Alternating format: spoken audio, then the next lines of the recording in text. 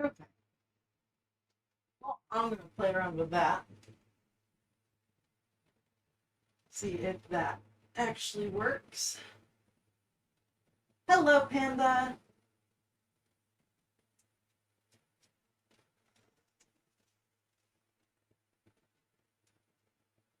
Go wiggle the camera around a little bit. That was maybe a little too much. Oh well, close enough. Okay. So I heard back from the robot person. So I am going to be working on Puppy today to start off the day. I'm doing good. How are you doing?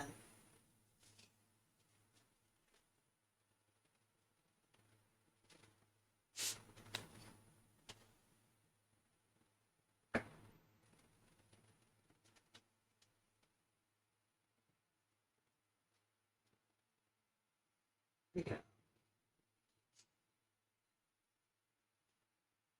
How is the ice cream turning out?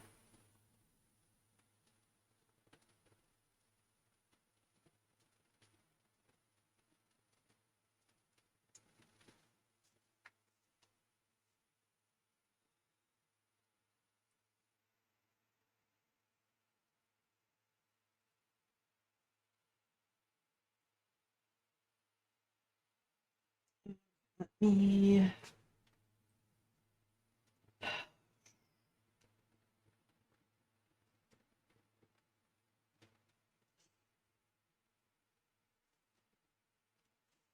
Came out good for first go. Fantastic.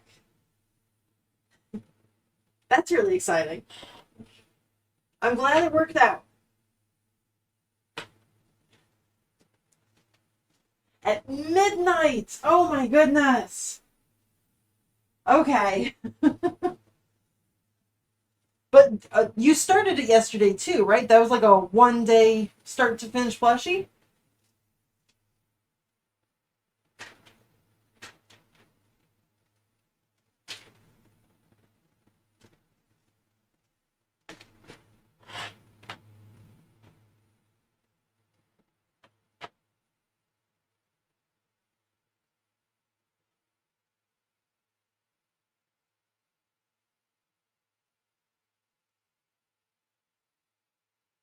Started at 4 p.m. and finished at 12. Damn, that's fast. That's amazing.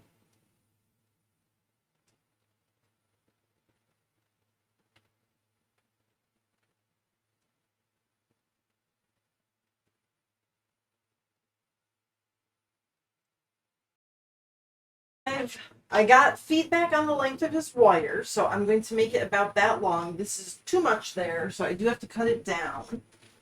So let me get my little bow tie bit there. And I need to file my nail again. Ugh. I broke that nail a while ago, and now it just has this really sharp bit, and it's gotten right up to the end. Very annoying. Ugh, nail. Okay, tools.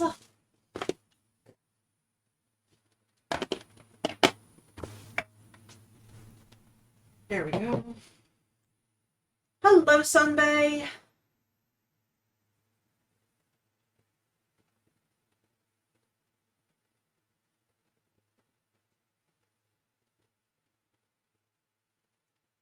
I got feedback on Helpy's wire, so I'm going to finish that today.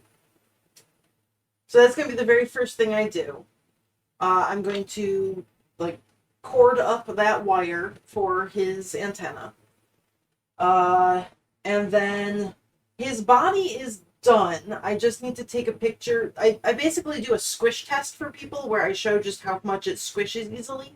So that if you want your plushie to be squishier or less squishy, I can put more or less stuffing in before I actually stuff it. So then I need to finish that and then stitch on 3 of the 4 sides of his head so that then I can stuff the squishing the squishing. Yeah, stuff the squishing in this there and then squish the squishing just to show how squishy he actually is and see if that's a good amount of stuffing or not before I actually sew him up. and then his body just gets stitched onto his head. I already have the little square mark there. And then it's just waiting on that fabric to come in. So, almost there. I twist that to there, and then I do want to twist it back. So it goes straight down. And I'm going to cut off the extra because we do not need that much extra wire in there. Okay. And I gotta put that in a different garbage can.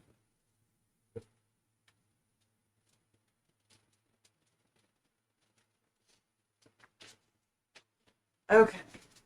That is a sharp thing, so I don't tend to drop sharp things in with the rest of my regular garbage. Just because then I can paw through my garbage and find bits that I still want to use. And I can't do that if it is full of sharp things.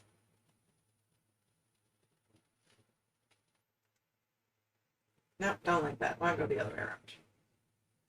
Okay.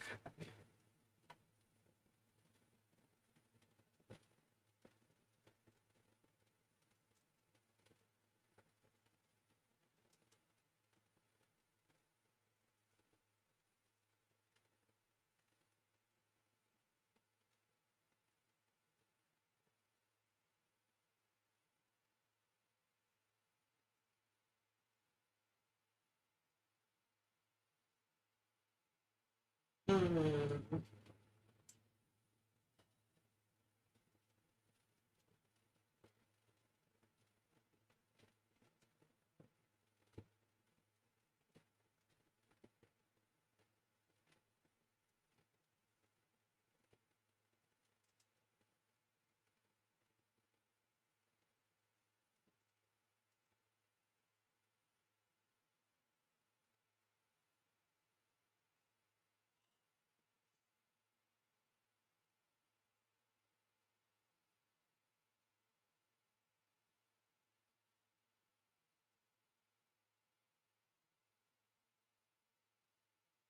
Oh, so the garbage in our area is not actually collected by hand.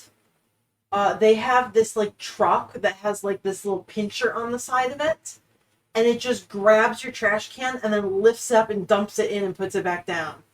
So that is something that I checked, mostly for needles and such, but I also have a sharps container so that anything that is sharp or could cut a person, like including the cutting wheels from my rotary cutter, broken pins and broken needles, and got one X-Acto razor blade in there.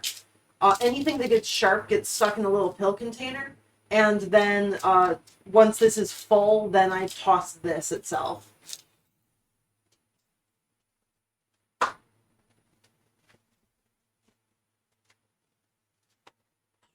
Okay, so there is the wire for his head. And I twisted the yarn around it to try and keep the yarn on each side. I'm not sure if I like that or not, though. Like, I'm afraid that it might try unwinding as I'm actually weaving it together. So I think I'm going to give it a shot. I'm going to start off like this, but if it's causing problems as I weave, then I will have to undo that and just one line of yarn all the way up it there.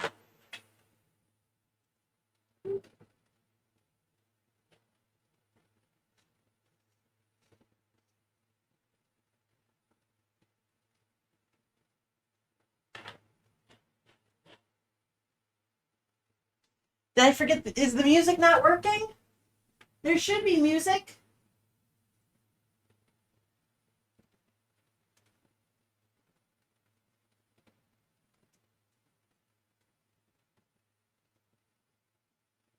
It's just really quiet. I can try turning it up some.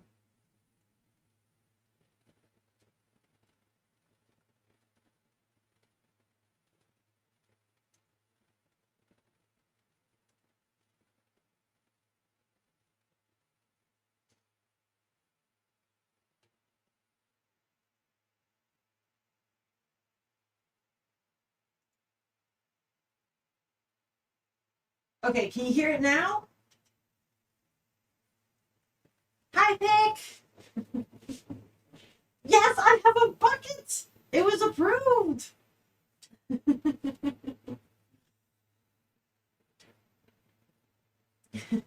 Mr. Moustache with his bucket! His project bucket! Which hopefully I will be emptying out most of the Helpy bucket today. So once I get this made, I can put all of my Kumehimo disc stuff away, which, Pick, I think you sent me a message on Discord and I read it and then didn't reply to it because that's what I'm really good at doing. It's called a Kumehimo disc. Kumehimo, I believe. I might have just made that spelling up.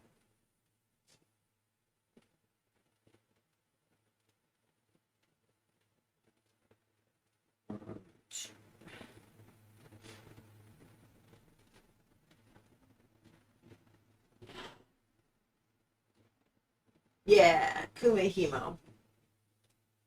Or a spelling variation thereof. Um, yeah, I read the messages and then I didn't respond to anybody on Discord because I was doing other stuff, I guess. I don't even know. Read and then set my phone down. I'm really good at doing that.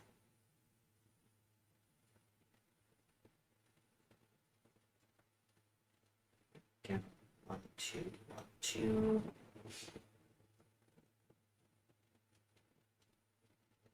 So if I can finish his antenna today, I can put away all of the cording and everything there.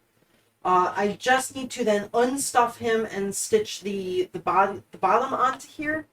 And then all that I will have left for him is just the batting for stuffing. So I don't really need to keep that in a bucket separate. I can put that away. He won't be finished today just because before I like sewing everything together, I do a squish test for people. So I'll just take him and take a picture of like me holding him and then squishing him to just show what the like how far he squishes in. That way if they want more or less stuffing to make him like more firm and like not squishable or less in there so that he's super squishable, I can do that without having to untie or like undo everything. But I will get everything to the point that the only thing I will have to do is add in extra stuffing or take out stuffing and then stitch his head onto his body there. So almost entirely done. He will be done hopefully by this weekend. There we go. These are maybe a little long, but they're also right up against his head, so I don't think I'm going to put the bobbins on these threads. I'm going to just deal with it.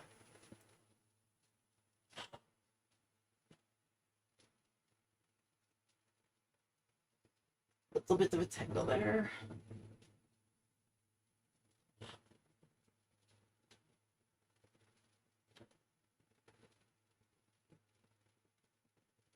What is that from? What are you doing? Go where you're supposed to be. Good Lord.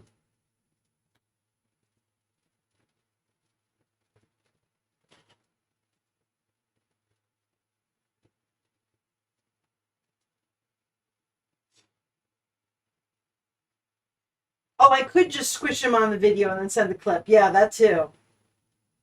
So once I get them all sewn together, I'll do a squish if you want to clip that. That would be very helpful. Oops, it goes this way. Yeah, it's already unwinding the yarn, and I'm only a couple in. Actually, let me leave that down there. Okay, so I'm going to unwind the yarn because it's not going to stay in place as I wrapped it.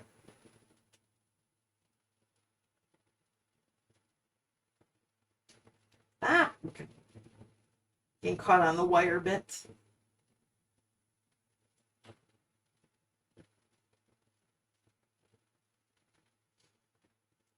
Okay, so this one I'm just going to have go up around the top there. Okay, so it won't be, the wire won't be centered inside, but it will have, the reason I'm putting a little extra yarn in there is to just give it a little bit more bulk so that it becomes thicker than his arms. And there's number 3. Okay. Go.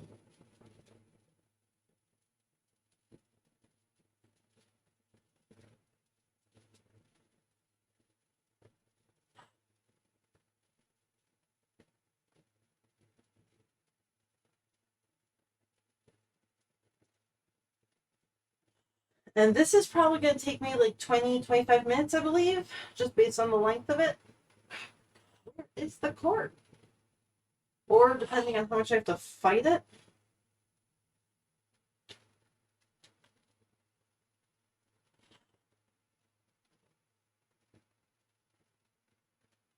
Where the heck? Okay.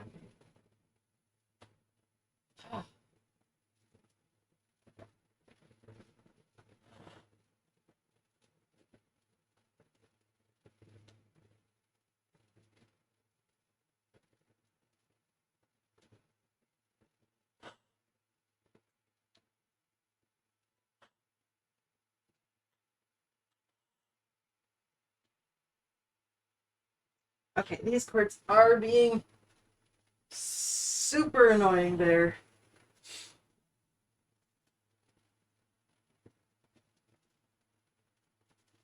The Kumihimo stuff to me is ominous. It's a lot of just going up and down and making sure that you don't skip any of them. That's the big part. Like if you skip something, it messes up what the braid is. So you have to be able to go up and down like vertically across it. And then just remember to rotate in the same direction. Because if you do it in the opposite direction, you unwind everything that you've done. Okay, and these things are a little bit too long. They are being annoying. So I am going to wrap them up just to get them out of the way.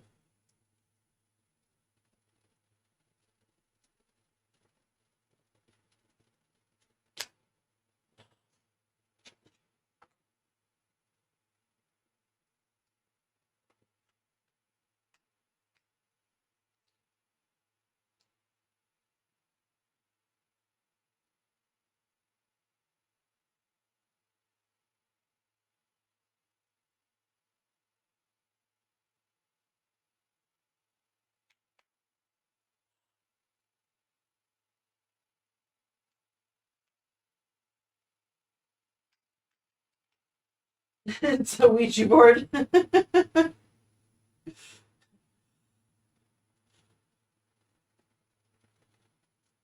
Yeah, if you're looking for answers, I don't know what it can tell you. Number 1 goes to 18.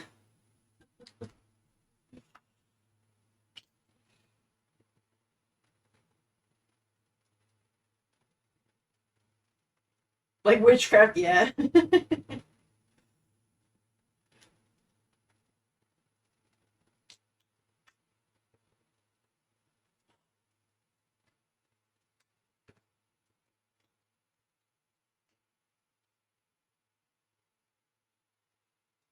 I mean, I could be a moose. I have so many familiars right now, and most of them are bats. And frogs. I don't have those at home, though. They are at the store being sold. But I do have bats and frogs. So there is a case to be made that I am a witch. Ooh, I don't have a cat, though. No cat plushie. I have a pig. Unless Hobbs the tiger counts as a cat. It's not really a witchy thing, though.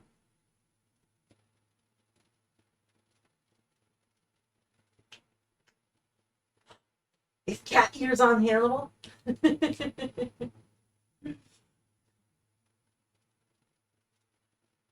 Yes, all the little voodoo dolls as well. Yeah, there is a case to be made that I'm a witch here. Okay. So I only have 8 of these little things. I put 8 on there just to keep them a little bit clearer, so I only have to now fight with the rest of them. Where'd my set of 3 go? There it is. Okay, here's my set of 3. And where'd my set of 1 go? There. Where? Nope, that's the wrong one. Okay, you have to go. I gotcha.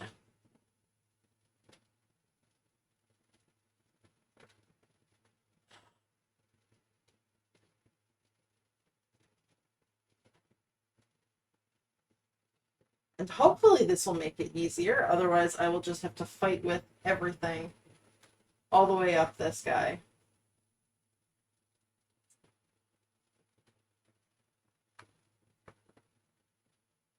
Come on.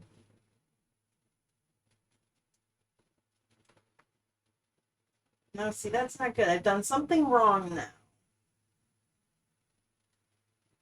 So what are we doing wrong here?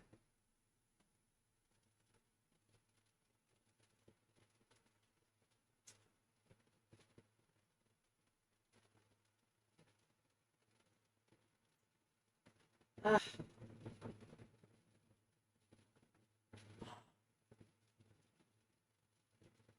You go up, you go down. You go up, you go down. You go up, you go down.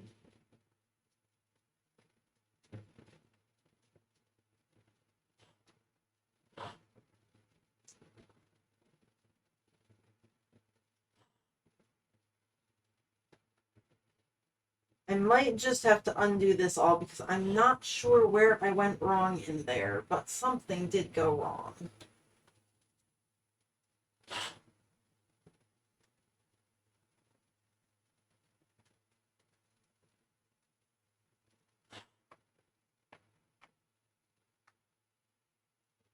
Yeah, the threads are just causing issues. They're all just so long.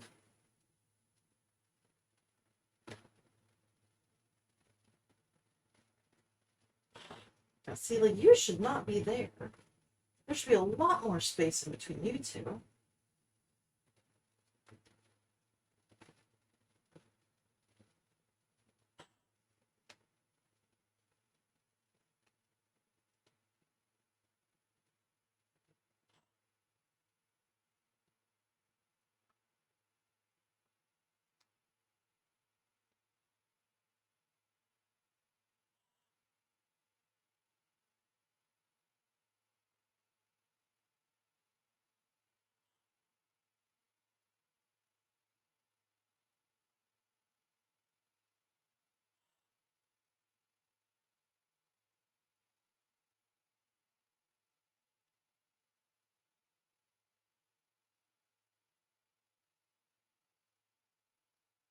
Yes, you can buy just cording, which would just be like a hollow rope.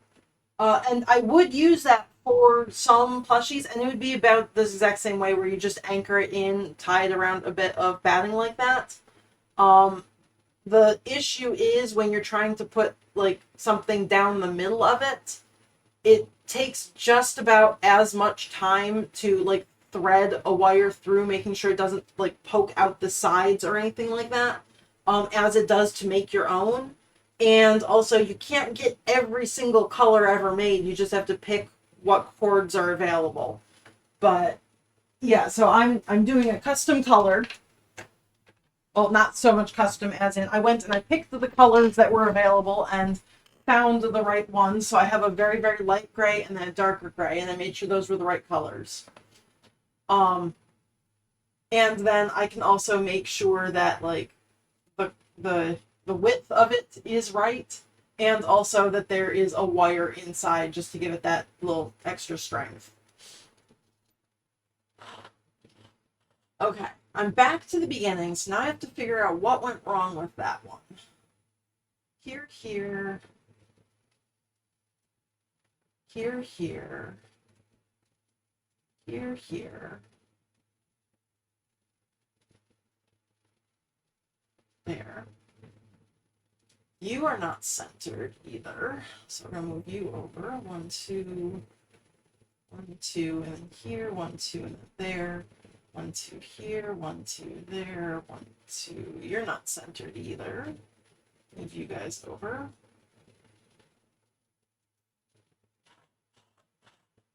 Okay. I think that's better. So now we go down and up. Rotate. Ugh, yep, just tangled again. Okay. So I guess these aren't going to help all that much. So I'm going to just have to fight with the extra long cords all day.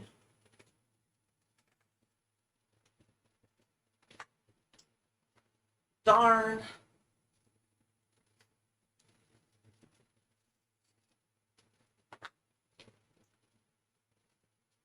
A kid toy to make braiding? Would it work? I mean, probably. A lot of people who do this, you don't even need a foam disc. All you need to do is like make a circle out of cardboard with a couple of gaps in it, like the slices along the edge, and then like yeah, wrap what like cords around each other. Um, I've never seen the kids' toy for it, but I would assume that it would work on, and it would be about the same idea as well, where you're just wrapping cords around each other in different ways. Yeah, automatic braiding machine. Yeah, it basically you're just different forms of braiding with different numbers of threads. So yeah, I would assume that that would work just fine.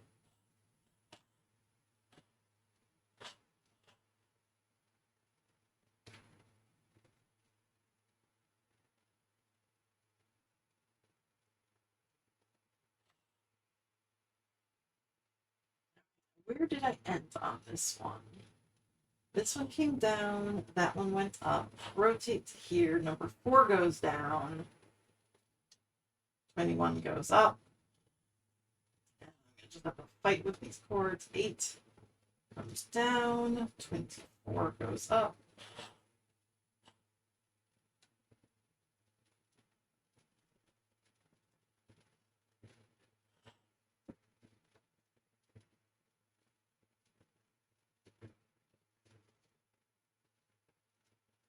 Stay in the groove.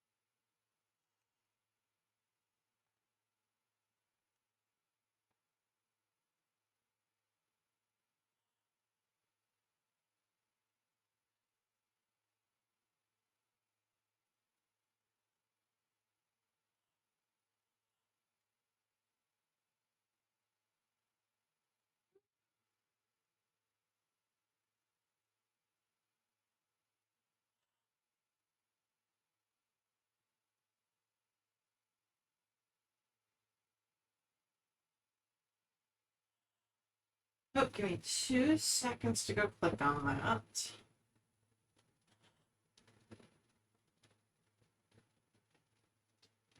Okay. So I ended with 3 on the bottom. That way I know where the 1 on the top and the 3 is, so I know what my next step is. Just so I don't forget.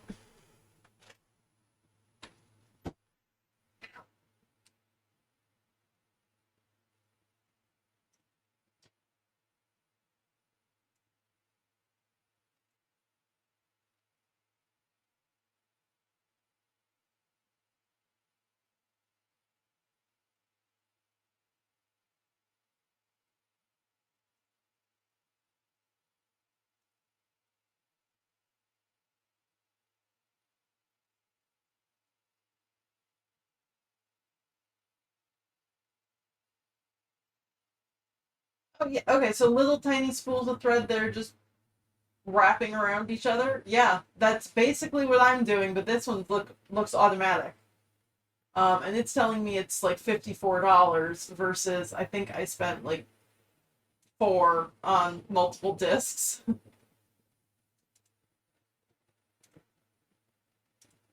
Yeah, but it's looks like it's basically doing the exact same thing where it's just winding the little guys around each other.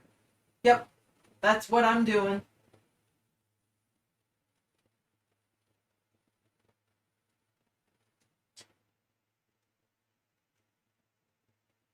Yeah, and so that machine shows that you've got a couple different colors of cording in there that you're wrapping around itself. You can make cool patterns with different color threads.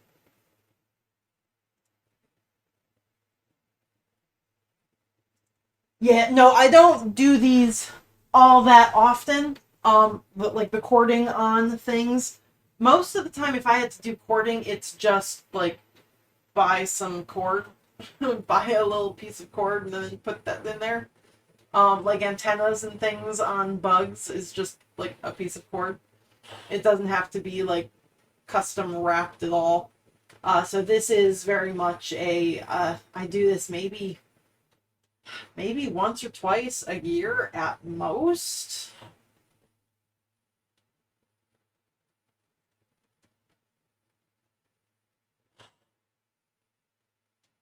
Hello, Judo.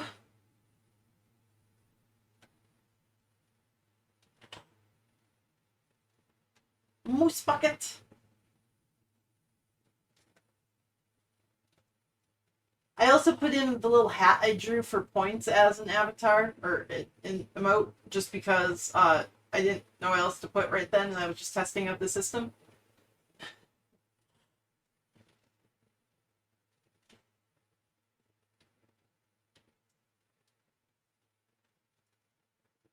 I'll draw some emotes later on, but I do really want to try and get at least the plushies I'm working on now mostly finished before I start doing artwork type stuff.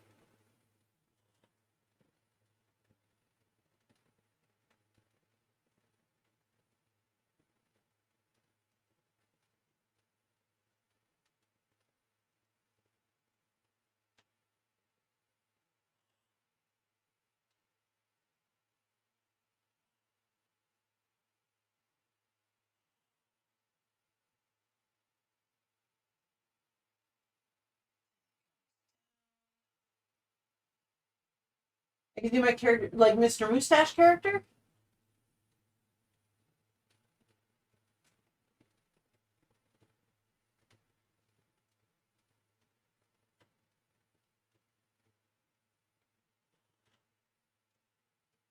Oh, see, I'm one of those weirdos that does not use dark mode for most sites.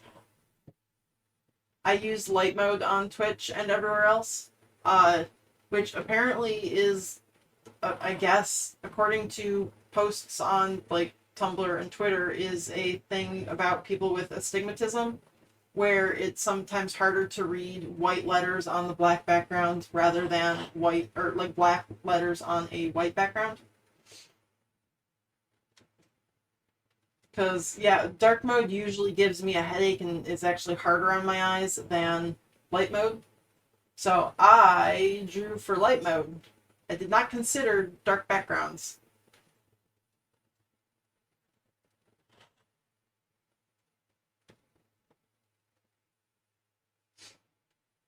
Yeah, it was an interesting post that somebody, well, I saw it on Tumblr, but it was basically a screenshot of a series of tweets about some optometrist who, or assuming it's an optometrist, anybody could lie online, but they were saying that basically having dark mode is great for people with like the need for it, but it becomes one of those things where different people can have conflicting needs where dark mode doesn't work for everyone because people with like an extreme astigmatism in their eyes having the white letters, the white gets blurry. Whereas if you have the black letters on a white background, the black stands out more. The black letters don't get as blurry. So you need to basically have both light and dark modes available just for basic accessibility. And it was like, huh, I did not realize that. Um, like I've always known that like people are like, oh, dark mode's so much better, and whenever I change to it, it's like, no, not on this site. There are very few sites where dark mode is actually better for me to be able to see things. But I didn't realize that like there might be a reason for that. It's not just me not liking it. It might be that my eyes are just warped up in a certain way that makes dark mode less legible than light mode. I like sites that let you have like a cream or like the parchment color backgrounds. I like that. Yeah, look with your special eyes. I also realized that I had an astigmatism from social media as well, where somebody had made a post about like what the lights of like car headlights look like at night with like the beams of light shooting off the sides of them, and then made some comment about like, well, you mean most people don't see this? And it's like, what? So then I had to look that up, and yeah, that's apparently a stigmatism thing too. So like, oh shit, maybe I should go get checked and see if any glasses. And yes, I do.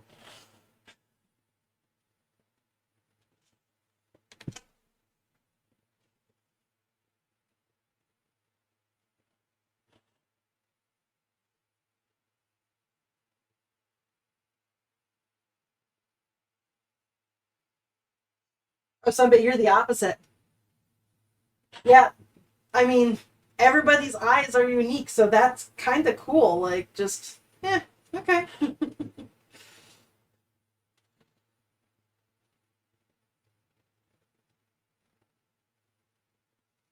It was just interesting to see that like me not liking dark mode might have been because of my dumb eyeballs instead of just me not liking it, I guess. Like there was an actual reason why I found it more difficult to use.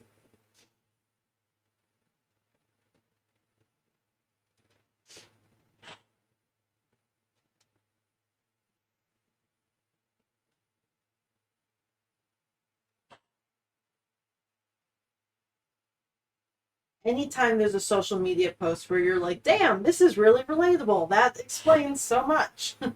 Like it's just, oh, learning stuff about myself from memes. Love it.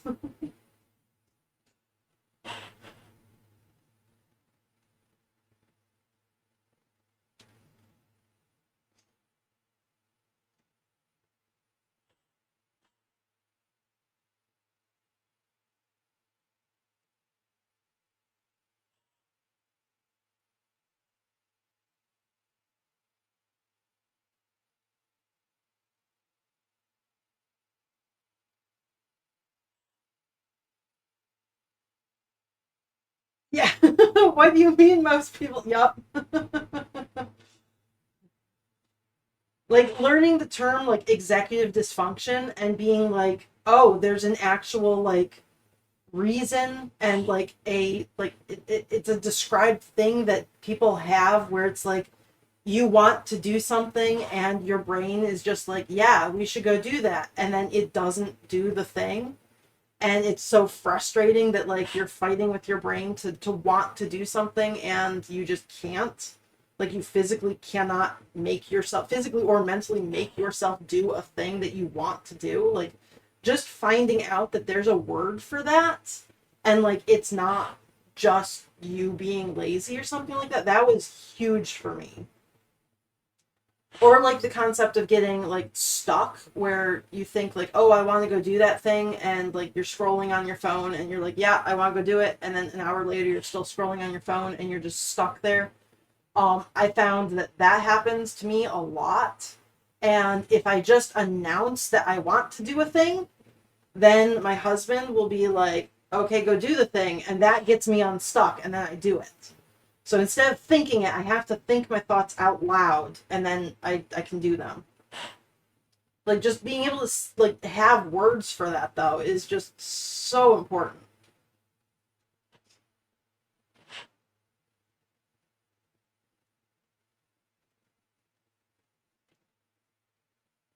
Neuro who?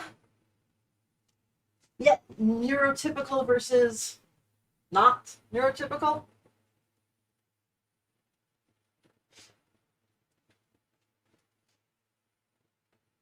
Oh, which one did I just do? This one. Okay.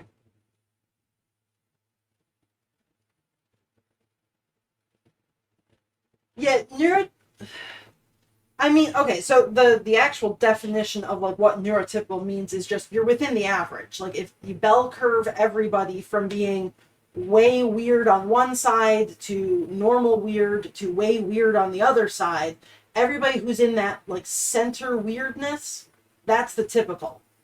So there's no like normal. It's just what weirdness do we find to be average between everybody. Um and those that becomes like the norm.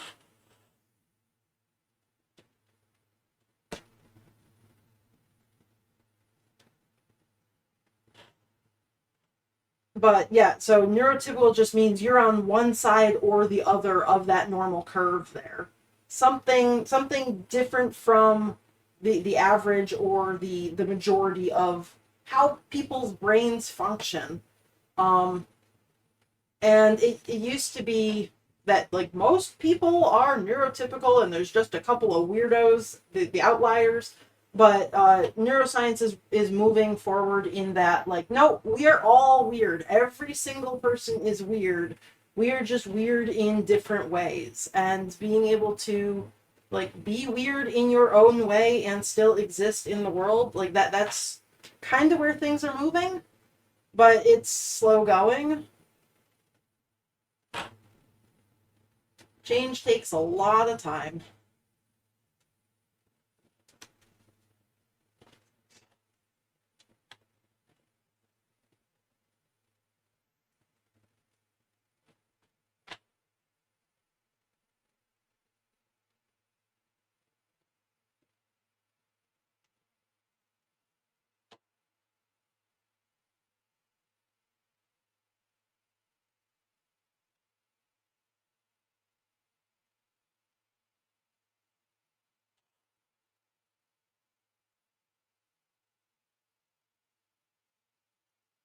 Enjoy your lurk, Panda.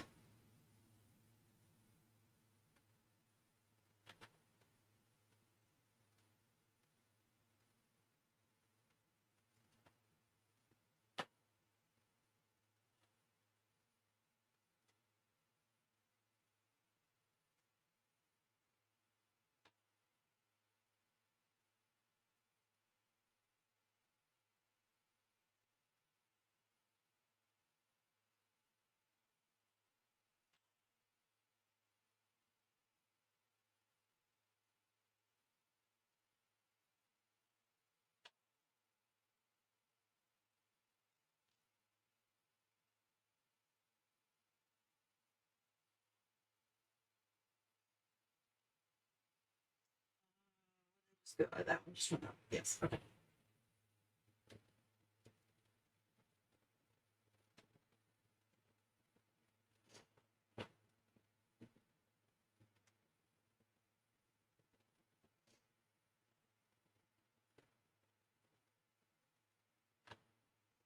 Oh yeah, the dictionary definition is fair enough. Um,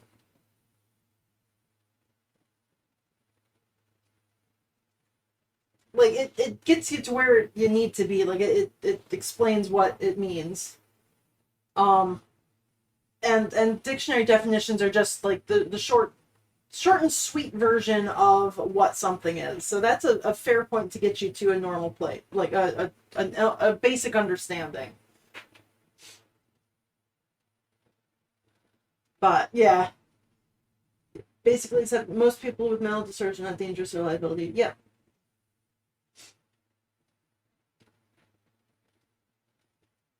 All mental disorders should be treated. Yes. Oh, so that's a big thing as well, in that like we live in a society and there are norms and like accepted behavior in your society, and that might be different like where you live versus where somebody else lives, but like you do need to be able to function within that society, whether or not that means that you learn to adapt to the people around you or the people around you learn to adapt to you. And it's a lot easier to change one person than it is to change everything else. So definitely like there are some uh mental issues. I don't want to say like mental illness. There are some conditions that like you do need to learn to adapt to everyone else, because it's going to be a lot harder for everyone else to adapt to you. But like being autistic and like say like tone indicators online. Like that's a big one that like everybody can kind of do, where you don't need to learn. Like, well, you don't need to. Like it's easy enough for people, every people, to start using things like sarcasm, whatever, which we do pretty much on a lot of sites. Like sarcasm is like a given one to just explain what tone your words are written in, versus one person having to figure out everything that is written. So like being able to adapt society with those like tone indicators or the smiley faces and everything, like emojis to show emotion.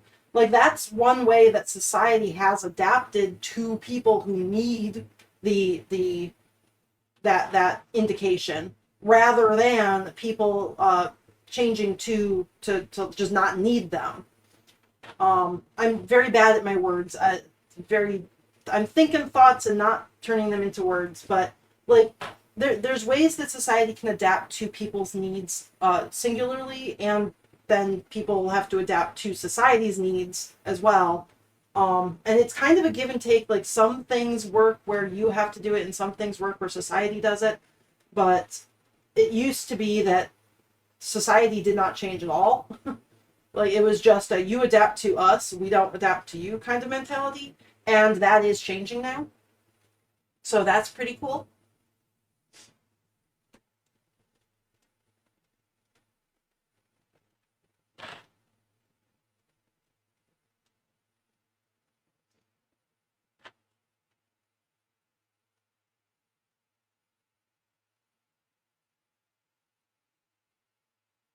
Dumb brain. I am always dumb brain.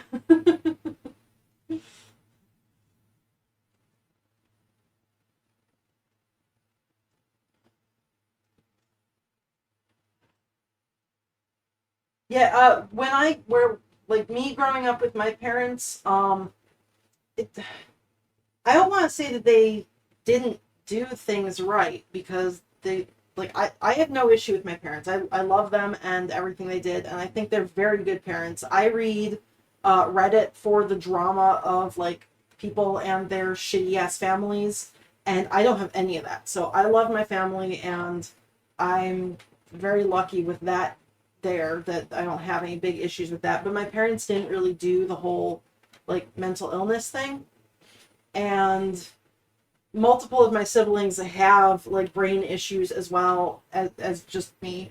And I feel like mine was like small potatoes, in that like I get stuck on things where I cannot, like that whole executive dysfunction thing where I want to do something and I just can't. And I was very much told that I was just being lazy while being a kid, and like I really internalized that, like I am lazy because I can't do these things that I want to do.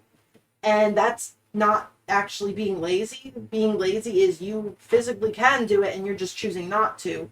Whereas I want to do the thing and my brain says no, and it gets so frustrating that sometimes like I tear up and I just can't do the thing. And it's so frustrating.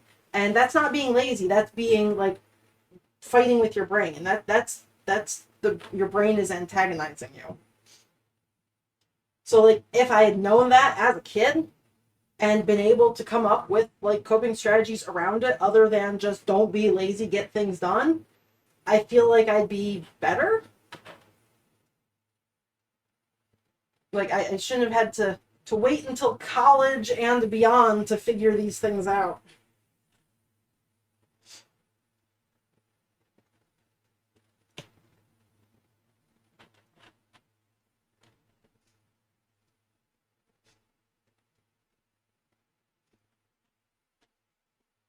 Oh yeah, I definitely I read Reddit for like the drama of being like, holy shit, my life is so much better than like it could be. Like I don't have to deal with any of these things. And I don't want drama in my life, so I take it in nice little chunks on Reddit. I read the little stories and their conclusions and everything. Although right now Reddit is turning into John Oliver, so that's super amusing and I'm loving all of that, but it means less stories are being posted. Um, my favorite subreddit is currently debating whether or not they are going to turn into John Oliver Appreciation, and I totally voted for them to turn into John Oliver. even though it means I won't get to read more stories. But that's how I like my drama, when it is small and not happening to me.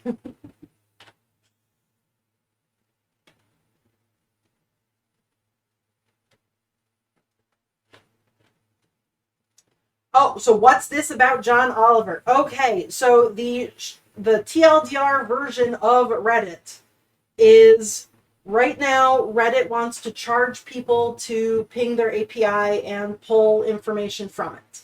That is all fair and good. They can definitely charge for that. However, the amounts that they are planning to charge are extraordinary. And it means a lot of the people who have for years made these like passion projects to make Reddit better are no longer going to be able to do that.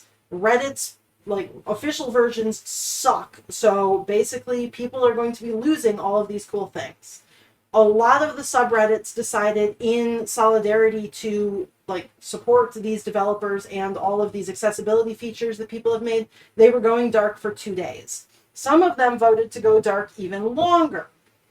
Or when they came back up, they changed the rules to like, you can read only, you cannot post, things like that. Reddit got upset about this. They basically sent veiled threats to everyone saying, hey, moderators of these subreddits, what you're doing right now, these protests are not in the best interest of the community. Like, you are treating this like, well, they use the term landed gentry, like you are the rulers of the monarchy here, and not the democratically elected moderators that you're supposed to be. So basically, I think it began with r/pics. One of the top 10 biggest subreddits was like, fine, if we're the landed gentry and you want democracy, let's fucking go. We're gonna do democracy. Everybody vote. Do you want to go back to the way things were, or do you want to change this subreddit to be nothing but pictures of John Oliver looking sexy? And people voted. And overwhelmingly, people wanted John Oliver looking sexy and nothing else. So one of the top 10 largest subreddits became inundated with pictures of John Oliver, who on Twitter was like, have at it, kids, you've got my blessing. And he started posting pictures of him looking sexy and or not really sexy, but he's a good looking guy, so anyways, he's sexy. And people just went crazy about it. And then r/gifs was like, well, we want in on this, so we're going to only post gifs of John Oliver. And a lot of different subreddits have now jumped on this train, marking themselves first as not safe for work because there's a theory floating around that Reddit cannot sell ad space on not safe for work subreddits. So they're like cutting into their profits by making it like somewhere they can't advertise. And then also posting pictures of John Oliver so that anybody who comes to Reddit like brand new, not knowing what the site is going to be inundated by nothing but John Oliver, which is going to cut into their profitability that way, hopefully, is the goal. And just basically show how displeased they are that, like, oh, I forgot part of the story. So the whole part of being the landed gentry, whatever, Reddit was basically like, you guys are not being the democratically elected leaders that you're supposed to be. So if you don't reopen your subs and get back to business, we're going to look into the option of replacing you with someone who does fit the bill for like what we want the subs to be. Like, we're going to just replace you. So it was basically reopen and go back to normal, or just lose control of the subreddits that these people have dedicated years of their lives and countless hours freely, not paid, taking care of. So right now it's basically anarchy on all the large subreddits, where they are letting democracy take its course and do some crazy ass shit, just change the rules based on the will of the people in ways that will fuck over Reddit corporate. Because Reddit is charging way too much money for things that should not be priced that high. Like, they are well within their rights to charge money for things. But I think one of the app developers made the commentary of like, Reddit is charging $12,000 US for something that Imgur charges $166. like 12,000 to 166. Like that's huge and that's overpriced. So they're basically just taking over and getting all these people out, and Reddit does not like that. And I agree with them. So John Oliver it is.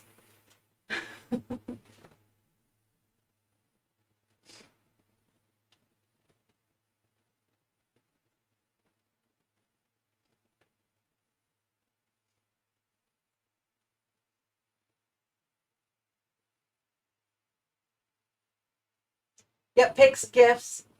Best of Redditor updates is currently debating whether or not they, like, again, they're doing the votes on whether or not they want to do best of Redditor updates about John Oliver. And all of this is also going on when the writer's strike is going on. So John Oliver, with his Last Week Tonight TV show, can't talk about it. And I bet he is just dying over this. Like this is what he does, this like malicious compliance shit. Like that's his bread and butter. He has an entire budget on his show for doing dumb shit like this. And he can't because of the writer's strike. So basically, yeah, all of these corporations are just being assholes to people. And it's all coming to a head all at once.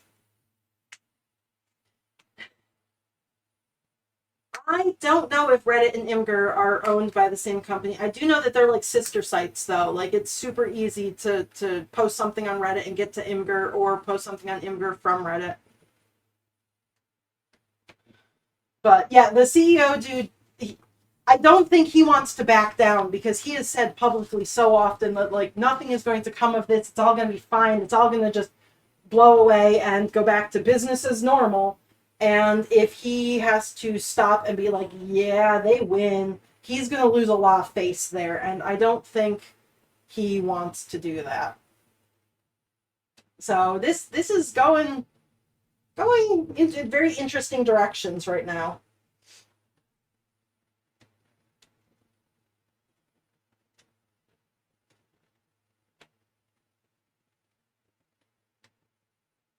The CEO in the burning room, yeah, that this is fine, dog.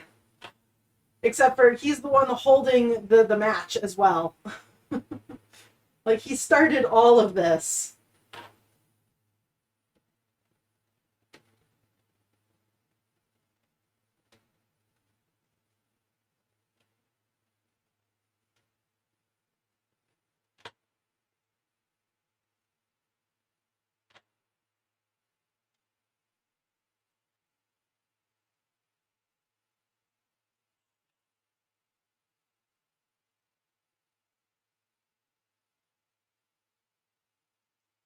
Is that the Twitter link to him and all of the pictures that he posted?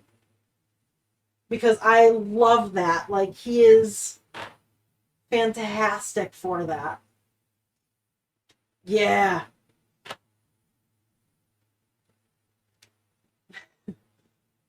Yeah, he saw what Reddit was doing and he's like, you have my blessing. Go forth and post. I think that's where the current one that's doing like just doing numbers on Reddit right now is that he posted himself in like a sexy wizard costume or something like that. Like I love that.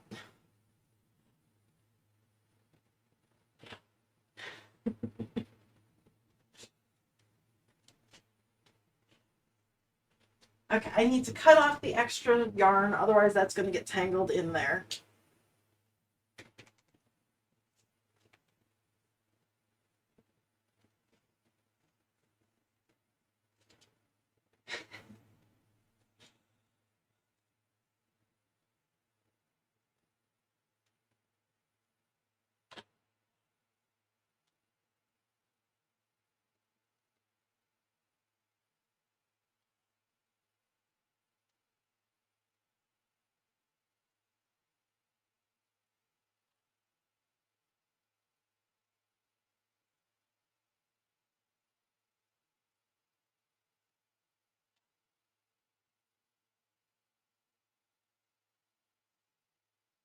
Yeah, so I have a Reddit account. I am well, I do have a Reddit account and I sometimes use it. Mostly I just lurk and read though. I like Am I the Asshole because that one is just full of fun stories. You have to wade through some crap for it, but there are some really funny stories in there. And then I like the best of Redditor updates, which is just people go and compile all of the stories that have like conclusions to them so that you can actually like see what is happening. Petty Revenge is also a really fun one that I like. And then I like cats and the One Orange Brain Cell. God, I love those cats. But other than that, I don't really super post on Reddit or use Reddit, so just kind of I follow along with this like this stuff. I made one post back in like I got my first Reddit account when Pokemon X and Y came out because I wanted people to Pokemon Safari trade things with. And then my first like major post that I made was I posted about a Flick Animal Crossing character plushie that I had made and got a couple thousand upvotes on that. And then I posted a Petty Revenge story in 2020 when some lady attempted to use my email address for her wedding invitations the same week that we were sending out our wedding invitations. And then she threw a fit when I told her I was not going to give her my email address. And so I posted that on Petty Revenge, and it made Yahoo News and multiple other news sites were like talking about my post. And when I went out to trivia with a bunch of local friends, we do like bar trivia. Well, we did before everybody moved away, and then we moved away. We'd go out to like bar trivia each week. And when we got there, one of my friends there held up her phone and she's like, "Is this you?" And it's like, ah, shit. So I was identified by a Reddit username by a friend in my last city, and then I got a Facebook message from a person that I hadn't talked to since high school, also saying, "This username feels familiar. Is this you?" So I don't really use Reddit anymore because there are consequences.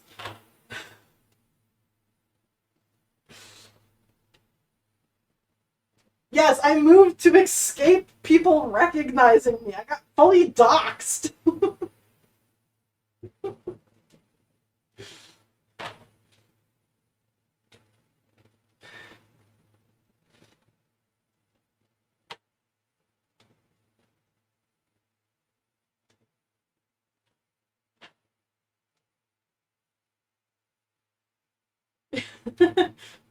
Yeah, almost had. Yeah, I tried.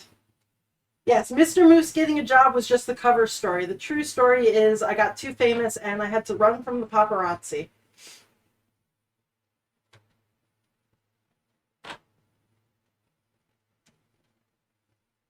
They liked my silly wedding story way too much.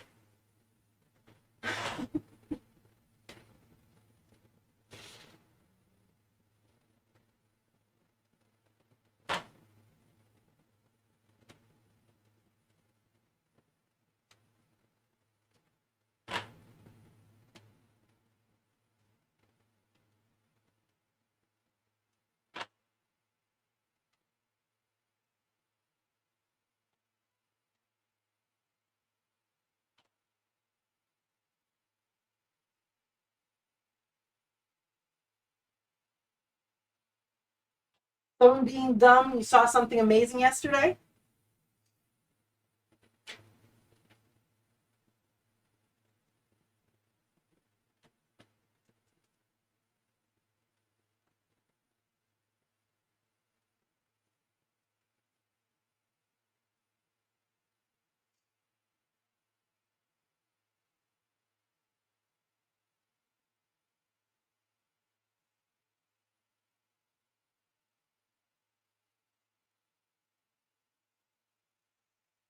From lady?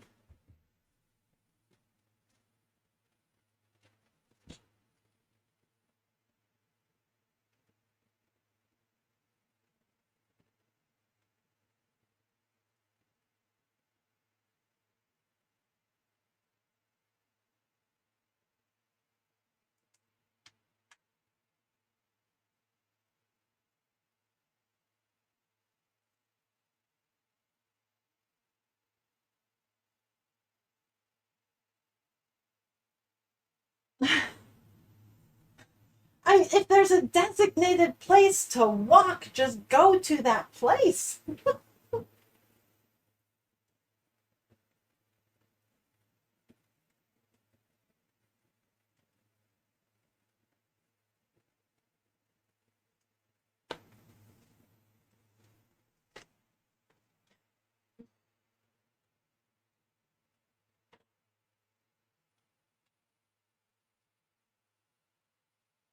But it would have been inconvenience to move to the crosswalk.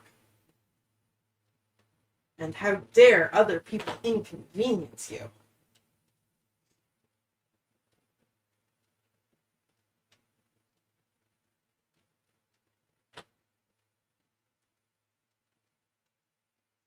Whew.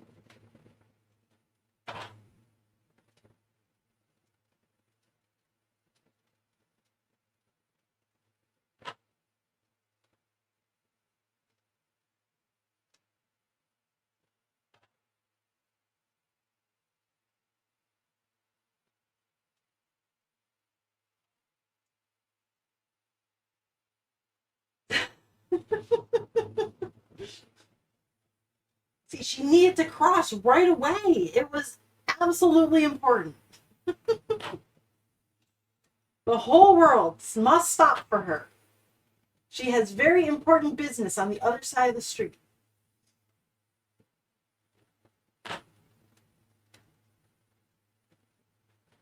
See, in my where I went to university in that city, kids from the college would walk across the road just anywhere.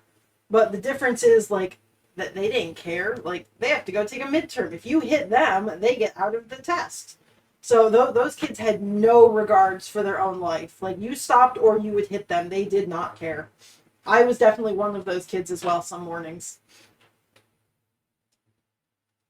But that was also small roads and not super busy like that. Like that wasn't accepted. The entire town, like half the population of that town was just students that emptied out in the summer.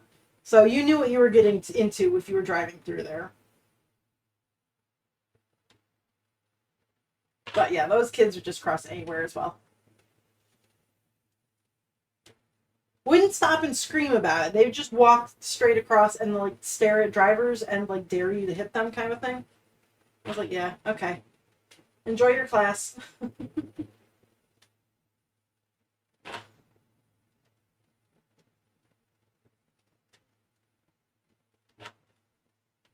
Yep, I'd rather die than take a test. Yep.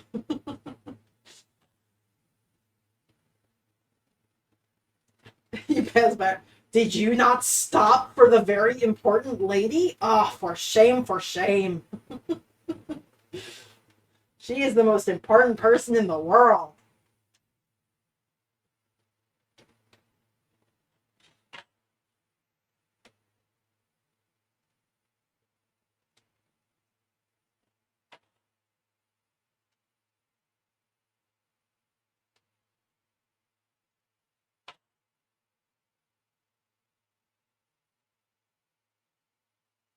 Okay, almost up to the point where I have to make sure that the wire actually stays put and actually gets wrapped up in.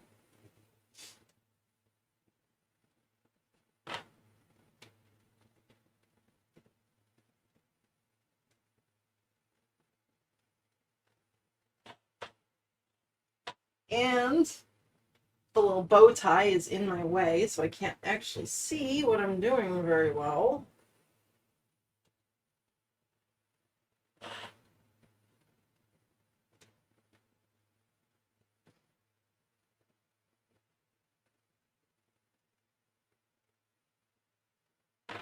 Oh, I should probably bring one of these threads down just so I don't lose it. Okay. So most of the way done. Yeah, see, nope, you're not going in. You have to go in. Be inside.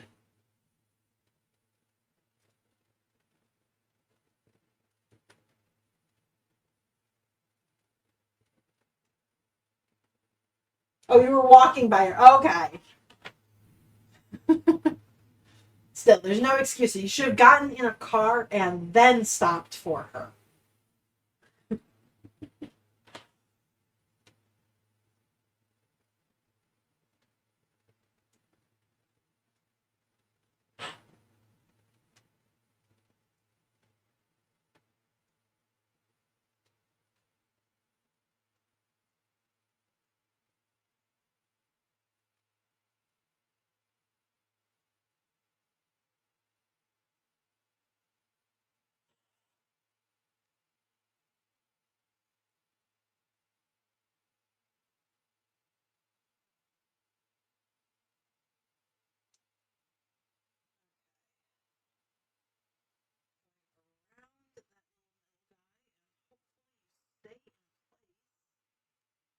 Oh,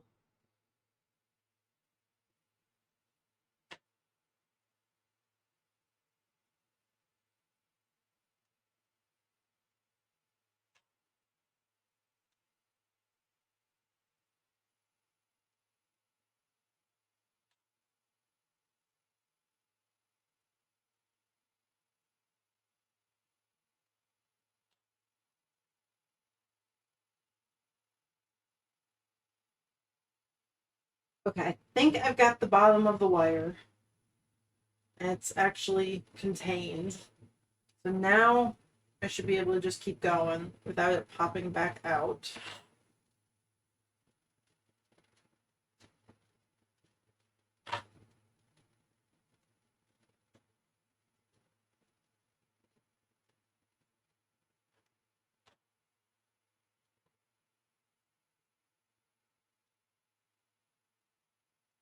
Bow tie, definitely in the way.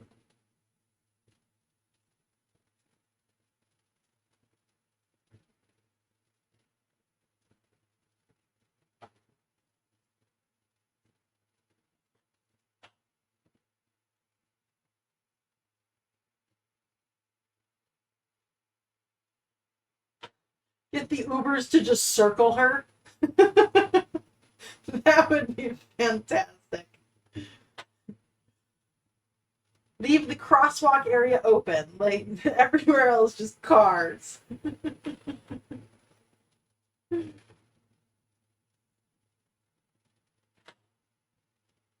almost like crosswalks were created for a purpose.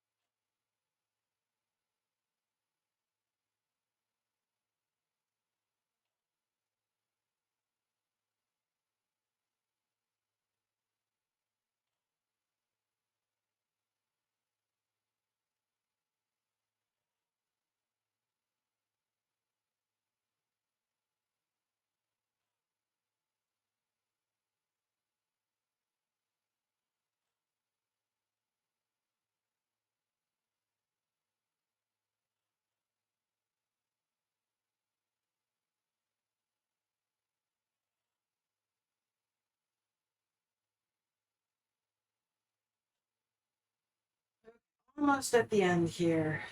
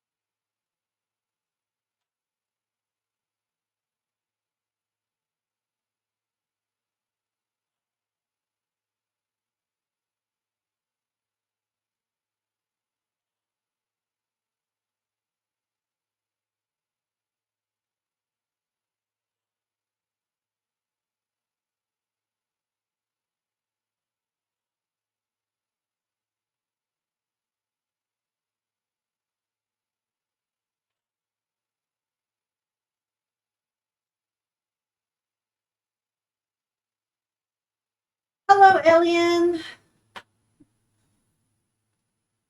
Oh, forgot which one I was working on. Okay. Sorry, I was really focusing on this.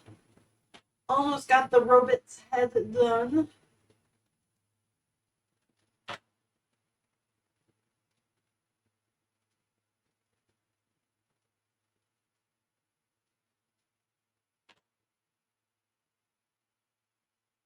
Oh no, not being able to decide on food. I hate that.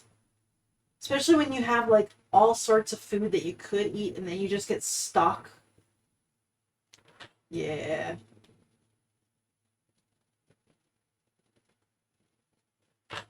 My go-to food is tiny tomatoes. That's usually what I have. That's what I have today. I have my tiny tomato bin.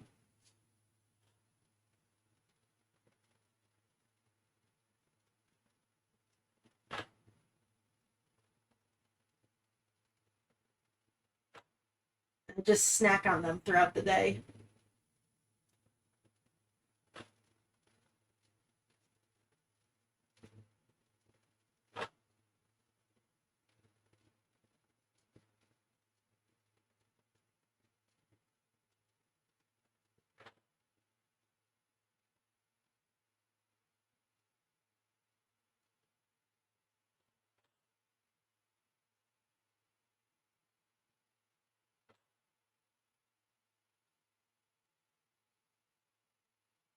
Okay. I have reached the bottom of the bow tie. So I'm going to move my threads around. About 8 per side.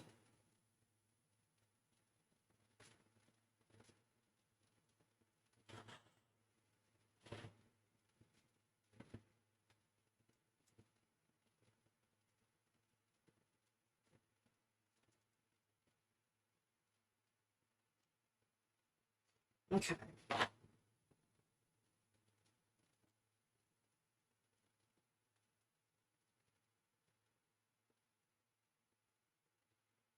And then I can just tie a knot at the top of the bow tie. And then trim off all the extra bits. There we go. So there's his little antenna. I love it.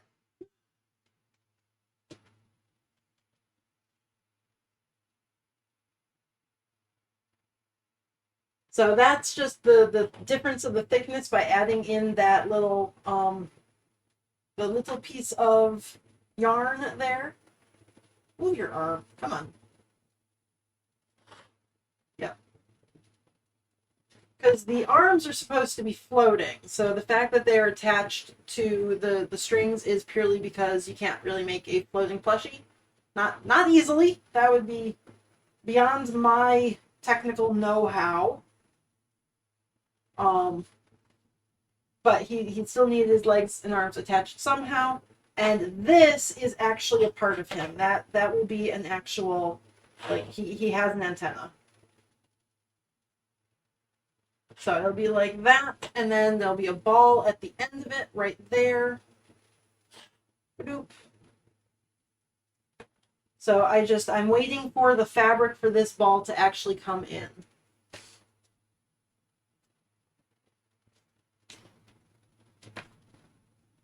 Oh no, old leftovers.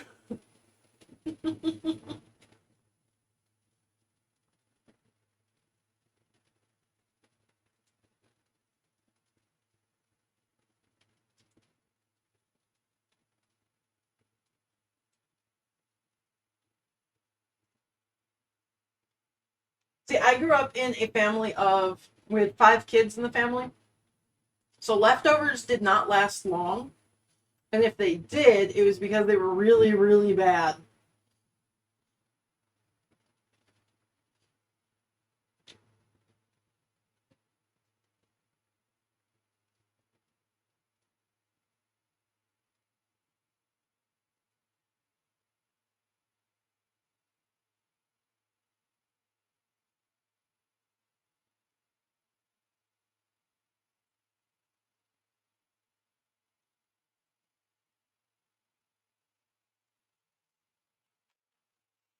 Okay, so there's my head. I've got my antenna. It is anchored into the head as with part of the stabilizer and the stuffing in there. But I do need to sew the bottom of the head on, so that will be the rest. The rest of that stuffing needs to come out.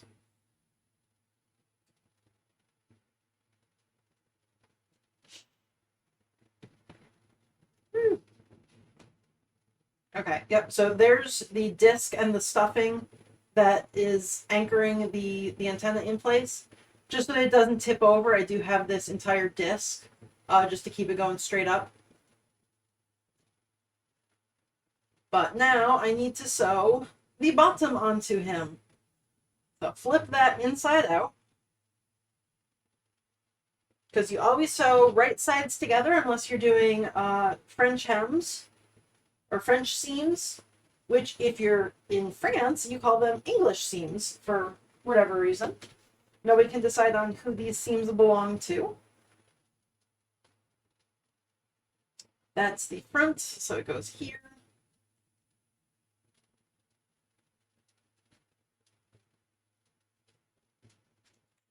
Hydrate, okay.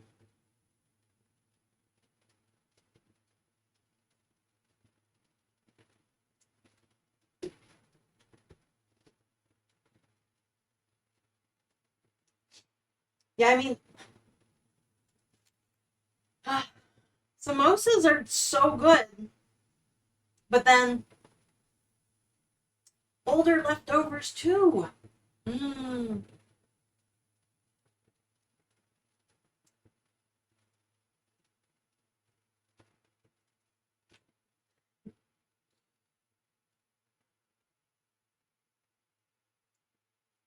I have to try and remember now that I'm only cooking for like two people, me and my husband, and not like we have a giant family of kids, like what I grew up with. I always tend to make too much food when I'm cooking, so I have to try and like cut it down. And I've been trying to remember that like you can freeze most leftovers too. So pack them into like a one lunch size and then freeze it and then thaw it for lunch. But the problem is I never remember to thaw it on time. So it's just like, oh, I can have that food if I thawed it. Planning ahead is the tough part. Okay, I am done with the Kumehimo disc. I'm going to put that fully away, not back into the bucket. I need to turn on my sewing machine.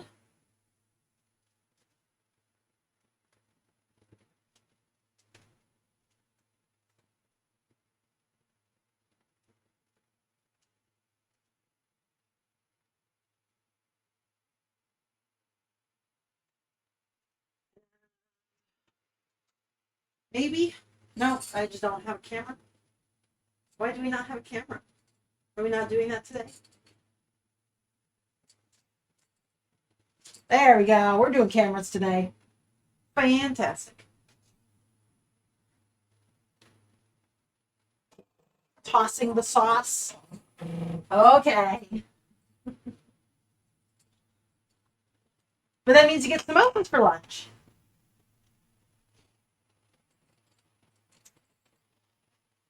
Okay, so where are my clip bucket go? Uh-oh. Where did I put it? Right there. It's not where it goes.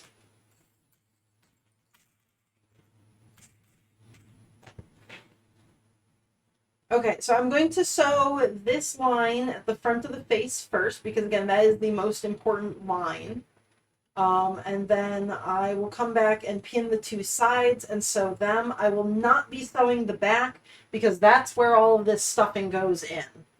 So I have to leave that open and that will be hand tied later on. I don't think I can use these little scrapply bits for anything.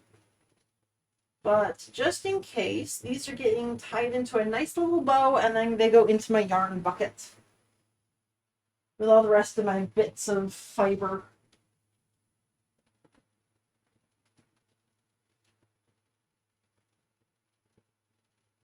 Okay.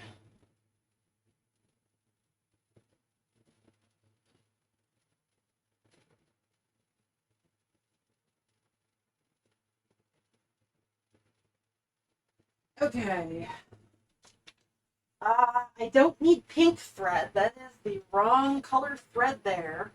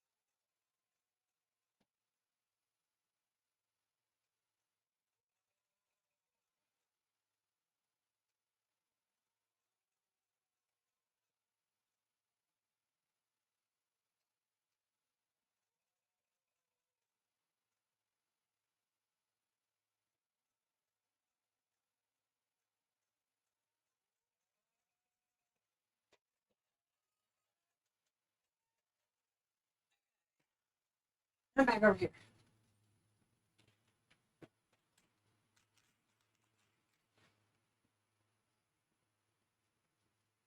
Tikka masala is great.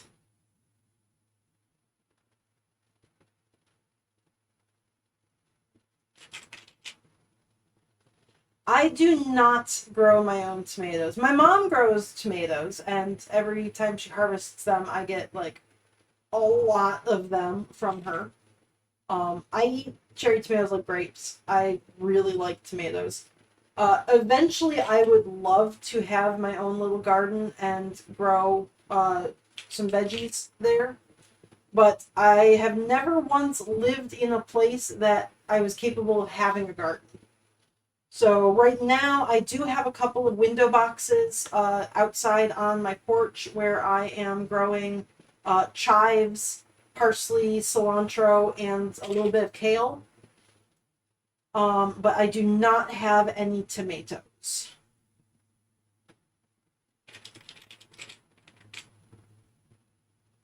Yeah, they were all moved outside. So I had them in a little grow box to like incubate them inside, and then they've all moved outside so that they can get like nice sunlight instead of my grow lights. And then come the fall and winter when it gets really cold and everything freezes up here, they will move back inside underneath the grow lights again.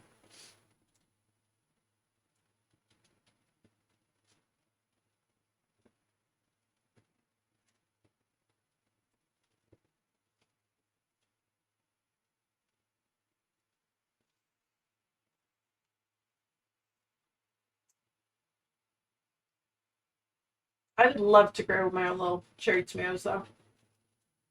They would not survive very long. Okay, those two are pinned in place. So I'm going to go and sew both of them. Yes, I grew up. My mom has always had gardens, She's got a much larger garden now that like she's retired and all of my siblings have moved out of the house. Like that's what she does as her like full-time hobby now. But yeah, we had gardens all the way growing up, and we also had a tree farm. So my dad would, well, he was a forester. He did sustainable forestry, and he also grew like Christmas trees. So they all needed to be like pruned out and everything there. So we had like little garden plants and also massive fucking trees in our gardens.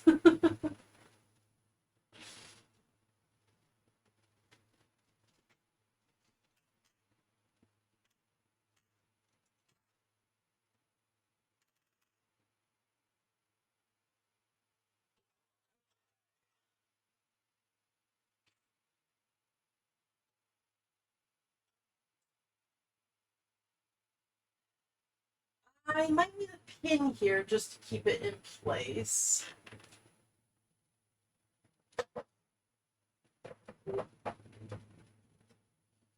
Just because that edge is not really staying where I need it to be when I shove it underneath here. So I need either a pin or a pointy stick. And my pointy stick is on the other side of the room, so I guess that means no pointy stick. It no longer exists to me. There we go. Whoop. I throw the pin at myself.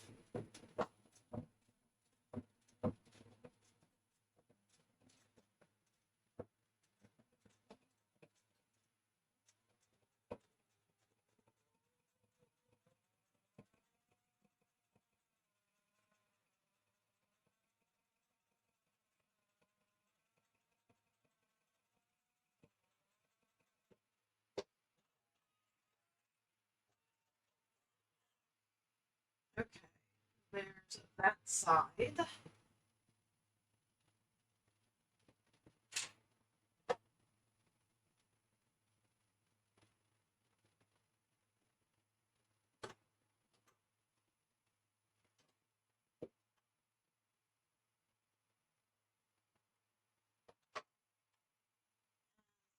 You.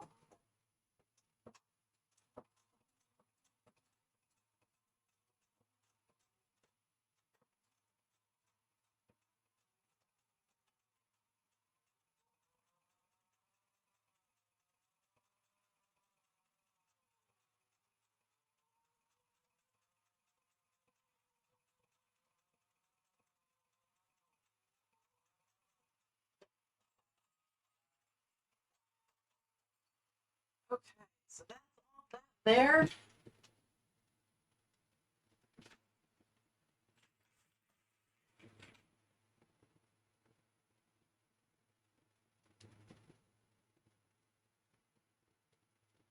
And oops, I want to keep that squish in the right direction. Let me flip the head back the right way out.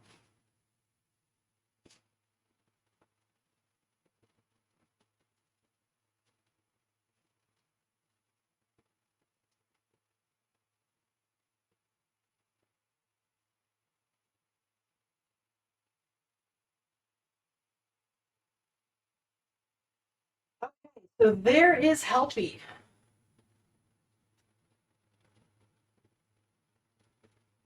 He still needs some stuffing in him.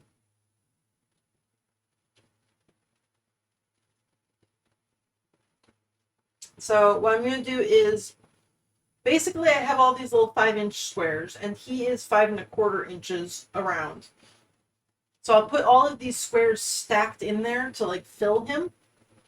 But then because they've got rough edges, what I'll do is I'll take another one, because they all stick to each other, and put one on each side all the way around to just like flatten up the sides so that when you squish him, you can't actually feel all of those edges.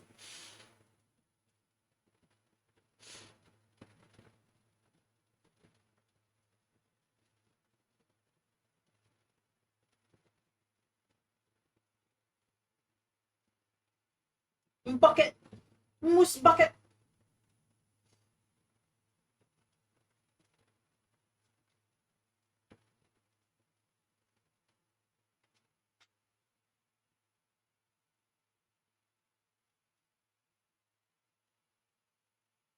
I might have to even cut these guys down a little bit smaller.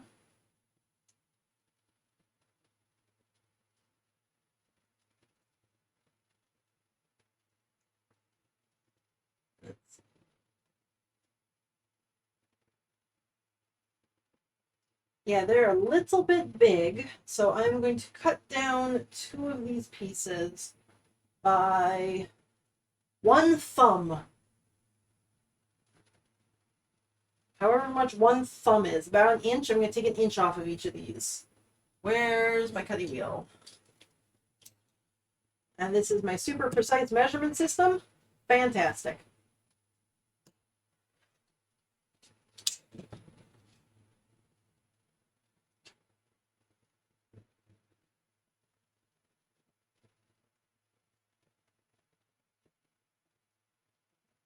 Let's see.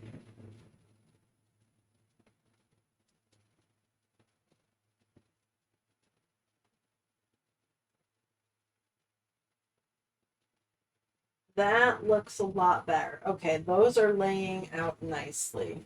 Okay, yeah, super precise. Okay, so now I'm taking the stuffing out of him.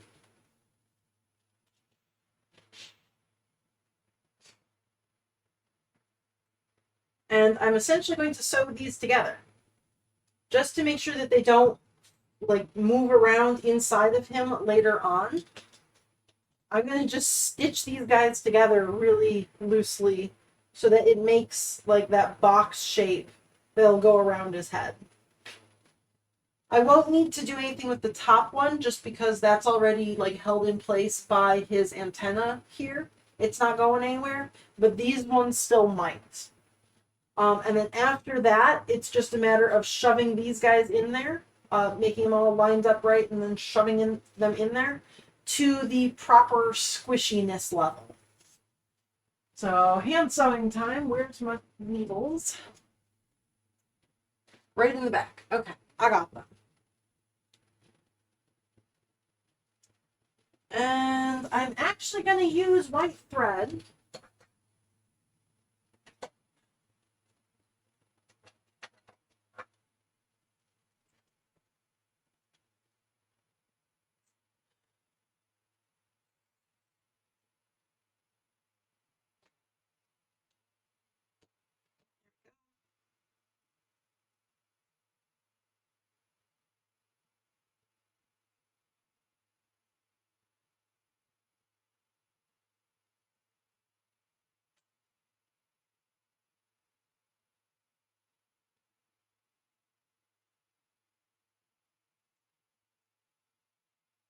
Okay, and then if you want to see real precise,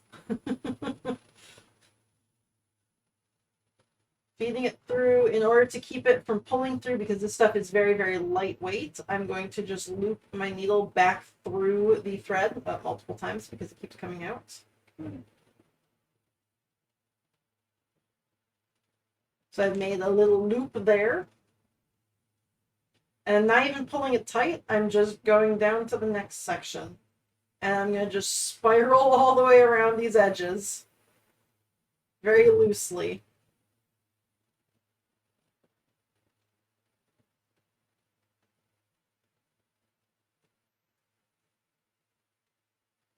And then when I get to the bottom, I can tie another knot without pulling anything really tight. Just tying a little knot there.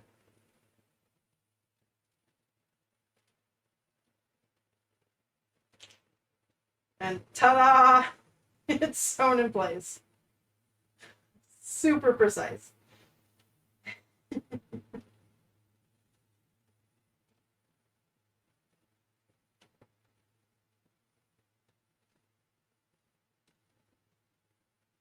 There we go. And then I'm going to do that to another one.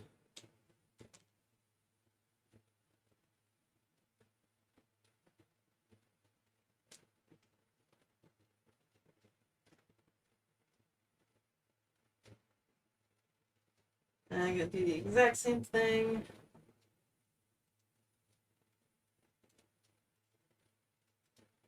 Maybe.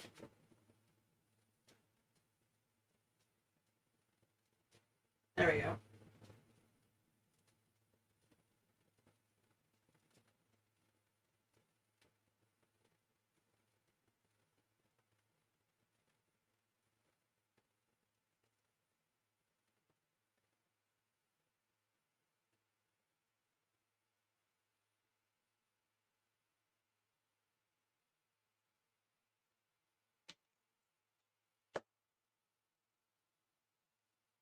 There's that one. And then I just have my last little one to sew in place here. Both of those sides, and then I can shove that into his head. Make sure about there.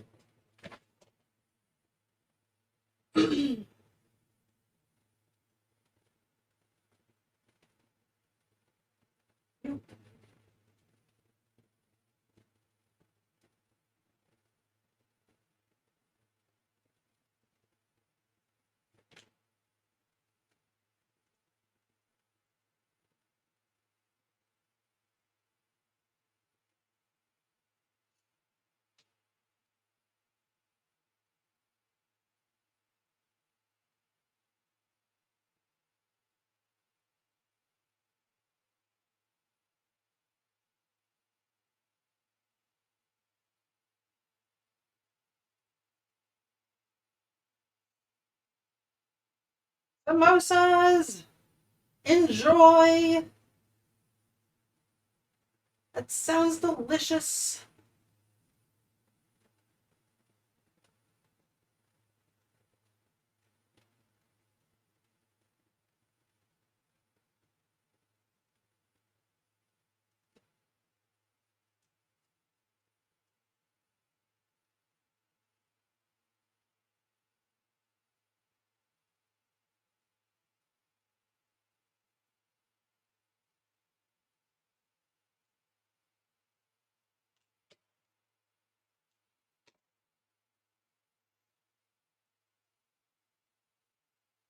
And the last side.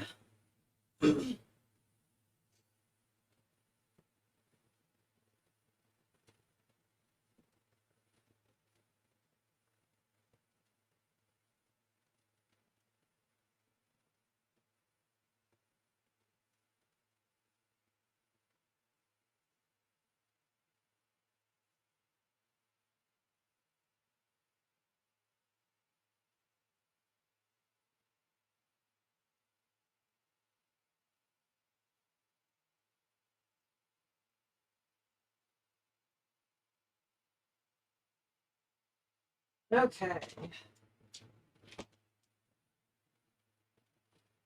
Now I have my square, my stuffing square.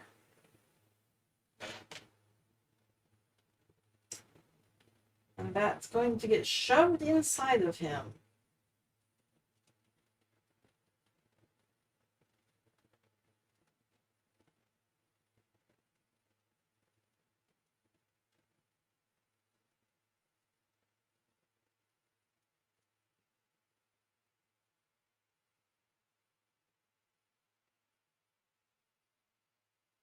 Unfold properly. Come on.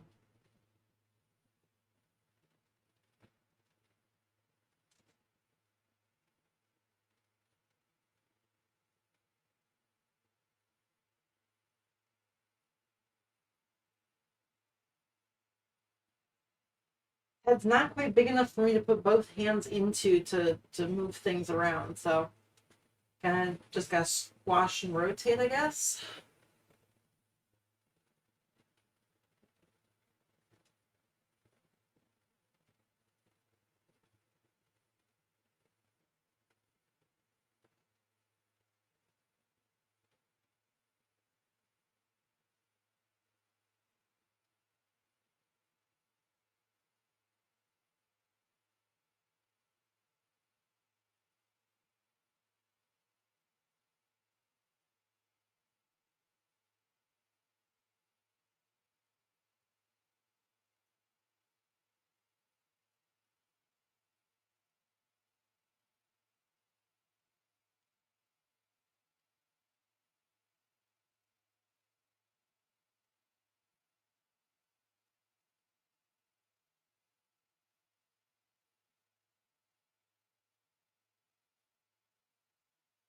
Okay.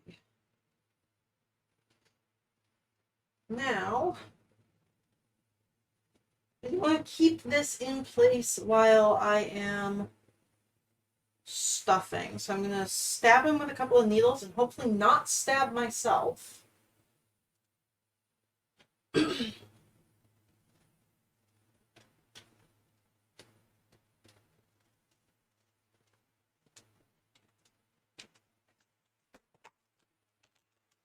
Using my big yellow needle or big yellow pins that don't bend very easy.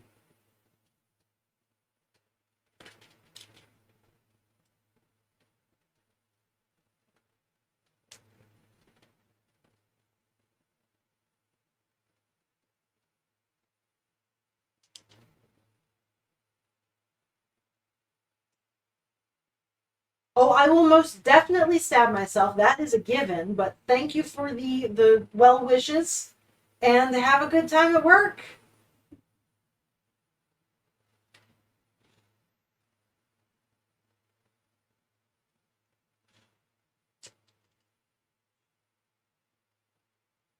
Bye, bye, alien.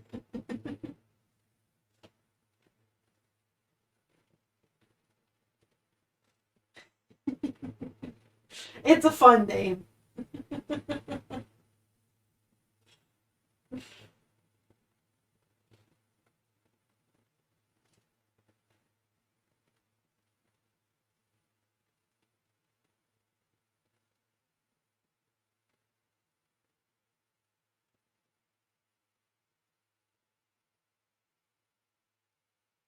Okay, he's looking good there. Everything's squishy. Let's get the next couple in there.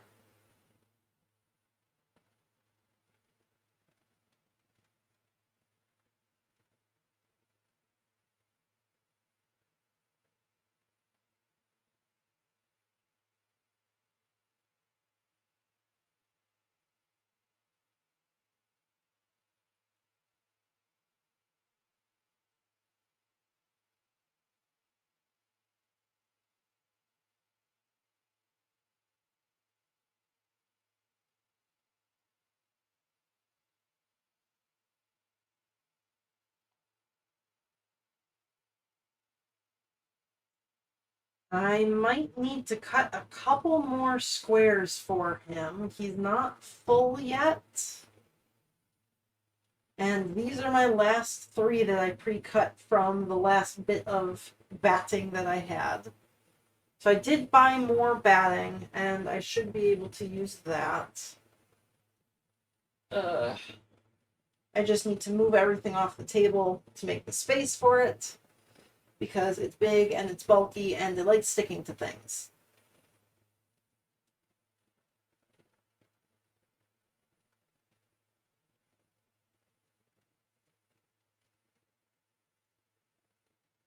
Okay, so he's filled to about here, from the top to about here. So I probably need, I think, 4 more pieces of batting to fill that. And he's feeling good.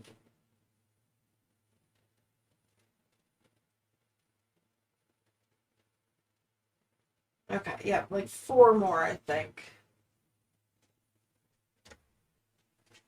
So, okay, things need to leave the table.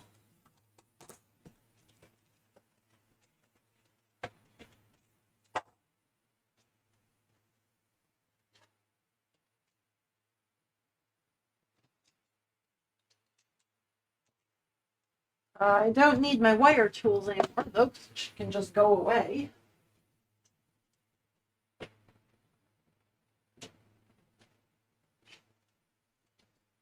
Thread can go back to my sewing machine.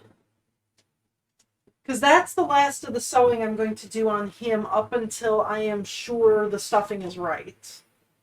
So I won't sew him together until I'm sure of it. I don't need any more yarn. I can actually put the yarn away with the rest of my fiber, which is going to wiggle the entire camera. Whoops.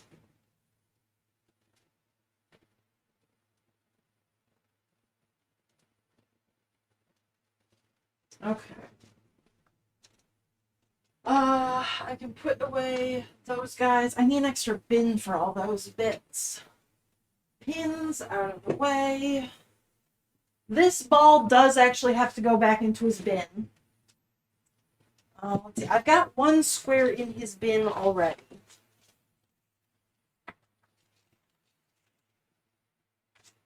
None of the other squares are big enough, though. So that will be the last there. Oh, there's a pin in that one. Okay. Wondered why it was sharp.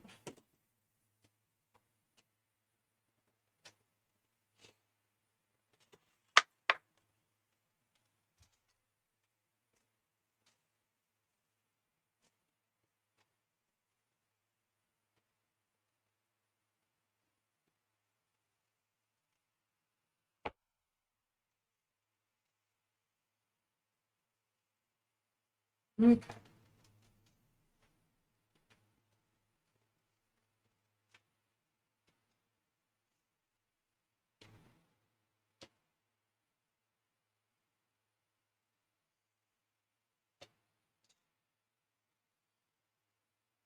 And I am actually going to be a little bit precise with cutting these guys.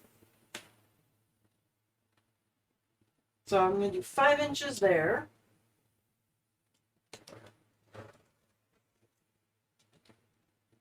And cut halfway through, I guess. Oh my gosh. That's all the way.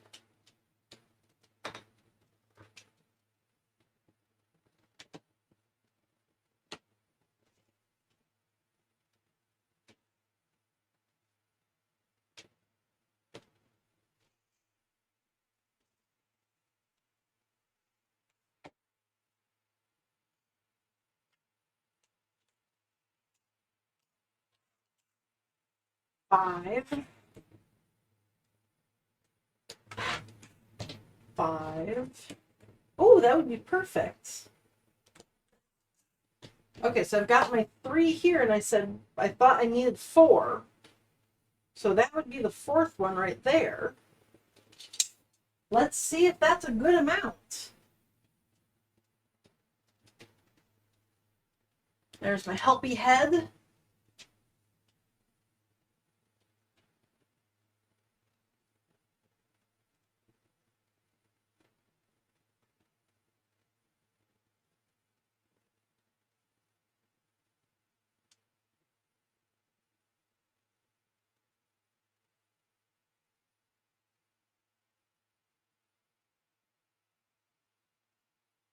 Hello again, Panda. Welcome back.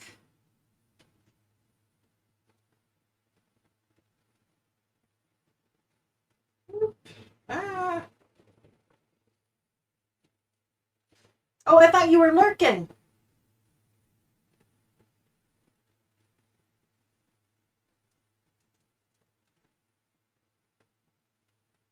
Okay, and there we go there. Ooh, 4 may have been too many. Let me squash him flat. Actually, no, 4 was perfect. Okay. He was just folded up, and that's why he wasn't flat there. And he's still a little bit folded here. Stop that. Stop that.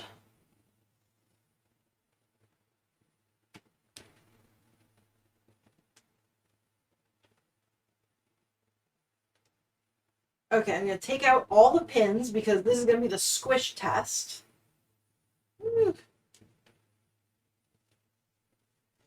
And I do not want to be squishing things that have very sharp pins in them.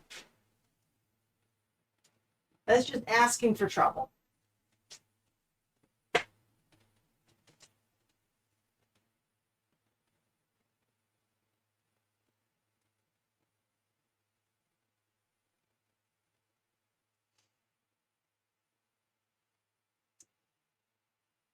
I do need a couple of clips to hold the back of his head together, though. Otherwise, it will not give me the proper squish shape. Okay. Just had to get an ice cream break. You know what? Yes, ice cream breaks are fantastic.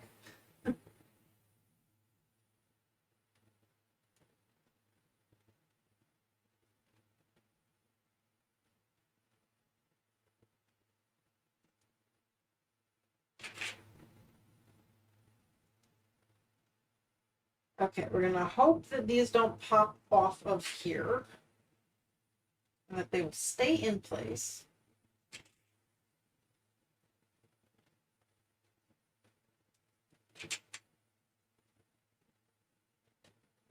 But there we go. Okay.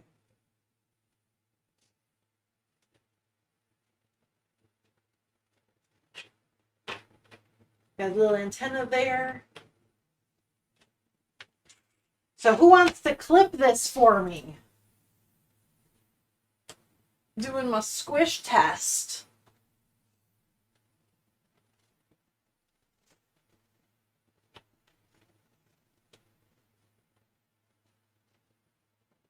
Can I even clip things?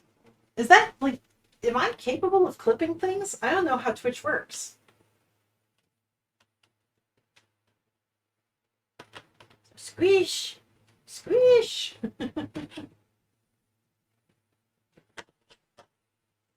A little water here.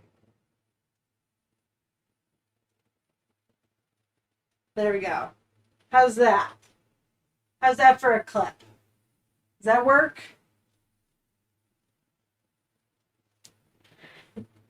The squish test is always the most important part of like figuring out, is that the right amount of stuffing inside? Like, is that a good shape for them?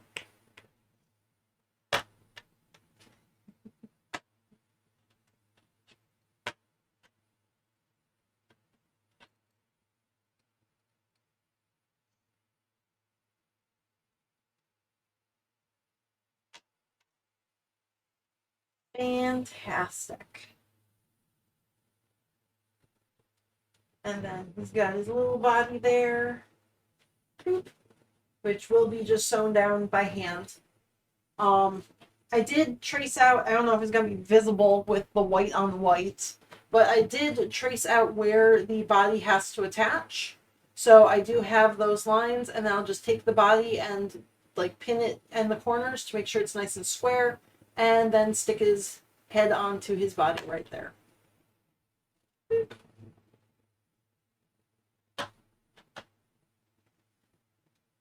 God, the names of the clips are so weird. Spiky Cooperative Ice Cream Bible Thump. Well, the ice cream is appropriate.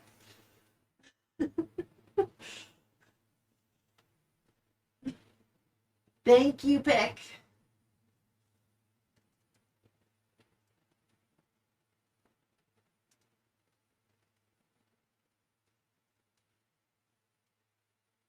Oh, yeah, I turned off links for people. Just especially because I wasn't sure if it was going to be like, um, if I was just streaming to myself basically, then I wasn't going to always be able to look over at chat and figure things out. So links just felt like the easy way to not have like bad things come in. I don't know, words. Demon. Okay, yeah. If you could send that to me, that would be great, because then I will send that to Helpy's owner and make sure that this is a good amount of stuffing. That it doesn't need to be more or less. And as long as it's good, I have the back line here to hand sew. I have the body and head to hand sew connect. And then I have to wait for the maroon magenta fabric to come in so that I can make the ball on top. But I can do that in a day. Like the day that the fabric arrives, I will be making that. So, very close.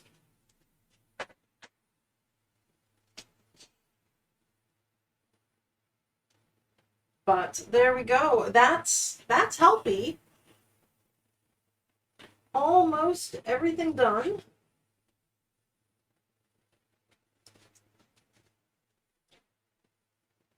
Which means I don't really need my bin anymore.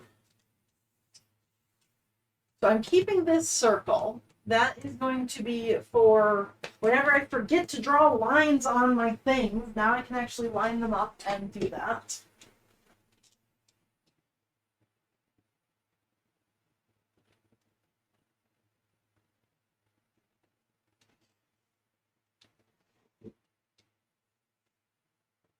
Good to always try to remember to do the tests you need to send for people. Yeah, that I've got to do that now.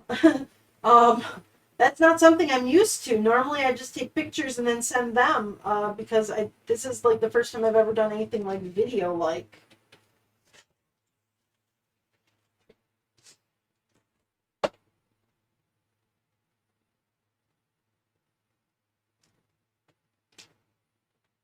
And then a credit command for the people who own the characters you work on.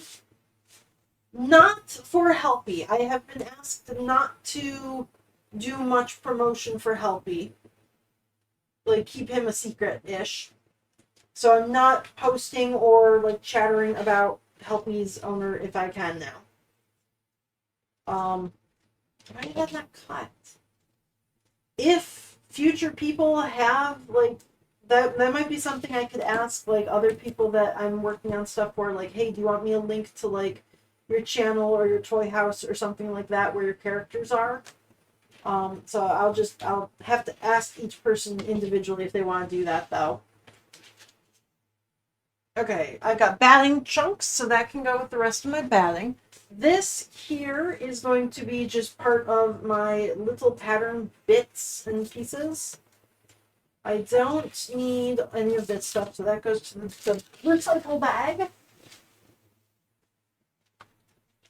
That's going to go with Helpy. I need to label things properly before I put them away, though, because if I put them away and come back to them in a month, I will never know what this is. So this is Helpy foot, semicircle. I can spell. Semi is spelled with an S, not a C. Helpy foot, semicircle, large version. Not used. Okay. This is Helpy and 10 of all.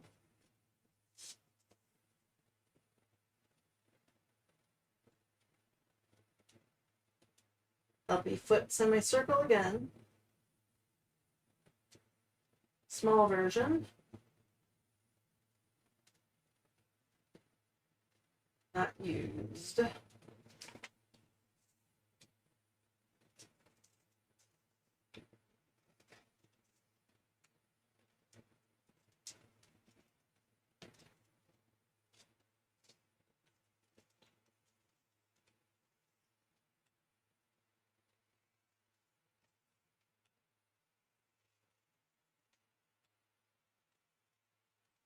Okay, so there's the Helpy pattern bits.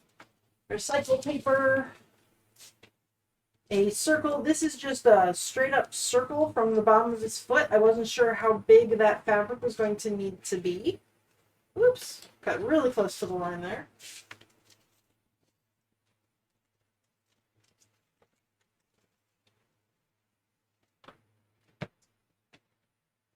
Here was my first wire test to see how well that worked out.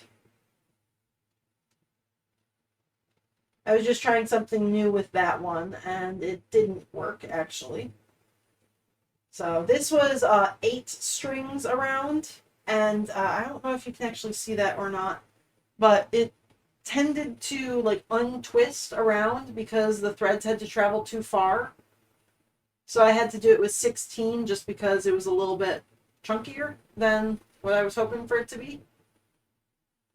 So that's that. I am going to unwind this and get these strings back, though. This is just a long-term project. I basically have to put it back on the Kumihimo disc and then just undo it in reverse. So that's going to be a later date project. That will be I sit in front of the TV and watch while I untwist things gently. Yup, that's a couch project. That is later on. So for now, that gets wound up and it's going to go in my metal stuff bin. Which I have more wire that needs to go into my metal stuff bin. So I have an eyeball bin. I have a notions and small bits bin, and then I have my metal bin here. Everything metal just ends up going in there. This was the very first test wire that I did just to figure out the length of things and to make sure that Helpy's owner liked the look of this. The wired, the wrapped wire for the arms. So I don't need that one either. I don't think I'm going to unwind this one, though. This might just be an example for later on, so I don't ever have to make that again. This was just wound as well. I can also recover the thread from that. These are the unused threads because I wasn't sure what colors to grab, so I grabbed an extra couple of those. Those go into my yarn bucket. All my fiber stuff underneath the table. I don't need this anymore. That is the color blocks. Ooh, actually, I might keep this as an example because I have somebody who wants me to do striped fabric.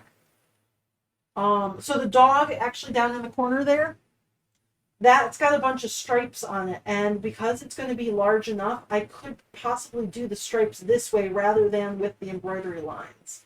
So I'm going to keep that one as an example, and actually that one's going to go right into the dog bucket. There we go. That one got dog bucketed.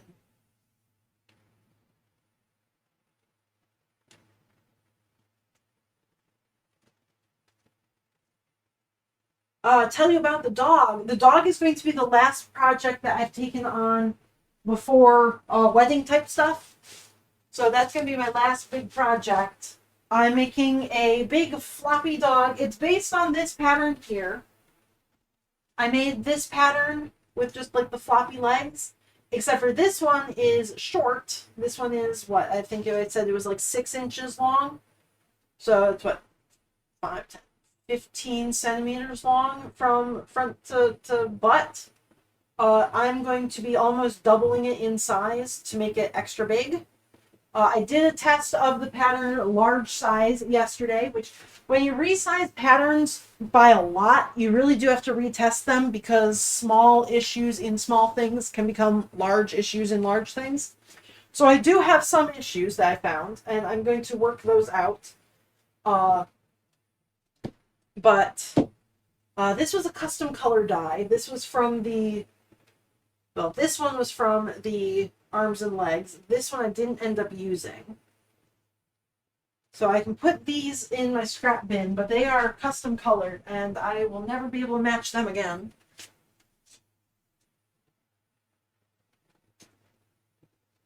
So yeah, I made the dog extra large with much less butt. Yeah, all the butt cheeks, much less butt cheek on him. It's all the wire in there. Yes. Okay. So I can take care of my bins. Yeah, the doodads bin. That's basically what this one is.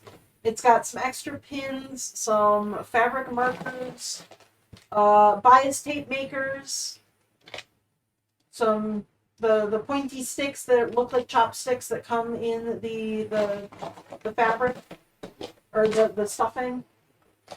So just in case I want to eat any of my stuffing, I can. Toothpicks. This is for if I'm doing knitting or crochet. I can put little markers in them so I don't lose my place, which I always lose my place regardless. So yeah, this is kind of my sewing notions, my doodads bin. Just everything that doesn't have a different place.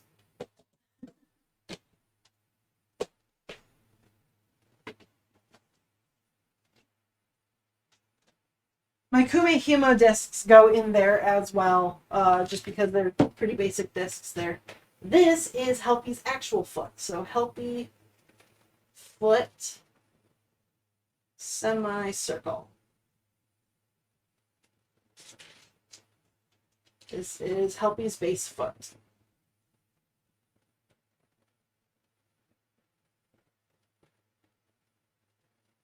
With seam allowance because I didn't draw anything on there. This is just a smaller circle. I didn't use that one for anything. There's Helpy's face. The foot top version 2, I didn't like that one. The foot base version 1, didn't like that one. The body, I did use that piece. That was the eye that I cut out of there. That's the piece that I traced and then printed out on the paper. Those are the bits of his eyes. That is nothing. That is recycled. Let's see. Body bits. I'm going to keep that one. This one I turned into that one, basically. Yep. So I cut the bits off. That one's the right one there. These guys are recycly bits. Right here. This was the Helpy Hand.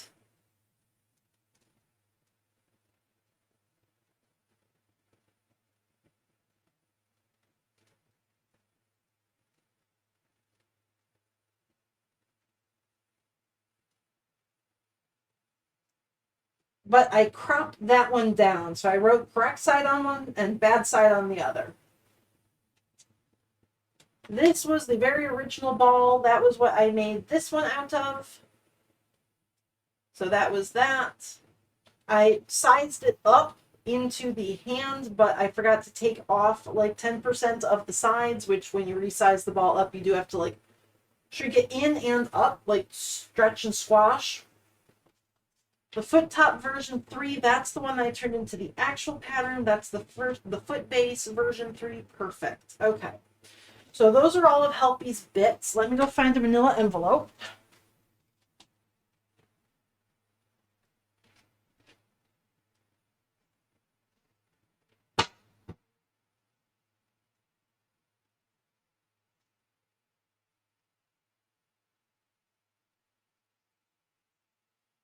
And, okay. Well, I can't flip this one over because this one came from my husband's job and I don't want to show that, but Helpy bits go in here. And then I'm going to take it off screen and write Helpy on it.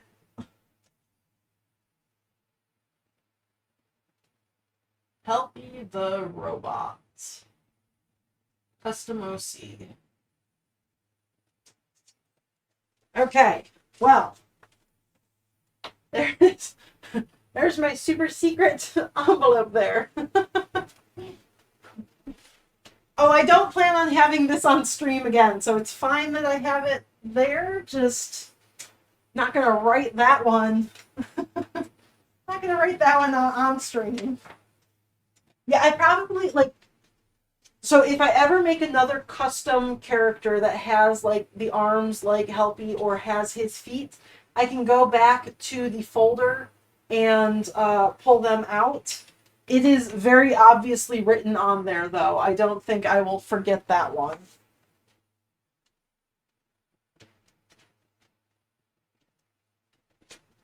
So and also I'm not sure like when the next time I would actually need them is. So I'm gonna just leave it and wing it.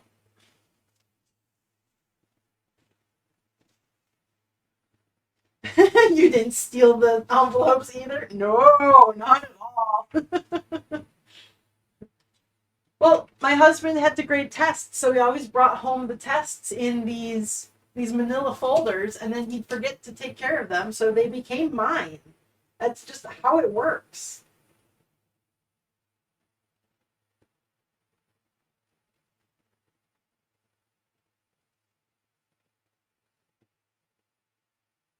The only tape I have in my craft room right now is either clear or the blue painter's tape that doesn't stick very well to things, which is on purpose. I don't want it to stick to things because that's what I use on my embroidery hoop. I want it to come off. But it won't stick to the manila envelope very long either.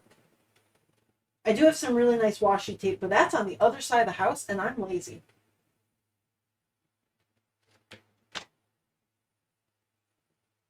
Okay.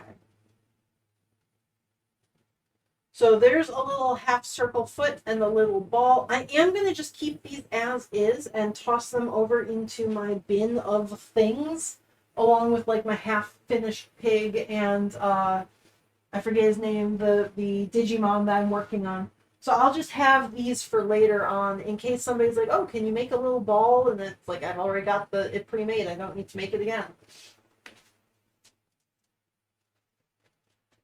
These bits, however, for his body, I'm not keeping those together.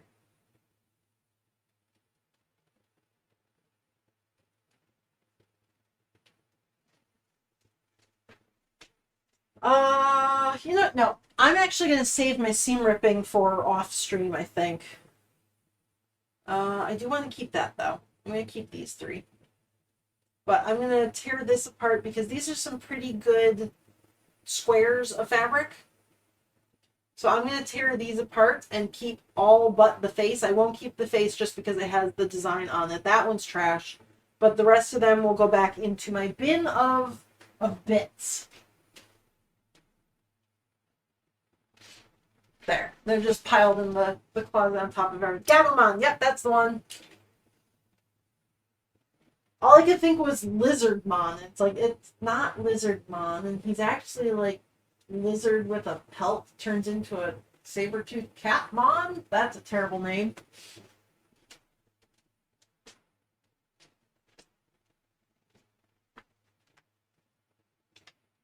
And then this is just going to go in my pattern box because every time I forget to draw alignment marks on a circle, I can now just put it on top of there and draw it. Yeah, he's a lizard! Gabumon is a lizard. He's originally a lizard, and he really wants to be a saber-tooth, like, tiger. So he wears the pelt, and then when he digivolves, he turns into the saber-tooth.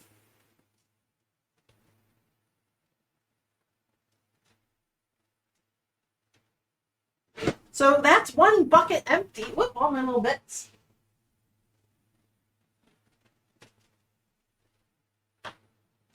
I guess Helpy can go back in the bucket for now. The bits go into the bucket.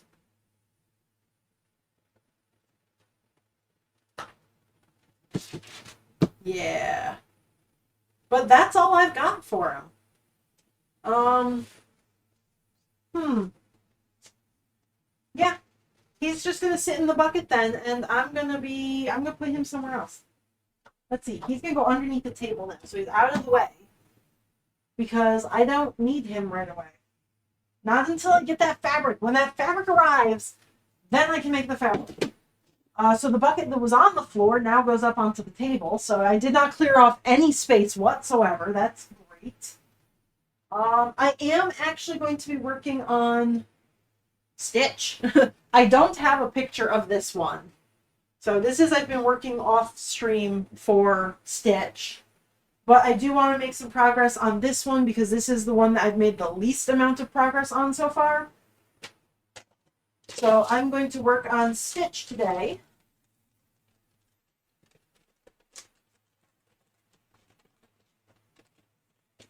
And that I'm going to be making a leg for. Stitch needs a leg. Yeah, it does not look well. I mean, can you tell even what part of the body this is? Really super early in the process here. Once it starts looking like actual Stitch, I probably will not be streaming it. But also, it is actually a torso. Yes. Head's gonna attach right here. I do have a test head that I made. And it's got little ears. I won't be working on that today, though, because that is pretty much done. I like the shape of that one, so that one is going to be off stream where I draw all the little markings on it and everything. But for this one, I just have to make a couple legs that actually like fit on the body and come down. Yes! Oh, I do have channel rules in my description. Swearing is allowed. Don't swear at people, though. So my example is saying, oh shit is fine. Saying you're a piece of shit is not fine. I don't like swearing at people even if it's funny and like, or like you're being mean because it's like, it's funny or it's like a joke between people. Because again, with the whole like you can't hear tone or sarcasm or anything on the computer, like where through text, the words. I can't interpret if you're actually being mean to someone or if you're being nice to someone, and that's just kind of the relationship you have. So don't swear at people, but swearing is allowed. And don't swear at yourself either. That is also not allowed. You have to be nice to yourself as well. Yeah, how dare I?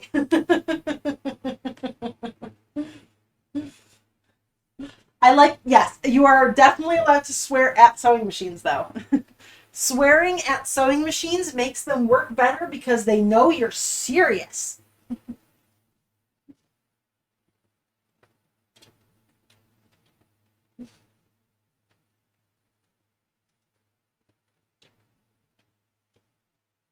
Okay, so leg.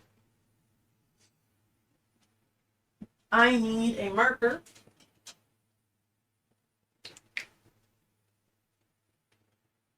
We're going to see if this is my dead blue one or if it's a good blue one.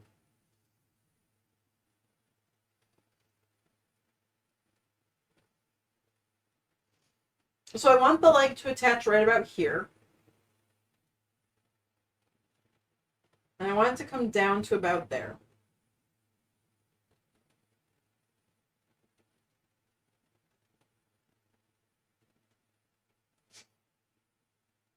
So I've got very flat on the bottom here, like where right in between the legs. That way I'll have like the two legs come down and they're separated. Little thigh gap on this guy. And then it's pretty much going to be centered. So it'll be the same on the front and the back. I actually might want it to come up a little bit more. Just to give a little indication of like the hip. Yeah, I think that's where I'm going to want it. So it's going to come up to here. And then it's going to come down.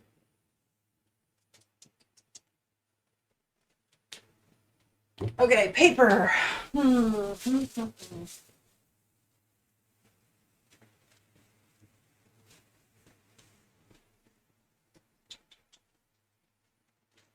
Um, um, um.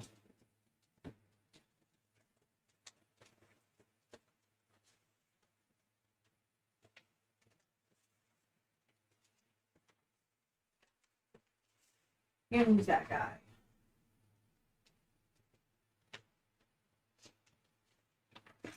Okay. These are all the pattern pieces that I originally made the dog with when I just sketched them up before I even knew if they were going to work or not. They do work at the small size. They've got a couple of changes to make for the big ones, so I don't need this piece of paper anymore. I don't need to keep those.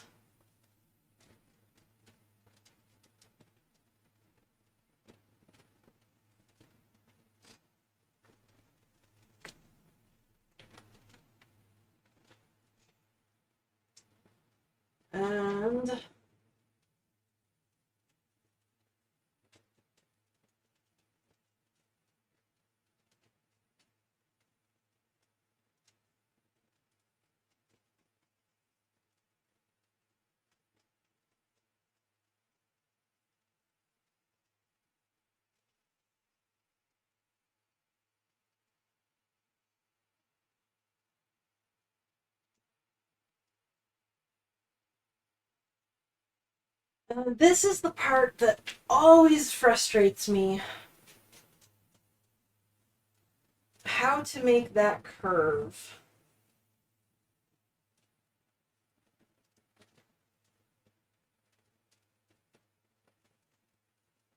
So I think I'm going to try a pattern piece like this. And then in order to attach to here, basically it's going to be like a sleeve onto a shirt. And the big issue with sleeves is if you're making a shirt,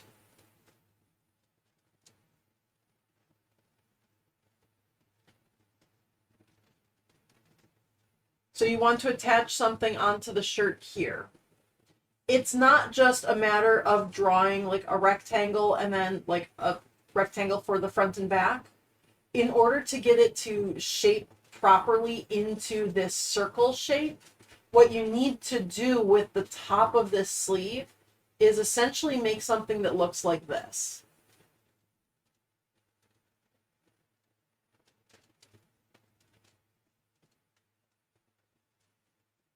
So it has that curve. And then this part right here at the bottom is what attaches to like the armpit, and the top of the circle, or the top of this pill is what attaches to the top of the shoulder. So essentially I need to do the same thing for this leg. And I don't know exactly where that curve has to be. Nor do I even know if this shape is going to work right now.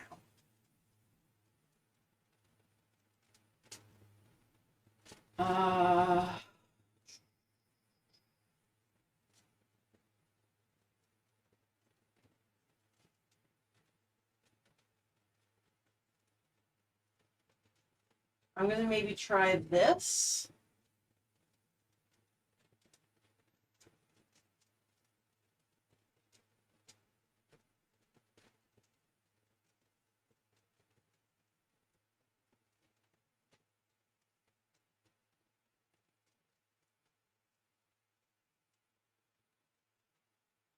I also think I want the two sides flat right now. I don't want to be introducing any weird curves. Or no, I do at the bottom. I can do that at the bottom.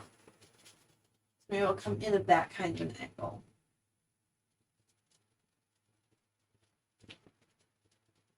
But the rest of that will be straight. And this side will be straight.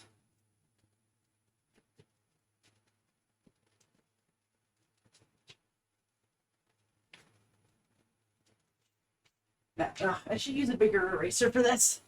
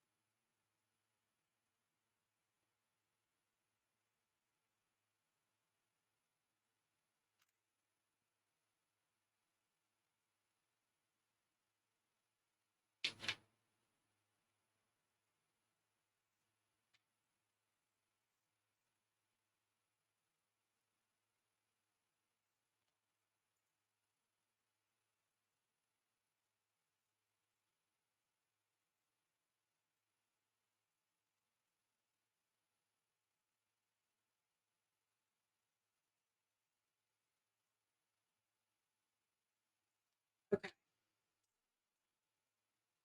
So that's going to be the leg that I attempt. It is bigger than I want it to be because once I make this, I can always cut it down and get rid of some of the fabric, like fold it in there. I can't put fabric back. What's the biggest plushie I've ever made? I made a dragon with a 24-inch wingspan and like from tail to nose. I have no idea what that is in centimeters. Hang on, it's 5, 10, 15, 20, 25, 30, 35, 40, 45, 50, 55, 60, 65 centimeters or thereabouts. My math probably is off.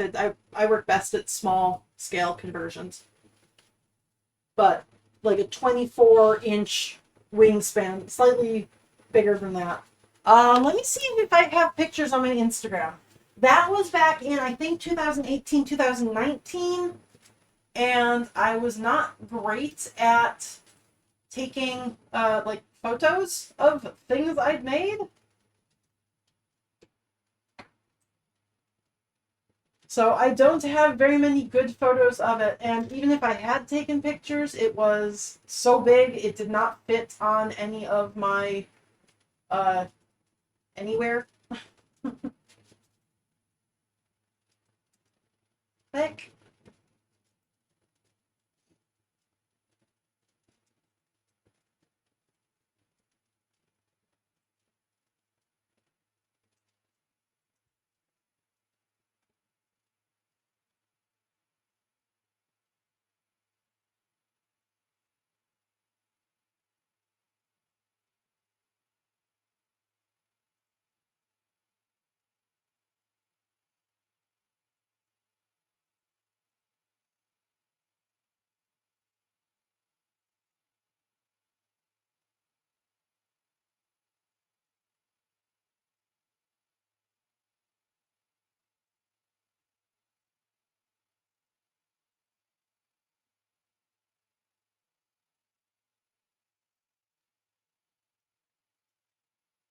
So that dragon there is the biggest guy I've made. About that big. His wingspan was incredible.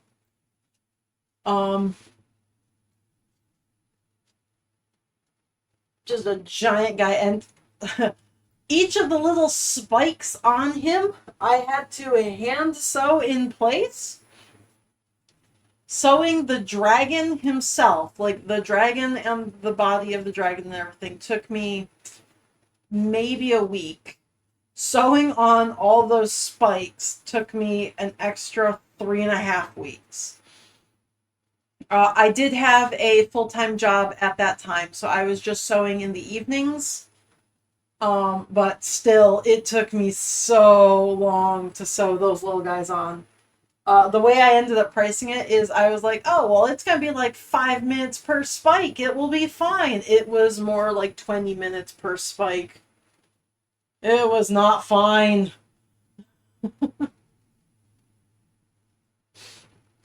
But he does have wire running through him as well. I added in a wire armature so that he is somewhat posable. The weight of him, though, I used, I think it was like a 10 gauge wire through his wings, which is like really thick wire.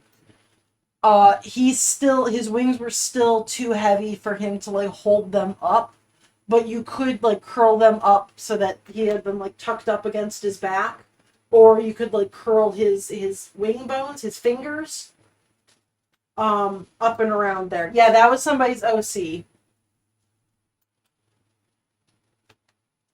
So I do have a couple more pictures of him, but most of them are blurry because I am terrible at taking pictures, and they aren't very well like edited or anything like that. So that is the only picture of him that really exists in any type of good form.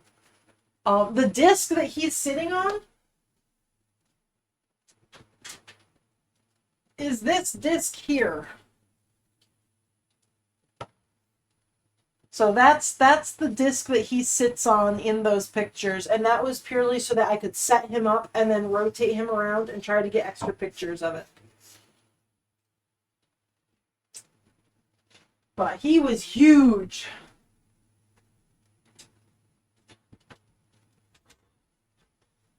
Shipping him also cost me about $35. Whereas little things like well, I don't like Helpy. Helpy is gonna cost me $7 to ship. That dragon was 35, and I really like curled him up into a box. He was big and heavy. That is the biggest plushie I've made.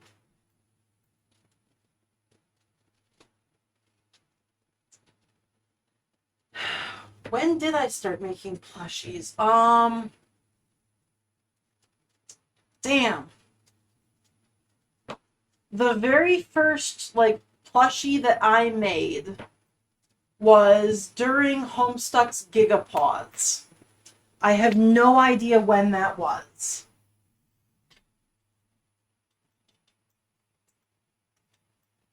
Let me see. Homestuck, when was the Gigapods? 2013 I started making plushies. So sometime between October 2013 and October 2014, I made my first plushie and then sold my first plushie.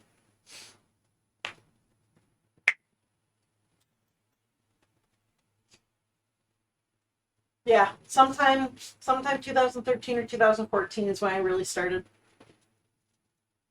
The very first one was a Homestuck plush. It was a little grub. Like the baby trolls, I made a grub. The second plushie I made was the Nacodile and like the scale mates from Homestuck because somebody made free patterns for them. So I did a giveaway for a free scale mate.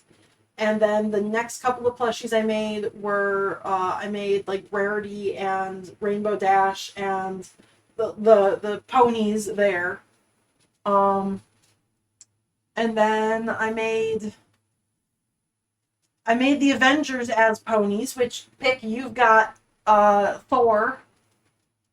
I made Hulk, Captain America, uh Thor.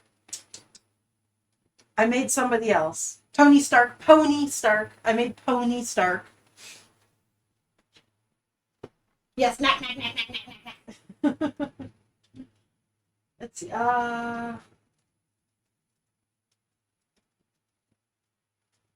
Let me see if I can even find the first plushies I made.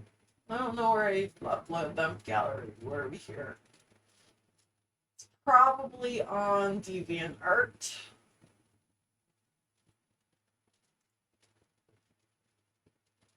Plushies and crafty shit.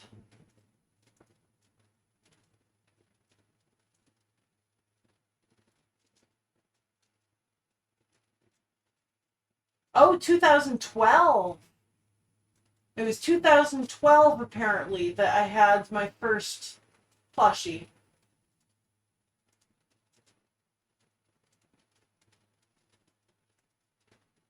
So even before the Gigapods.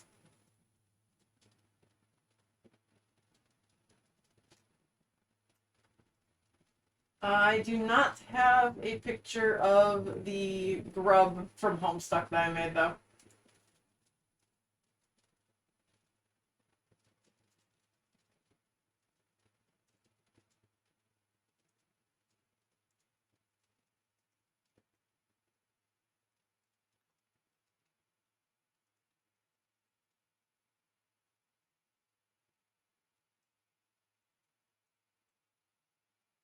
Well, that's not a good link. Okay. Oof. The Avengers are not assembled. Oh no!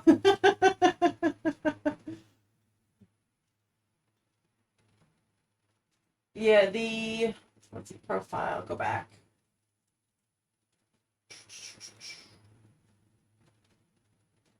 The ponies I made were in 2012 and 2013. So even before the Homestuck ones that I was making. Damn! They were a while ago. It would be very interesting to remake them now just to see how much better I've gotten. But I'm still very proud of them. Like that was my first foray into plushie making, really.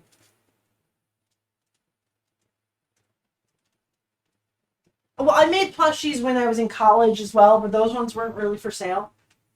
That was just for like people in the dorm, and they were all hand sewn.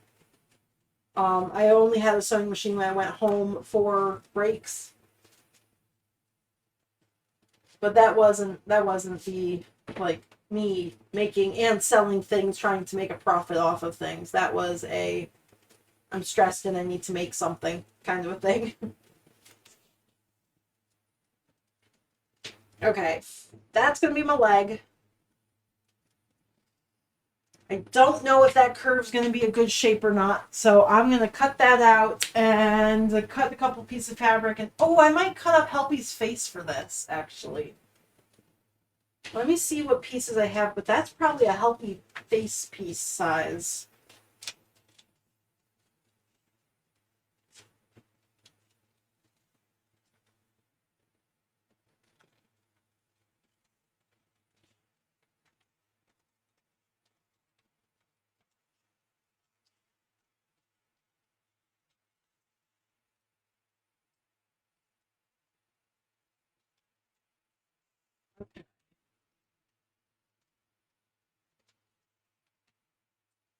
Man, if I had known that I was going into like making plushies instead of teaching, which is what I was originally planning, I could have made so many different decisions.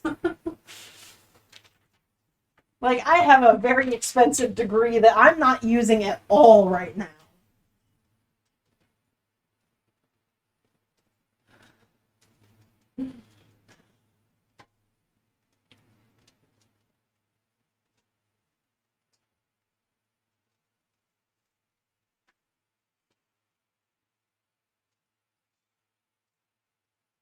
worked on a lot of different things.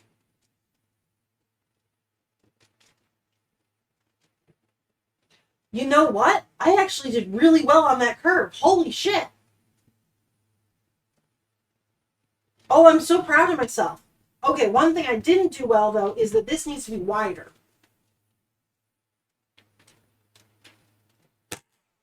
So, to make it wider, I'm going to slice it in half.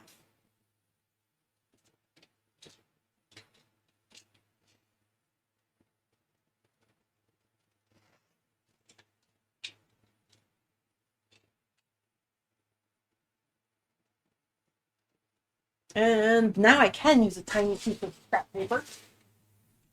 Let's see. That is cardstock paper. That'll be nice and sturdy.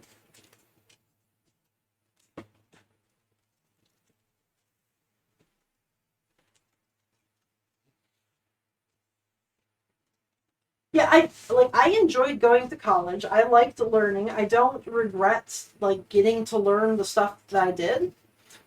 I regret paying as much as I did for something that is now just kind of a hobby and an interest and not an actual like money making skill.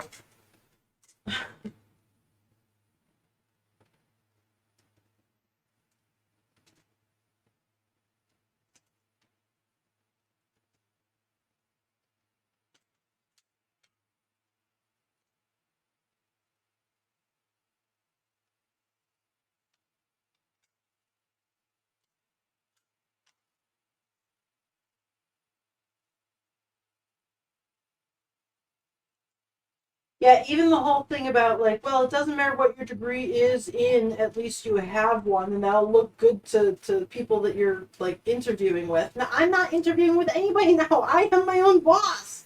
That sucks. I don't care if I have a college degree or not.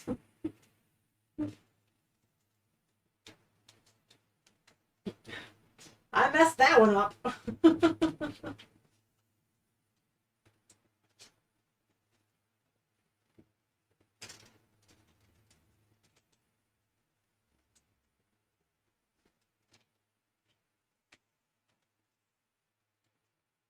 Yeah, I did get turned down from several places when I was looking for jobs because I did have the college degree, and that was really frustrating because my degree doesn't really work unless I continue on and get another like master's degree, which is what 2 to 4 years depending on where you're going.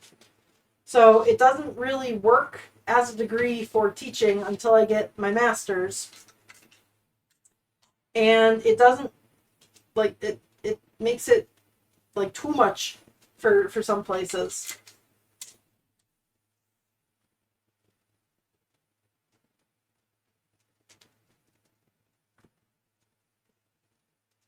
Yeah, there is a law that's been held up that we can get money like everything that you paid off can be like or well not that you paid off the stuff that you haven't paid off can be forgiven up to what is it 10,000 or whatever the numbers are. It doesn't matter because it's being completely held up in court and politics are happening.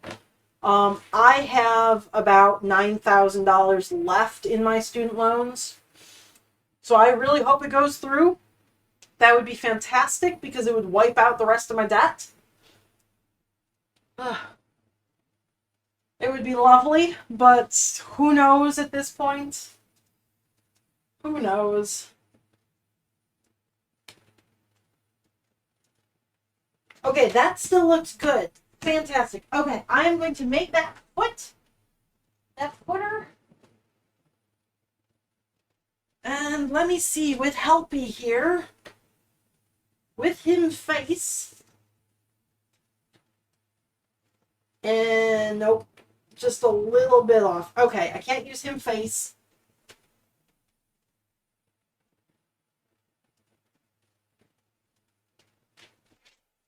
He's got to get an orange leg.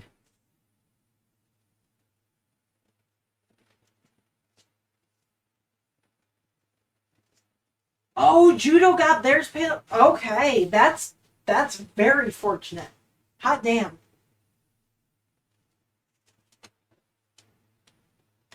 That's amazing.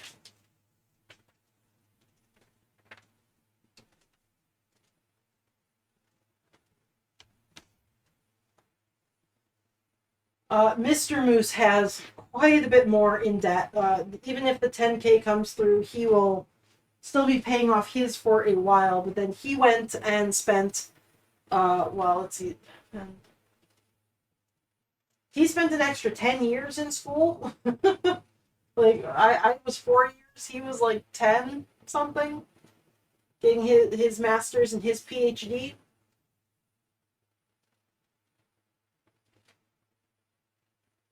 Yeah, fortunate it was paid off. Unfortunate that it was bullshit, but at least it was not extra money. Like, no, Mr. Moose was there. Let's see, 2000. We started college in 2007. I graduated in 11. Well, I finished taking classes in 11. I didn't actually like graduate until like 2016 or something crazy like that. Because I did a study abroad for a full semester down in several South American countries, going through like the Spanish speaking countries there. And in order to do that, they had to like bypass some of the requirements. So they just kind of marked me as having done them without me doing them. And then when it came time to graduate, they told me, yep, you're good to go. And like 4.5 years something later, they were like, no, you're actually not good to graduate. You were just unenrolled because we forgot to actually give you these tests and things that you need to do. You can't graduate till you take them, even though we marked you down as complete. So I got completely screwed over there, and I didn't actually graduate until I think 2016 or 2017, something dumb like that. My graduating class, I have never met a single person from. So that was fun. But I also got to do a really cool study abroad that no one else from my college had done before. Like I was the person who went down and had to like write a recommendation to let other people do that. So that was really cool. My college now has two different sister universities down in Ecuador and in Bolivia that they didn't before. So that was really cool. People can now go there. Well, I don't know the situation in Bolivia right now, but they could go to Bolivia for a while until everything fell apart. And yeah, I haven't checked on Bolivia in a while, but for a while things were not working out great down there, which really sucks.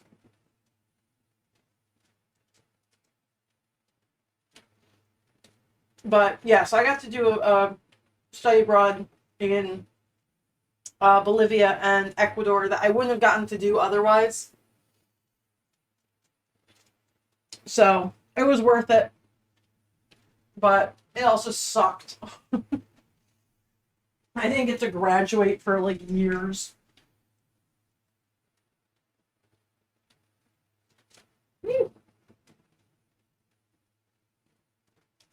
I got lost in the system. Um, but I mean, that also kind of helped. That So the fact that that happened to me, that I got completely lost in the system. I'm the oldest kid in my family. My other four siblings are younger than me, and at the same time that I was finding out that I was not actually graduating, I had to like do a whole bunch of other stuff to actually graduate first. That was all happening to me at the same time that my sister was having issues with her college. So my parents up to that point had thought that like, well, when they went to college, it was very much that the college wanted to help you succeed and get better. And to find out that basically my college had fucked me over and had not like done anything, nor even let me know in any way. And when I was trying to resolve things, they were like, "You can't. You just we can't resolve this for you. It's over and done. You just don't have a degree," kind of thing. At first, it was kind of eye opening to my parents, where they were like, "Oh, colleges don't care about their students anymore. They only care about being paid. So they were able to actually go in swinging and help out my sister and get her issues resolved by being the really loud and like angry parents of a student instead of just my sister being a student at the college. Like, I think she was in her second year.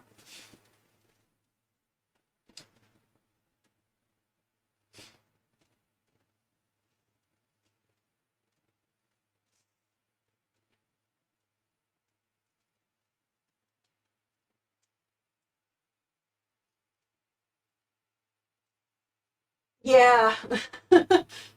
Your spawn put you in Brazil, not anywhere else.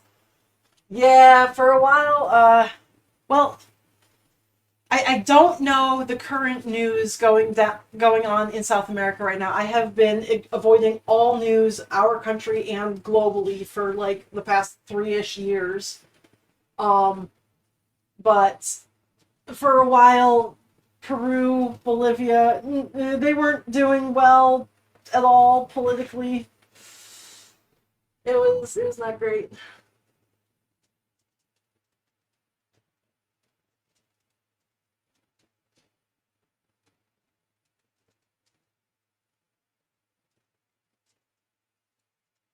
Yeah, but that happening to me was at least helpful for the rest of my younger siblings.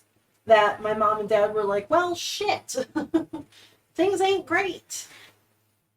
So my sister who was having tuition issues there, caused by the other sister, but we're not going to talk about that. Uh, my parents were able to help her through that. And then my youngest brother, when he was having issues, my parents were also able to help him through those, just because like they realized the colleges don't care about Miss Moose. They don't care about the sibling Moose either.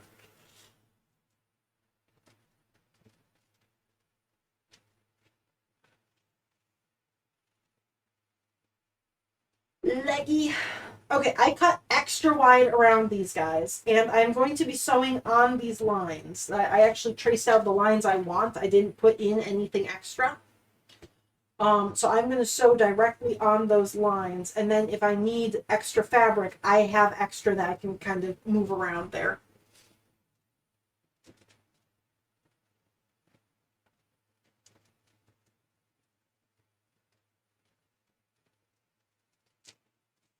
Yeah, I'm not sure about Killer Panda, but I've got several siblings, many numerous siblings.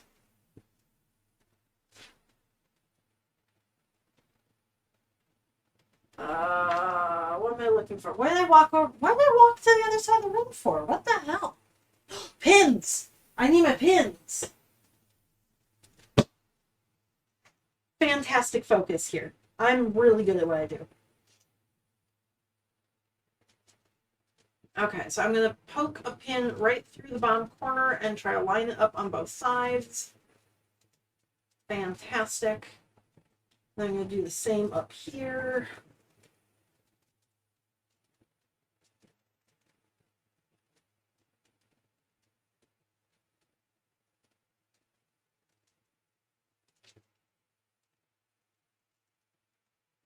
Judo has 3 siblings. Pick has 1 sibling. Sunday has 0 sibling. I have 4 sibling. So we need somebody with 2 siblings, and then we'll have 0, 1, 2, 3, 4. Yes, a full moose herd. Oops, that pin did not go in the right spot.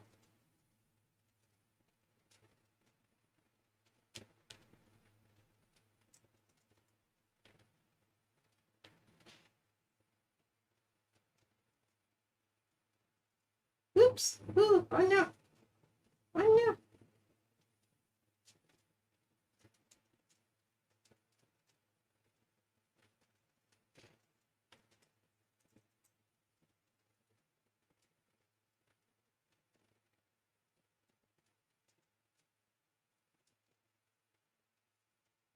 Okay, I'm going to sew that leg together.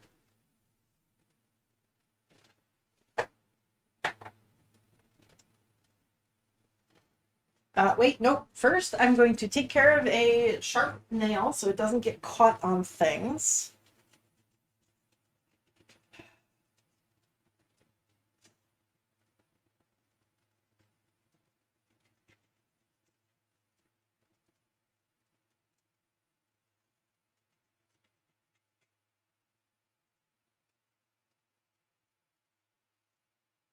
Okay.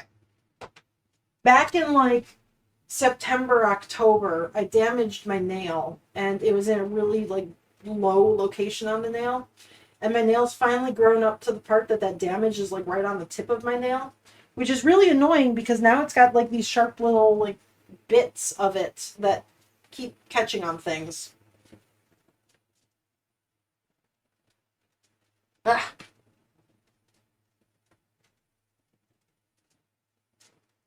Oh, Sunday. Yep, you're the only one.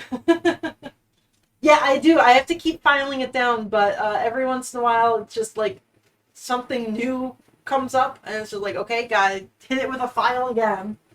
So, and I can't cut it all the way down because then it'll just be too low. Like, I can't cut my nail shorter than it is without like hurting my finger at all. So it's just constantly like filing it down like every other day until it finally grows out. It's super annoying. Okay, sewing machine, maybe. Are we gonna change cameras? We might change cameras. There we go. We changed cameras. Okay. Poop emoji. Oh, I have to put them really close. Okay, so the poop's not gonna work right there. I can't actually sew with the poop there. Okay, poop goes down behind. Um, I need thread to actually sew.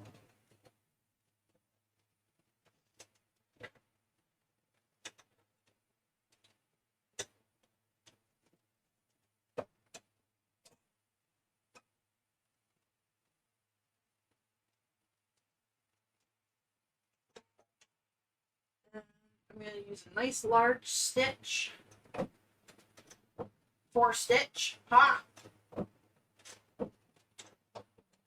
So that in case I got this wrong, I can tear it out easy.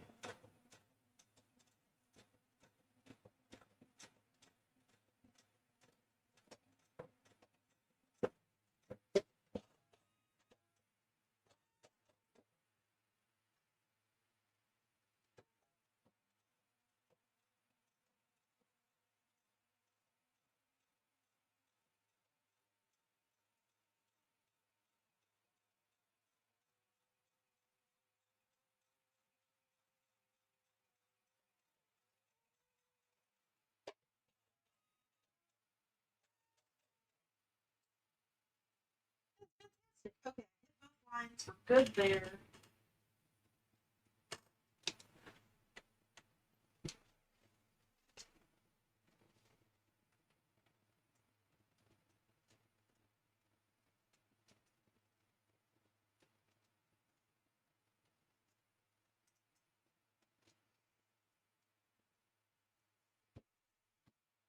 I'd like to have kids someday. It very much depends on money though. Like kids are so super expensive and we are barely paying for ourselves right now. So that has to be the priority first. I made a mistake with just using different fabric and hopefully it works. Yeah, absolutely. Hey, anytime you make a mistake, just adapt. Adapt and overcome.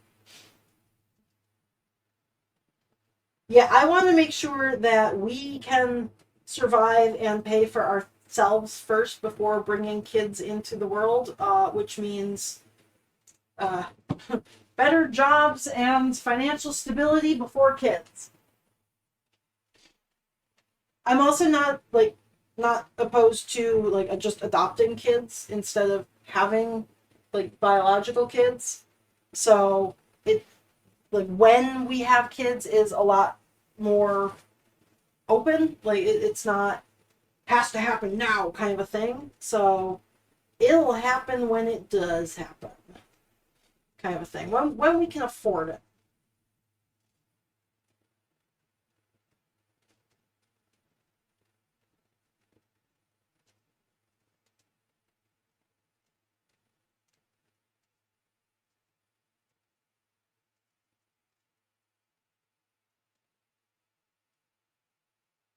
Okay, leggy.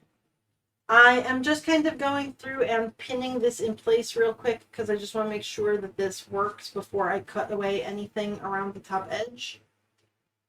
So I'm just putting pins through the line and then looking underneath, finding the line and pinning it in place there.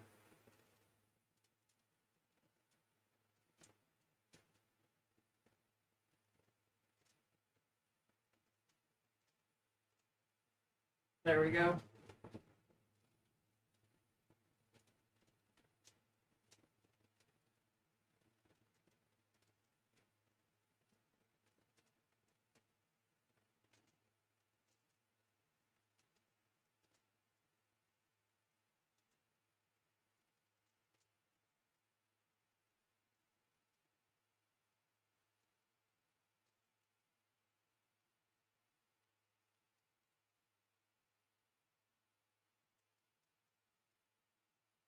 Leggy. And leggy. Okay, so the tops and sides look good. I might need to change the bottom a little bit. Let me see.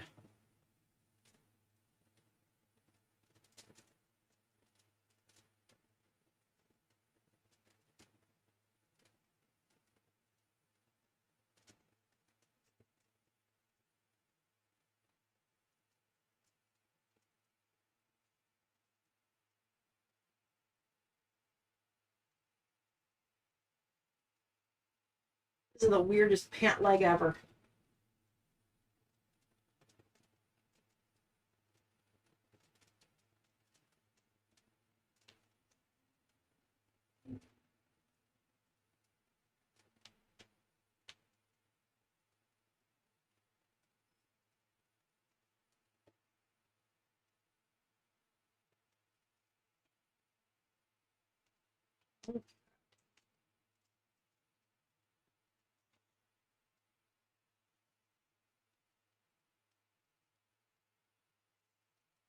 I'm going to go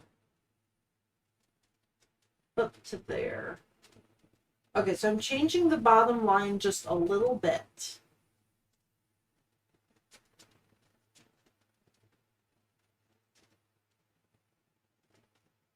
My curve at the top was fine. The curve on the way to the bottom was a little bit too down dip. This dip was too much. It should have gone straight across a little bit more. So there's my pant leg. I'm going to pull that out now, full of sharp pins.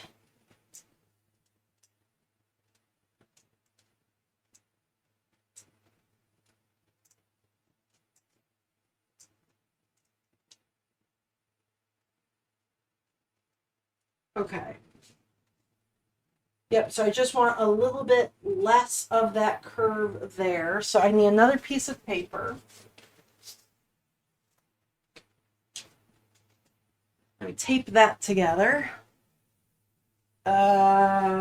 Tape was literally in front of my face. Okay.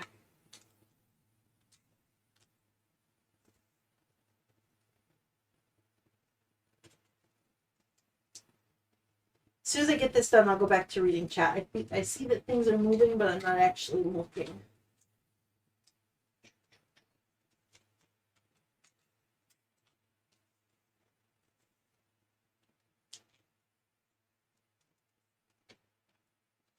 Okay.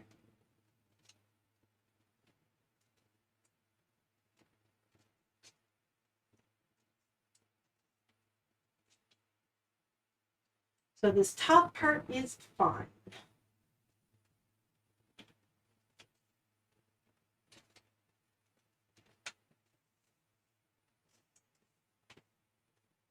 And then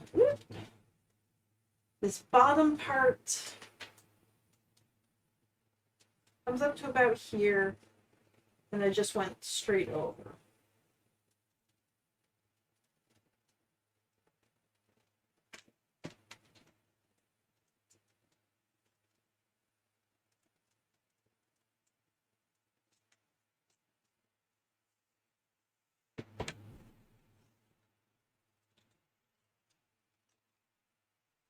Okay, so I've changed that angle, and that more accurately matches what I just drew.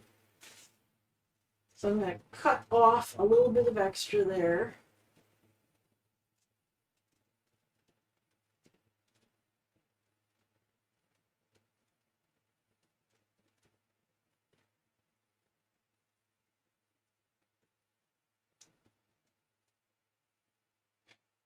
Okay.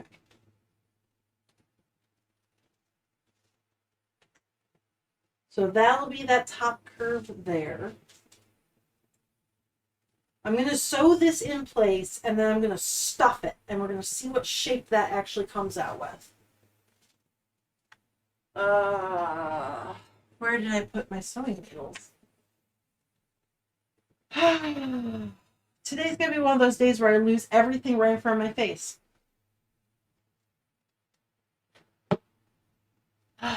Literally right there.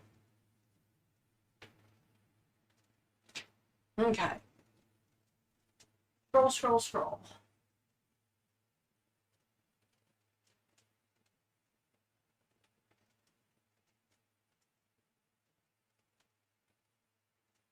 Yeah, house is more important than kids, definitely. Just being stable first.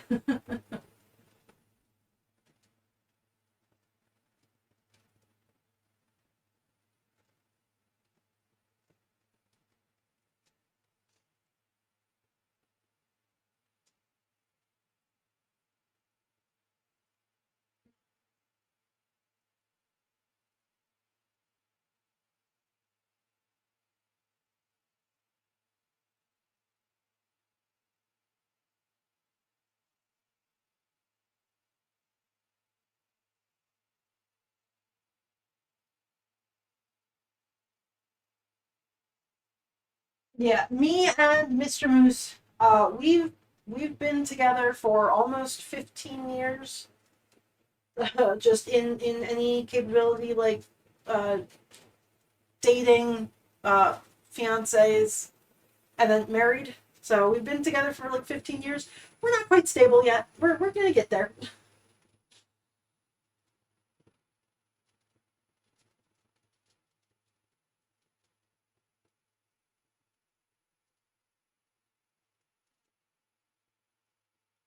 When Mr. Moose went for his doctorate, we had to move from where our college was to where his new college was. And we had considered buying a house at that point in time, just to live in the area. But I did not like that city myself. I'm not a fan of it. And we were only supposed to be there for like 4 years. So at that point in time, renting would have been, I think, would have made more sense. But we were there for 10 years. So that did not turn out very well. It would have probably been better for us to buy a house and then be able to sell it later on. Just because for 10 years we paid for a place to live and we got nothing back from it, really. When we moved, it was just that's it. That money was spent.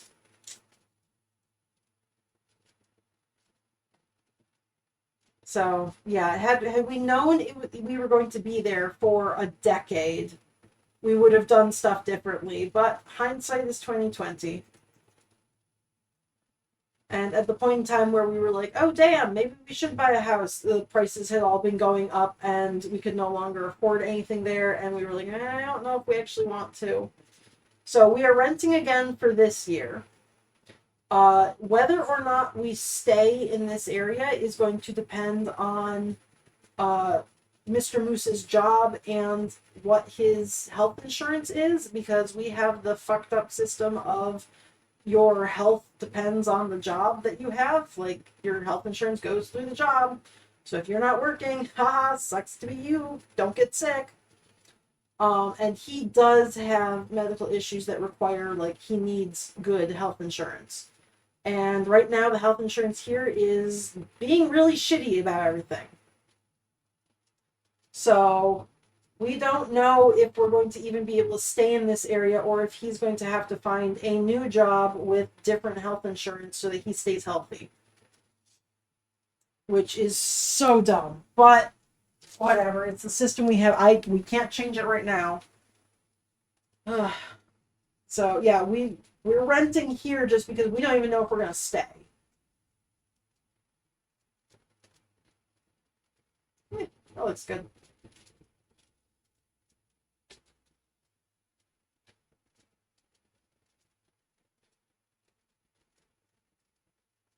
Am I making a goose? No, this is Stitch, technically. This is an OC based on Lilo and Stitch. And I'm only doing this one on stream right now because it doesn't look like anything. It looks like a goose instead.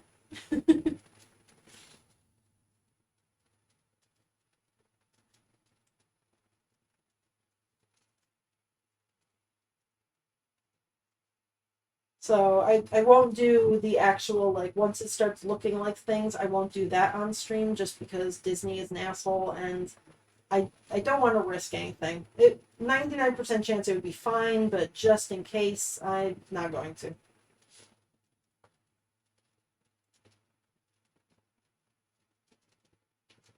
Harry the Platypus?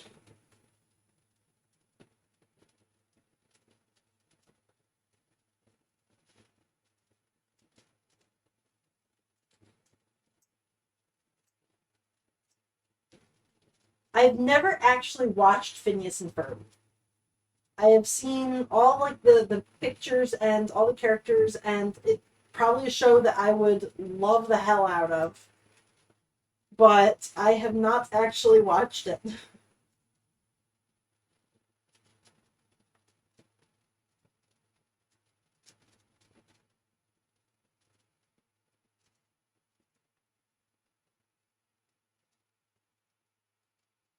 Yes, the memes are fantastic.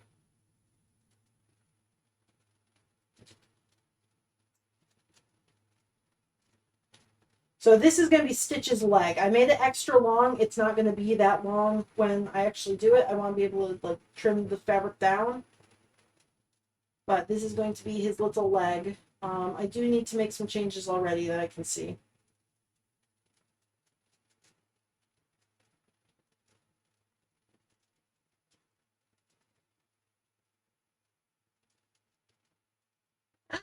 Beetle. Why are you touching on things? Stop it.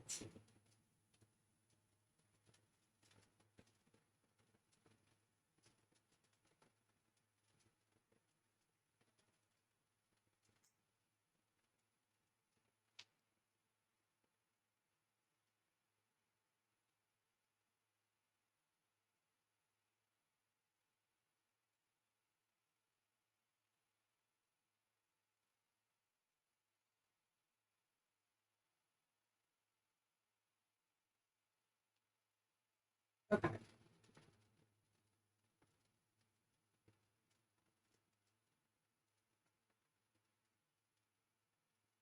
So that's all stitched down in place.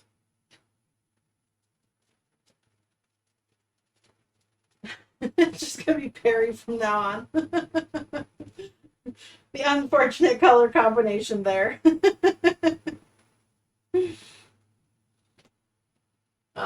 Tiny sharp scissors.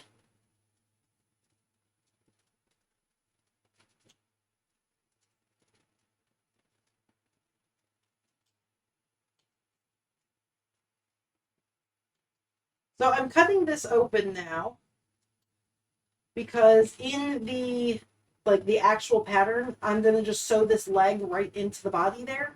So I want to make sure that it looks right with all the stuffing and everything.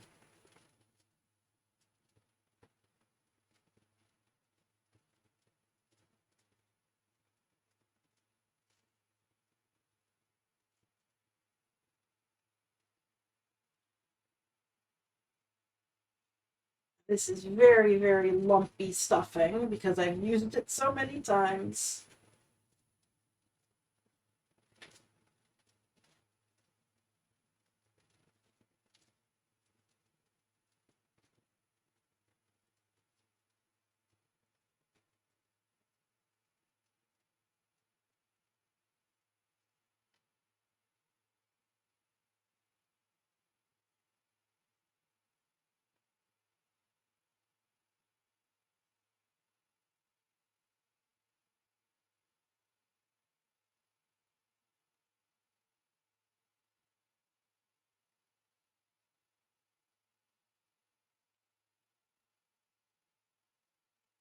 That's probably more likely the length for the leg that I'm going to do.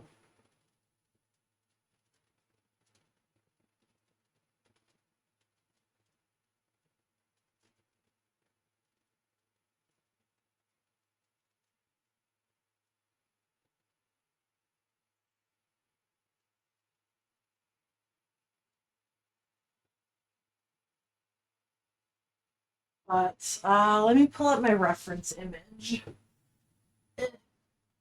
Let's see.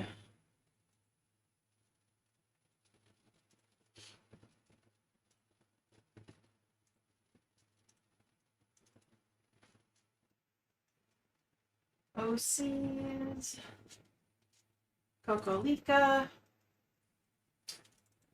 That's my color chart. That will work. And Biggin.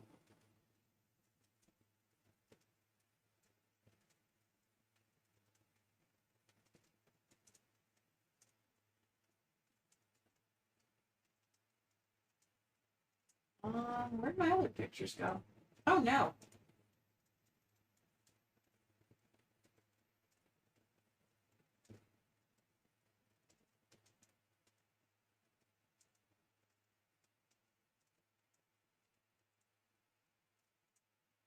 Huh.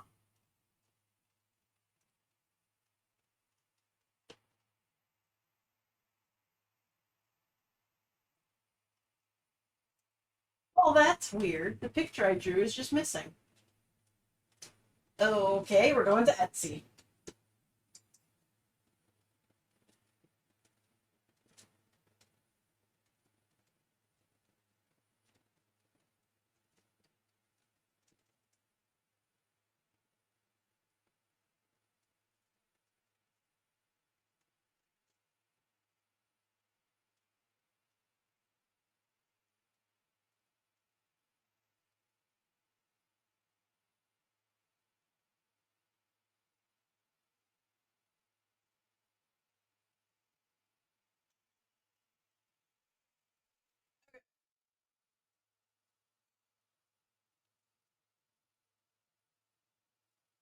So that's about the length of the leg that I want.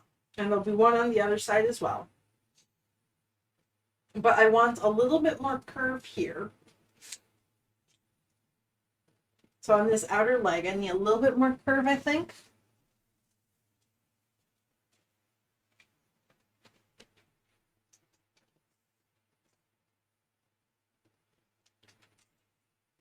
This pattern piece is half taped by this point.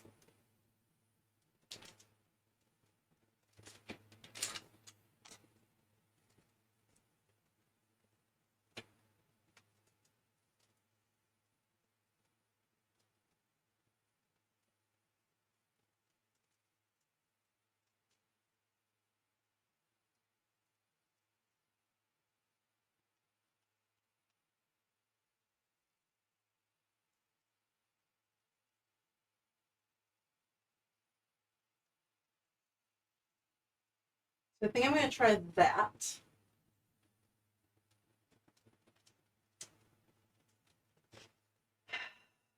And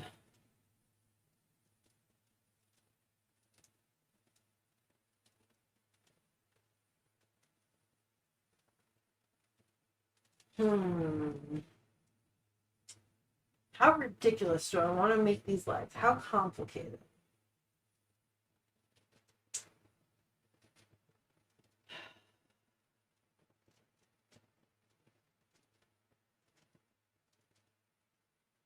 because I really want, Stitch's got really round little legs, and this is much more of a straight tube. So I want to add some roundness to it, and you do that by cutting it and then adding a little, like, two curves there.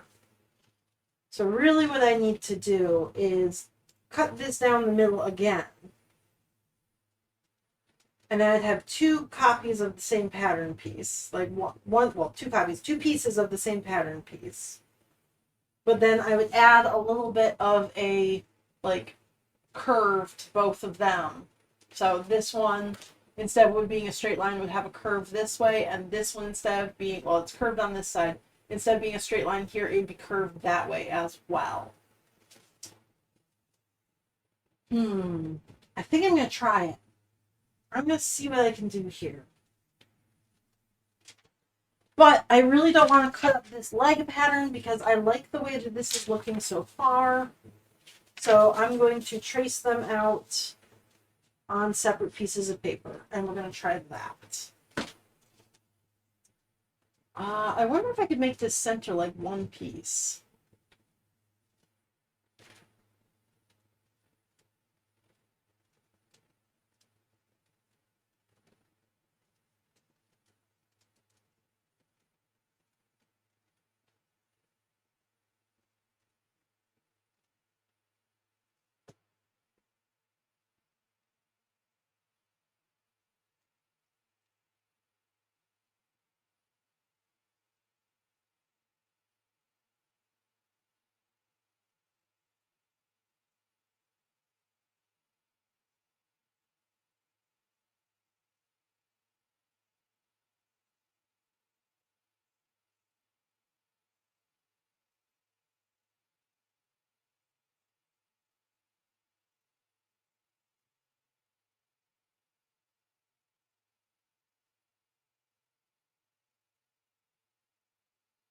I wrote a couple notes to myself, just the inner line and then the front seam there.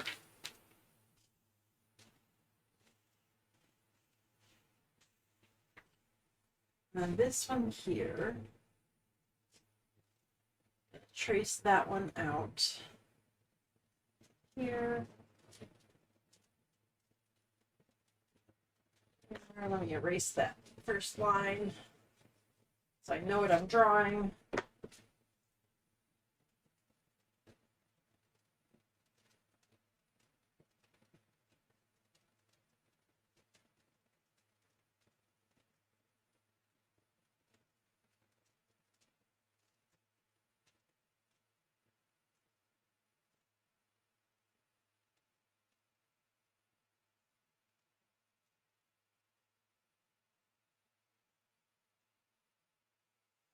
And this is going to be the front seam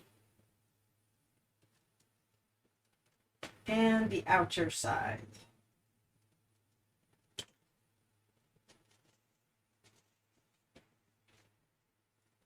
Okay, so the inner leg, the outer leg. Yeah, I'm going to try that. So this one here, I'm going to just trim around the new curve.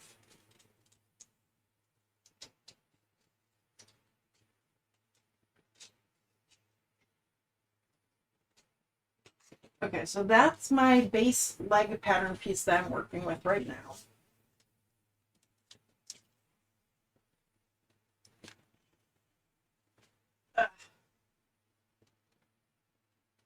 Because I really do want his legs to be as round as possible.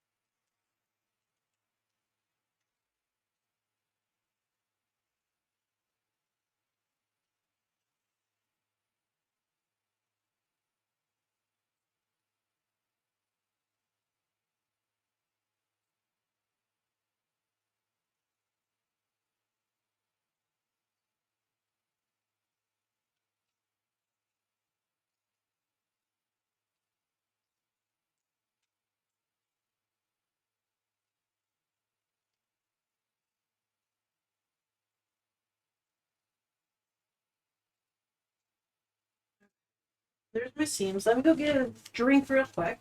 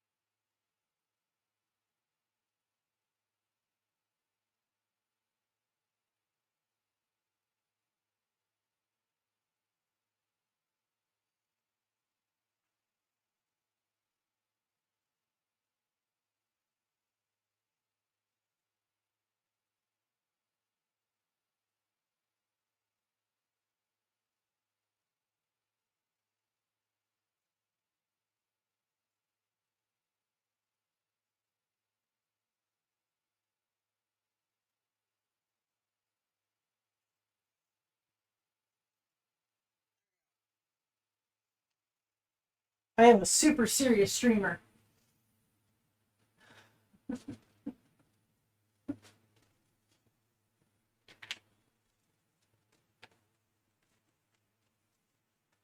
Okay, so that is the pattern pieces for leg attempt number 2.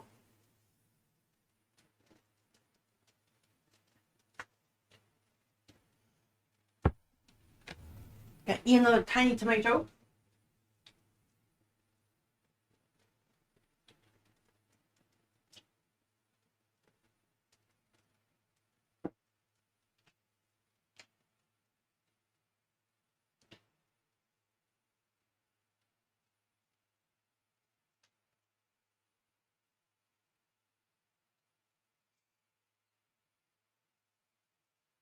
Okay.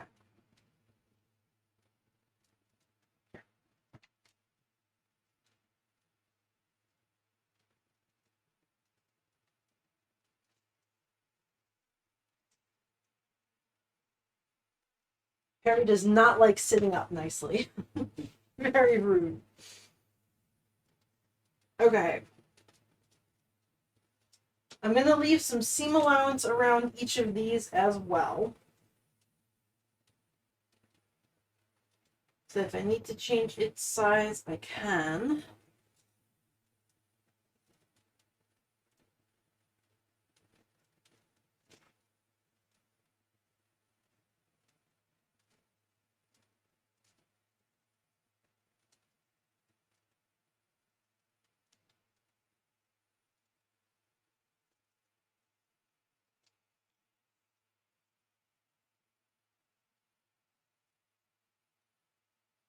Oops.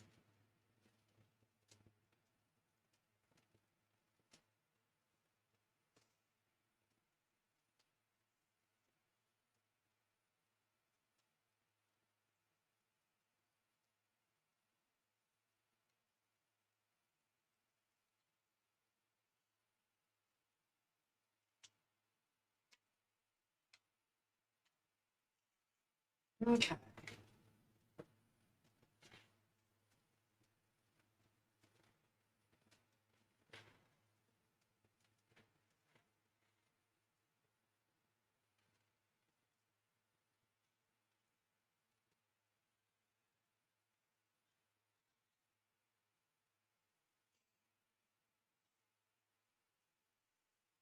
So there's my legs. That's the front seam, and this is the front seam. So I'm going to put a little mark on each of them.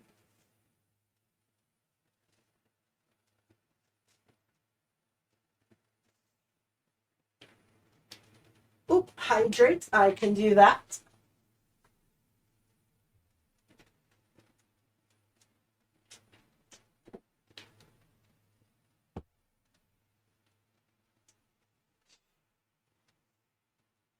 Okay. Front seam's attached, side seam, side seam. So it should be okay there.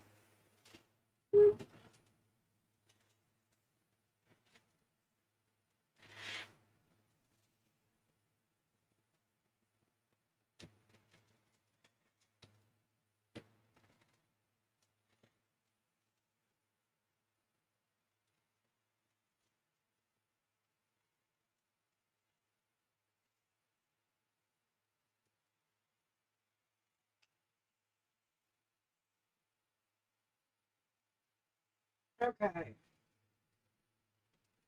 So I'm going to get these guys pinned together.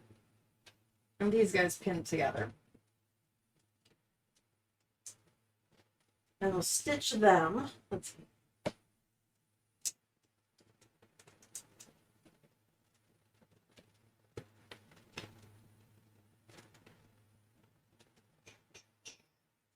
Oops, that did not even step close.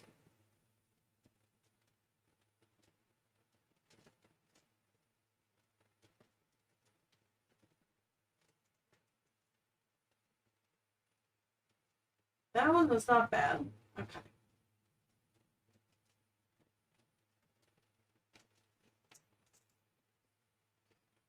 Because I'm going to be sewing directly on the lines I drew. That is the actual seam, not the seam allowance that I usually trace. So I want to make sure that they line up as close as possible because the extra fabric on each side is a different size on each of them. So I just really want to make sure that those lines actually line up. There we go.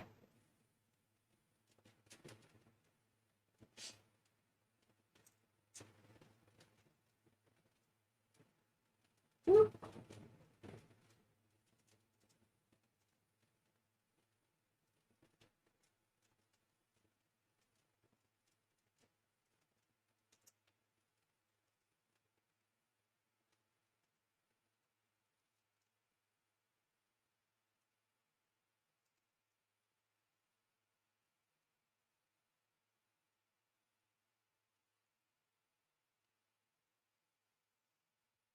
Okay, I'm going to go stitch those together and then come back and pin things.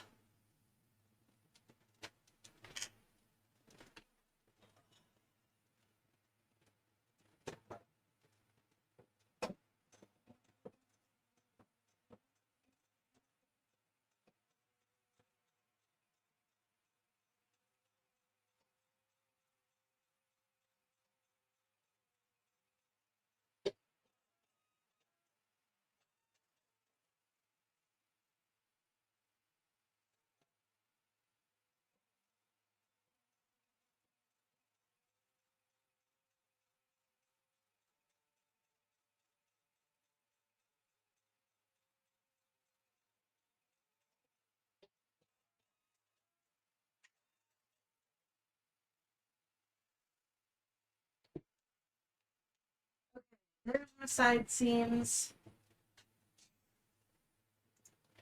that just have a little bit of a curve to them now. Instead of being straight up and down, I've added a tiny curve. I don't know if that's going to be enough. I might make a bigger curve in all this extra fabric I have. But I do have a curve that I like for now.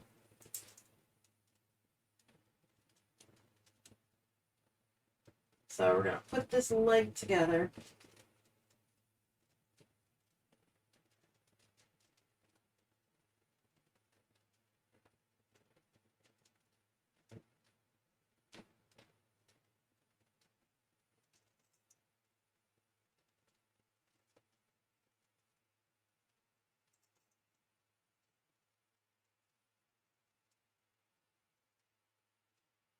Nope, that did not line up. Oh. Okay, one more in here.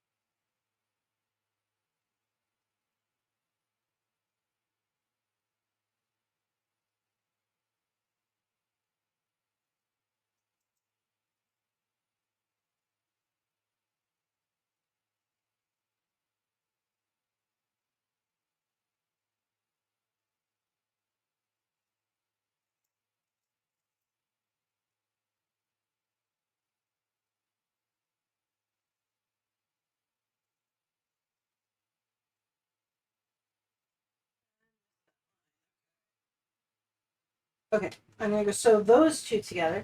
So I put a curve on the outside of the leg, but a straight line on the inside of the leg. I hope what that means is it will give just a little bit more indication that the outside is indeed curved. But I can also come back and add a curve to that one in the extra fabric if it looks wrong on the body there.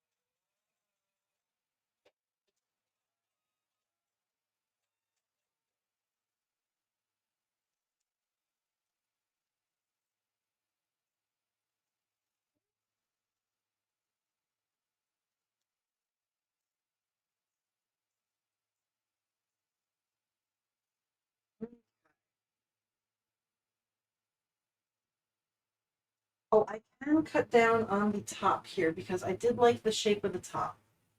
So I'm going to cut that down to 1/4 inch. Just so that I have the right length there.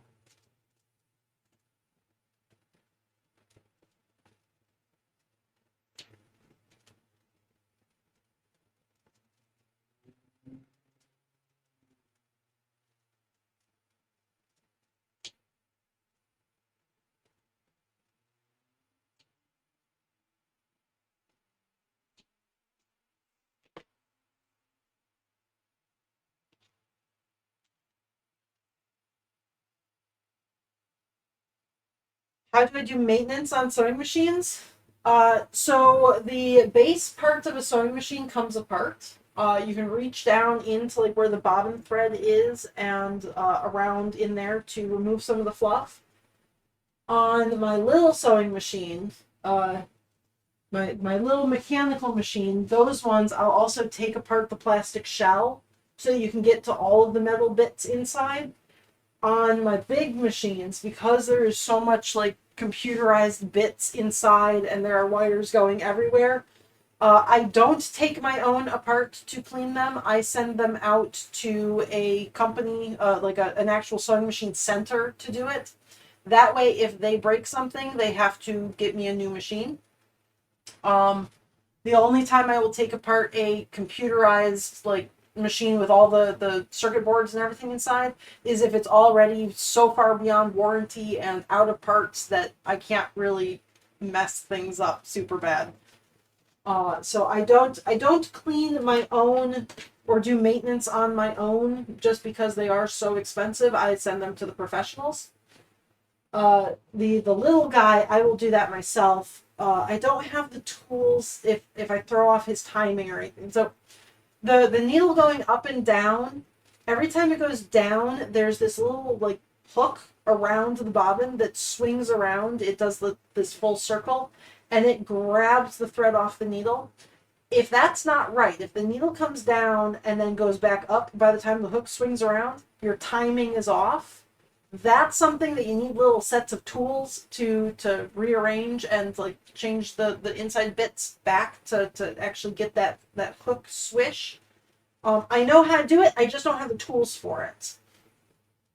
That's usually what needs to be fixed the most. So I can fix that on my little mechanical machine. My computerized ones with the embroidery bits, I just send that to a company and they do it for me. I do the basic cleaning. If I break anything, they have to take care of that though. I don't want to break my machine when it's still under warranty and yeah. They're expensive. They are very, very expensive machines.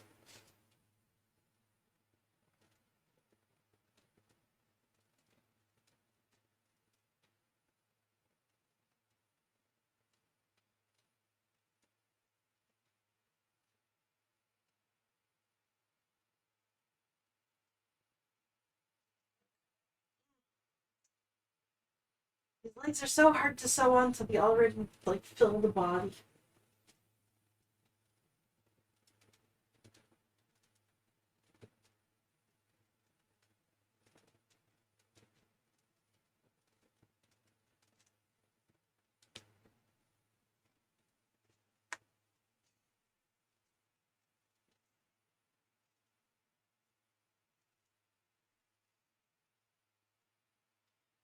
Yeah, so Bernard, my big guy, I think I did spend about 5,000 on him, and I got a pretty nice employee discount at the time that I bought him too.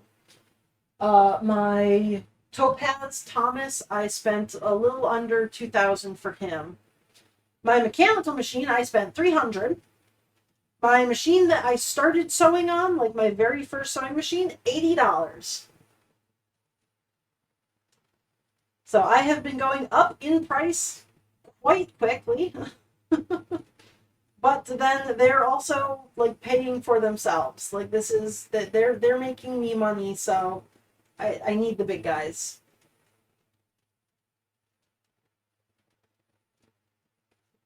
Although you can absolutely make like very nice stuffed animals on small sewing machines. Like that's not a requirement. You don't have to have the big machines for that. All you really need is a machine that does a straight line. Or if you're hand sewing, you can do a straight line with a single needle. So this is the cheapest way to make a stuffed animal, and this is like I think you get like a pack of five for $5 kind of a thing. They're fairly cheap. I don't even know the price of hand needles. I buy them in bulk, and I haven't had to replace them in a while. But they're very cheap. Sewing machines. There's basic machines for under $100 American here.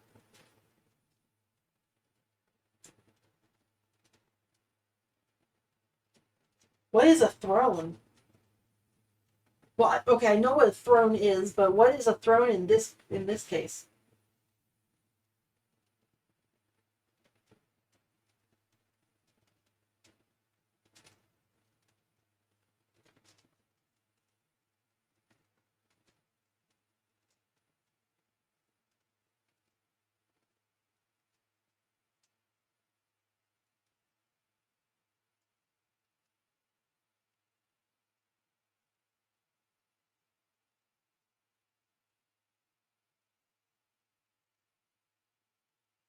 Like were people watching? Oh, so like a wish list stuff. Okay. Oh, interesting. I have never heard of that before.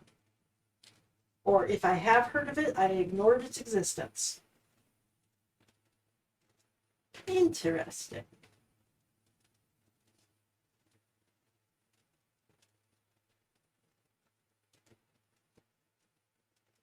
Is that like people who are like, oh, buy me a pizza or whatever, like that you can pay to have a pizza delivered to them? Is that they're doing that through Throne? I don't know if that's a common thing or not. There's like 4 or 5 people I follow on Twitch who all have like buy me a pizza in their list of stuff. I've never actually clicked on it because it makes me want pizza and then I get angry and it's like no, no pizza, no pizza for anyone. Throne is just for okay, like Amazon. So probably not pizza.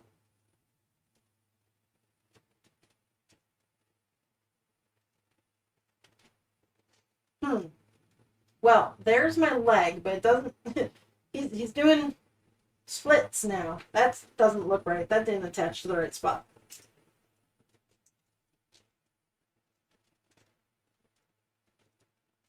So let me snip that thread.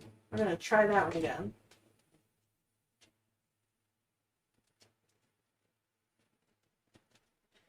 It would also probably help if this body would keep its shape instead of all the stuffing moving around.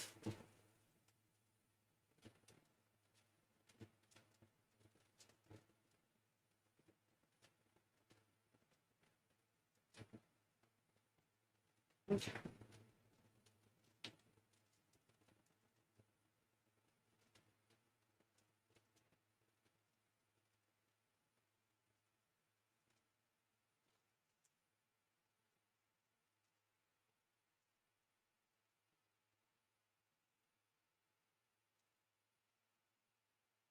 Okay, so I think I'm going to pin it at the top instead of the bottom this time.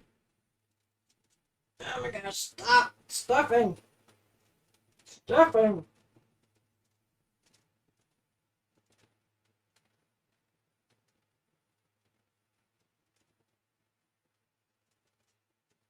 Well, that doesn't look right.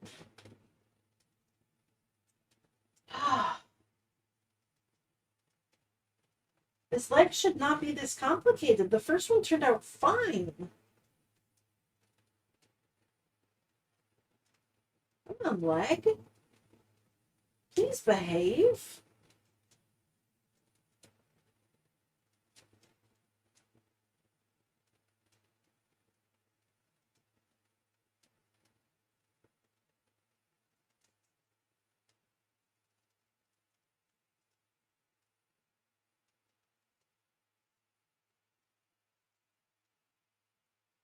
The stamps. What is this?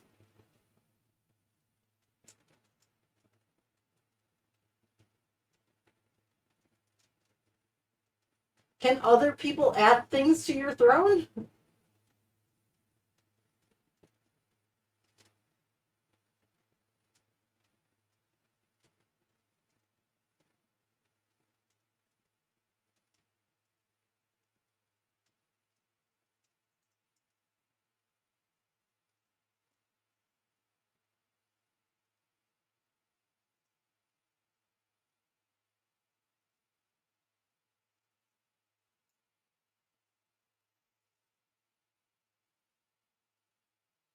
Oh, I didn't watch the Twilight Princess playthrough. I must have missed that one.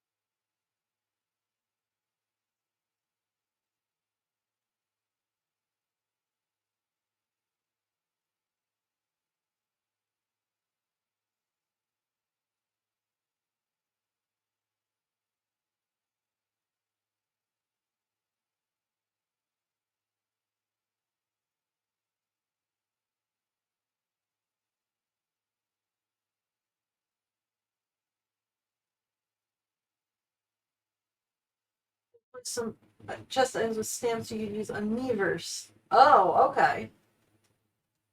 Every time they solve a tough puzzle, it got a useless stamp. Oh no!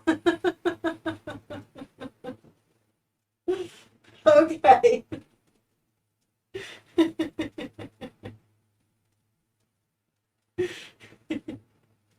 Congrats, you got nothing.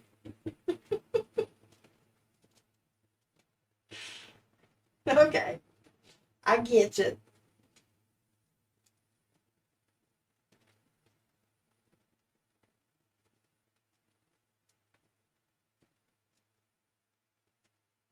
Okay, so that's, I think, the shape I'm going to do for the legs there. Nice. I think that leg is better than this one. It's got more of that rounded shape to it there. I might add a little bit more of that curve though. So let's see, the front seam and the back seam, which I guess is the same. The front and the back would be the same there. So I'm going to tape that together. I'm going to add a little bit more curve.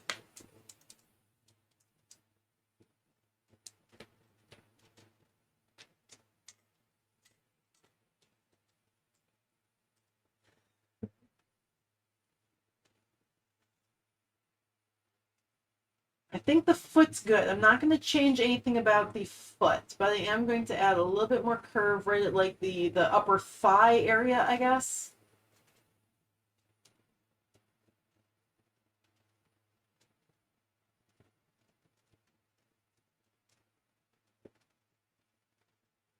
And then I'll do the same thing for the other part of the leg, the two that connect.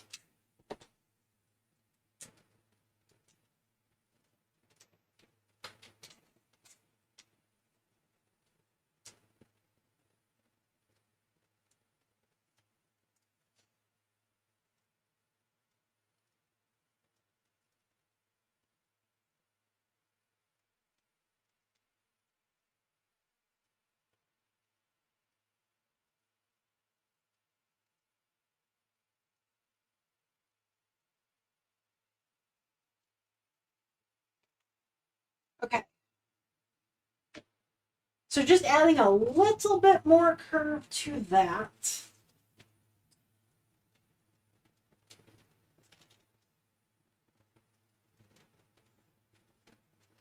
Which I'm going to test on these pieces because I left extra space on them so I can actually test this curve without having to cut out more pieces. I just need to unpin the whole thing. Okay. Oops. Oh, I cut a little bit too much off there. Okay. There we go. So I've got my front seams. I am going to draw some lines. Let's see. Let's go with green.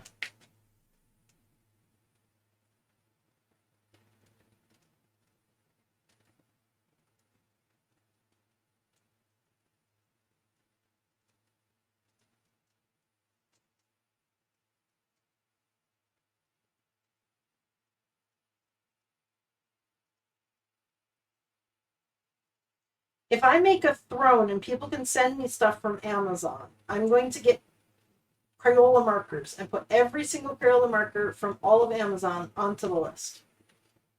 Because I go through these washable markers so fast. That and my silver Sharpies. I don't think I have any more projects on black fabric for a while, but I made a whole bunch of bats. Like I made a dozen bats for Halloween, and they were all black, and I used like 3 Sharpies on them. So silver Sharpies and Crayola washable markers. I was considering trying to buy these in bulk, like just buying like the sets that teachers get for their kindergarten type classrooms. All the little kids just grab out the markers and go. They don't have a set of all the different colors that I could find. You can just get like all one color, or like all red, all blue, all black, and they don't have the little thin ones either. They've got the thick chunky ones, which I could use. I can use thick chunky markers, but I like the thin ones because I can like make small marks with them. Woo, woo.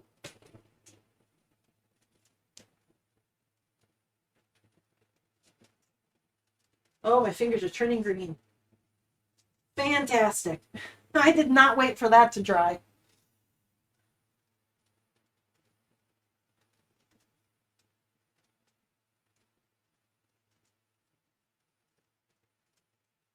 Okay, so the shape I made is not, like, I did a different line for that, so I'll have to modify the top of these pattern pieces as well. But I like the outer line here. So I'm going to also put some marks down there. I'm going to keep that one exactly the same. I'm not going to change anything about that line. I will put a little line around the bottom here, though, because I think this is about the length that I want. More or less. Ugh, I can feel the wet minky. Ugh. Yeah, I am turning so green.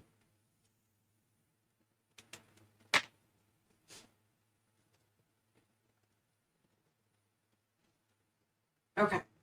So I'm going to unstuff, get more green on my hand. Fantastic. And then I wanted to add a little bit more to this front seam. That's this pattern piece here.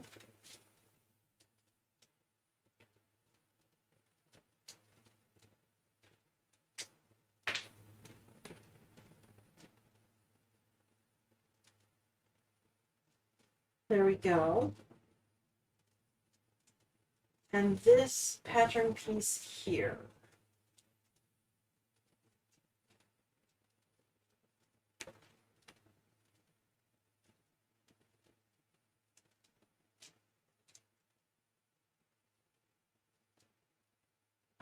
I think while I'm at it, I will add a little bit of a curve to the inner leg seam as well, just to see how that looks.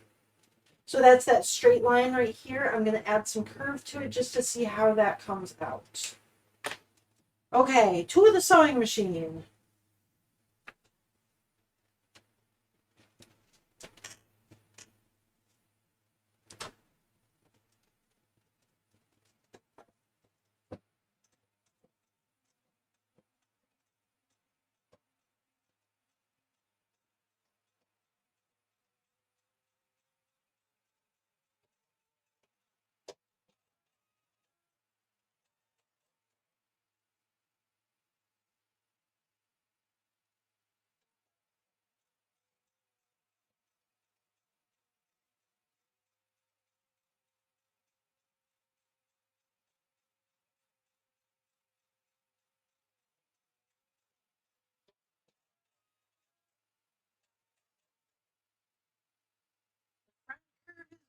I'm not doing anything with that one.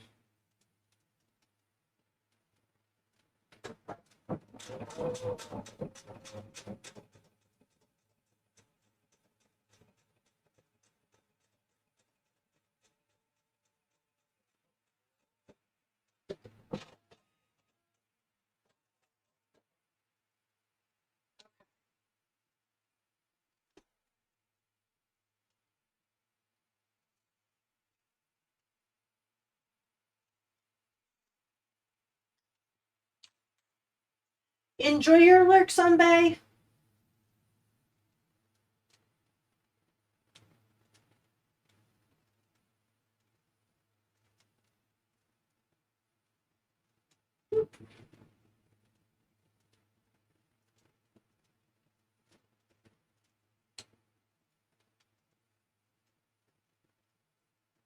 Okay, so that original line that I stitched down, I'm tearing that one out, and I did use a nice long stitch. This is a 4mm stitch. On Minky, Minky tends to not move as much as other fabrics would, so this is not actually 4mm in length, but it is bigger than what I normally use, which is 2.5. So they become a lot more visible, and I can actually see them to tear them out, and I don't have to cut as many threads to tear those guys out of the fabric there. And I'll snip that. Okay. So I don't know if you can see that, but there's my original line, and there's the new one that I'm just trying out with that new front seam. So we're going to see how well that one works.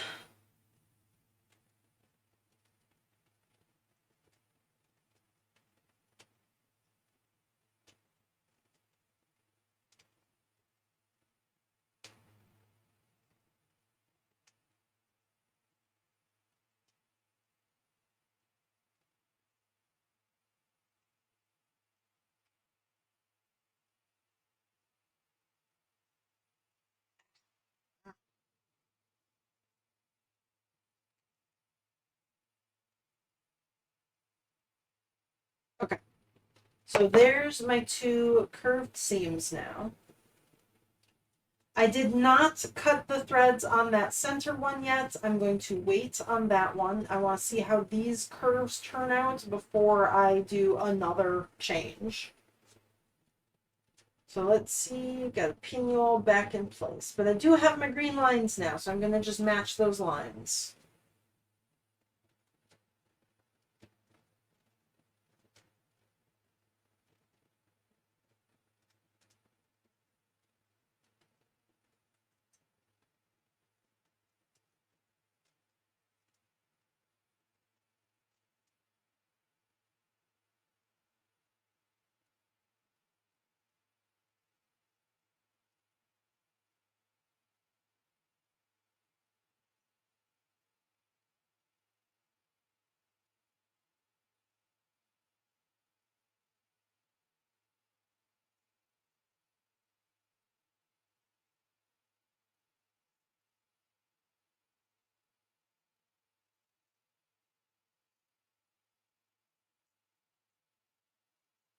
I was thinking I probably should have drawn some little vertical lines on these as well, just to like match up what part of the line attaches where.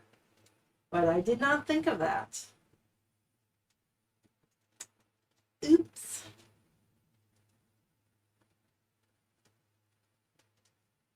I mean, I think it's working out anyways, but would have been nice to have.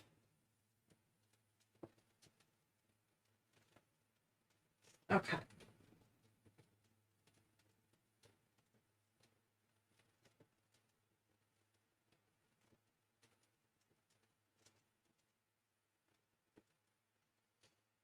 Whoops, well that pin didn't work. How would you actually hold the fabric down? That would be cool, right? Ugh. Oh my goodness. I am bad at pinning. That's what I'm learning today. Bad at pins. Oh my goodness, bad at pins.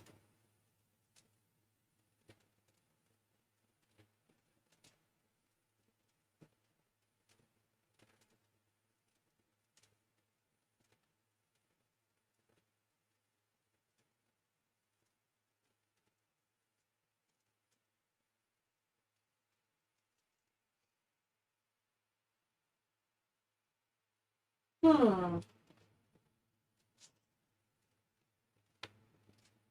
Let me stitch up this bottom part here, actually. I'm gonna just hold it all in place with a little stitch.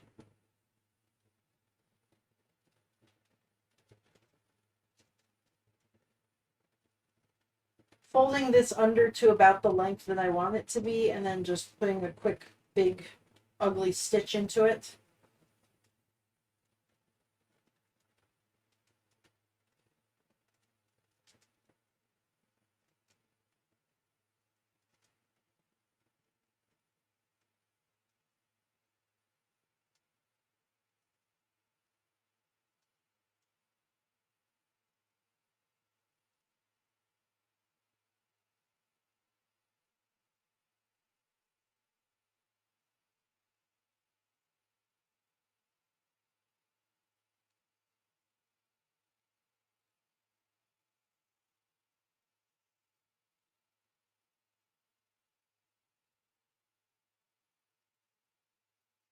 I actually like that shape a lot. Okay. That's the shape I'm going to go with for the leg. I have made a leg.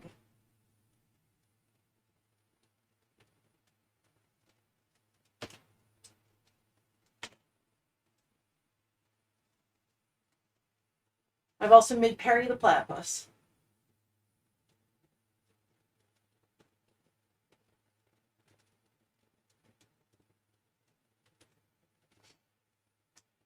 Okay, so I've got that leg that goes there.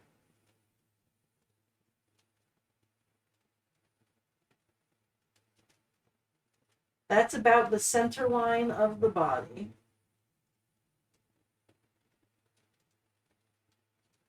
That's the center line there. I can now make some registration marks.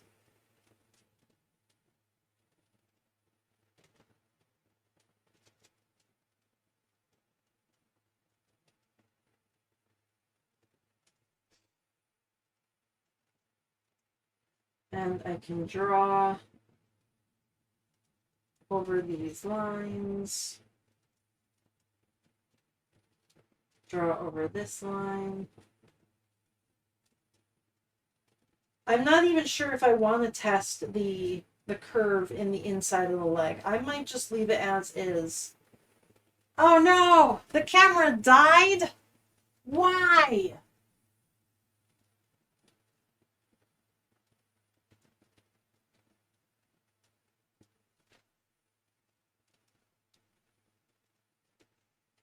Well, that's just rude. Okay.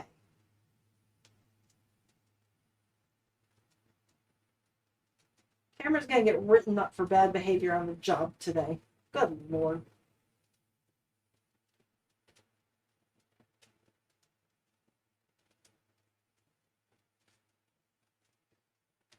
Okay, so there's my leg shape. And there's my Perry the Platypus. Yeah, I tapped the screen of the camera and then it like told me, it's like, oh no, I'm fine, I'm awake. So I don't know what happened there, why it went down, but oh well.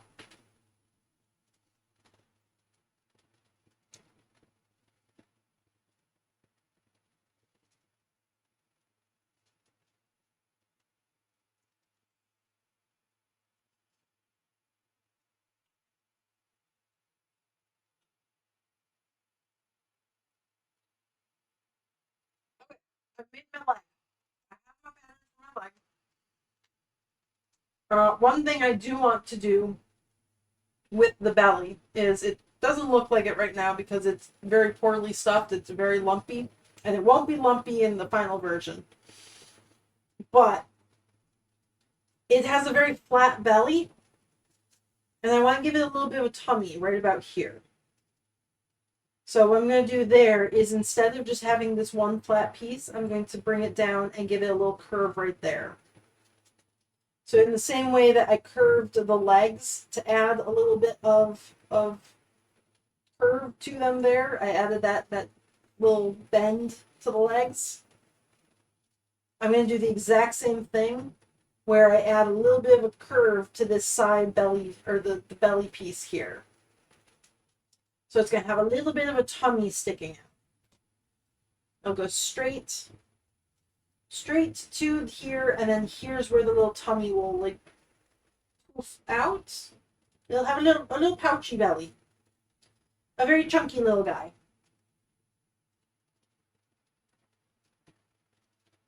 So there we go. There's the leg. This other leg will be the exact same. We're going to have the two legs side by side right there. There'll be a little bit of a gap in between them, just about where it is right now.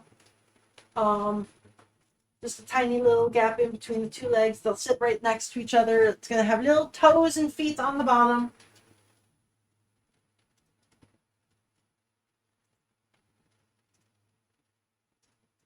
Oh, I could probably actually link the pic here. Let me see. Copy image link. Tap feet there.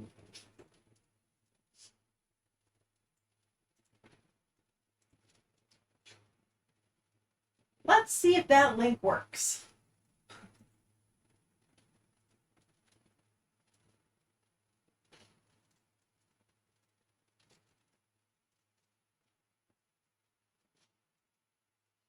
That is going to be the character that I'm making right now. So I want to have those chunky little legs with little toes. And needs to have the belly sticking out.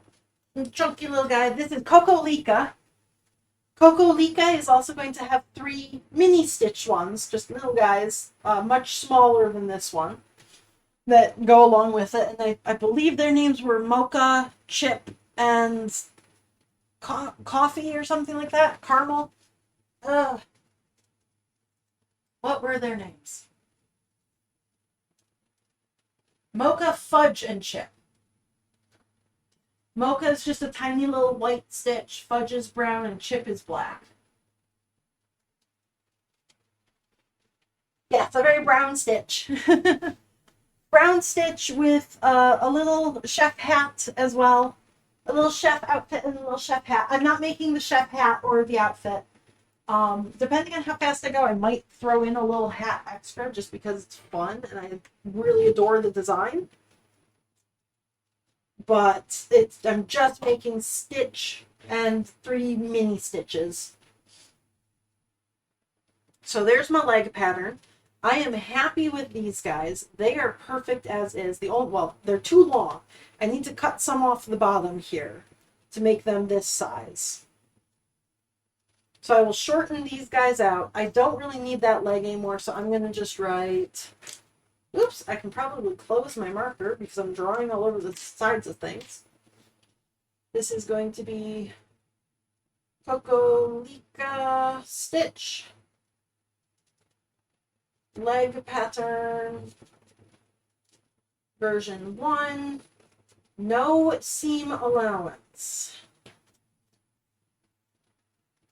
This is Cocolica Stitch. Leg version 2. Outside leg. No seam allowance. Cocolica Stitch. Leg version 2. Inside leg.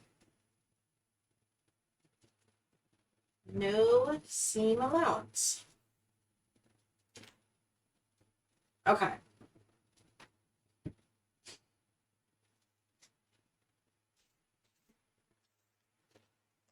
So I have made Stitch's leg. The rest of Stitch is pretty much made so far. I have the head more or less done. So that one's looking good. I need to make the little nose for it. And then I need to stuff it and actually trace out the shapes of it, but that's getting a little bit too much into stitch shape territory for me, so I'm not going to do that on stream. I'm going to do that elsewhere, probably tomorrow. I'm not going to stream on Friday, and I probably actually won't stream next Monday either, because Mr. Moose has both Friday and Monday off, just because. So I will probably not stream that way that he can do. He's still teaching a class this semester, so he has to make this summer semester, whatever. He's teaching a class right now that he has to make a couple more videos for. So I will probably not stream tomorrow or on Monday. I will just work quietly so that he can record videos if he wants to for his class, and I can get work done on Stitch. Let me draw that rest of the line, the missing bits there. Okay, so I've got my leg pattern on Stitch, and that's good. That's all that I want to do on Stitch today. I've gotten as far as I can on Helpy without sending a message and seeing if the squish test is good.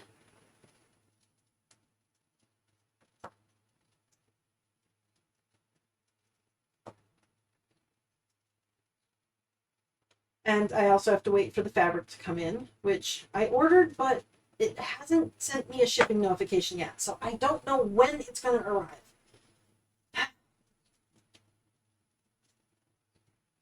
So Stitch's body is going to go back in the bin. This leg I don't need anymore.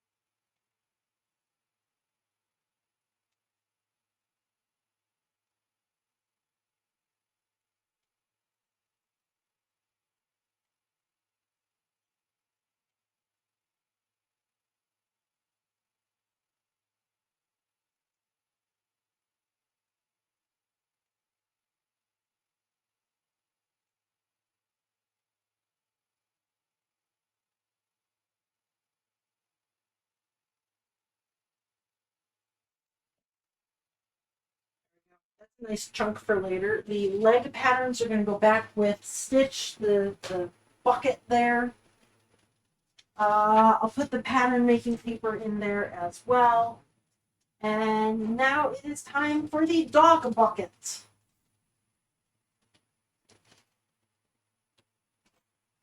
So, at me, yes, at me.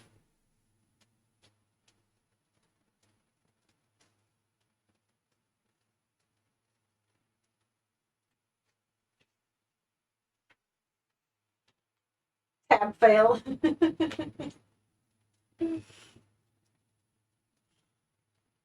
Bucket. So I'm going to use this as an example of combining fabrics together without embroidery stitches. And I'm going to go back to working on the large doggo. Now, I can probably finally remove this tag from the bucket. I'm not going to return it. It's been years.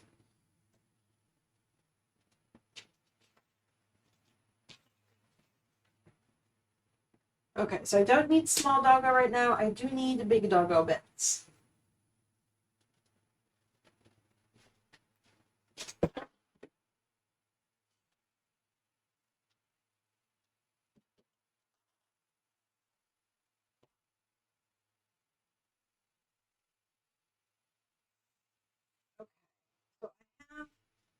So I decided I want to combine the chest and body piece, the belly and the chest. So that's just going to be one piece now, not two.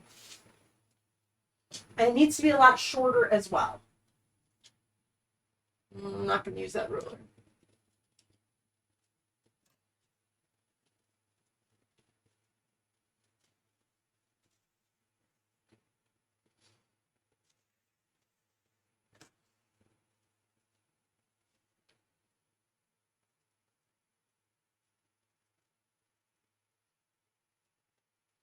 Of course, the line I need is right in the middle of the yellow or the pink part there. I guess I will use this one.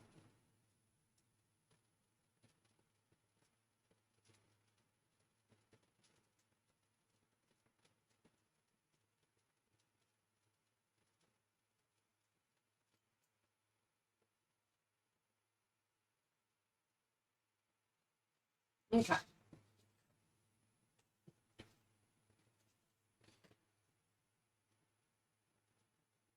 And then right there. I still do need a vertical line through here, so more or less right here.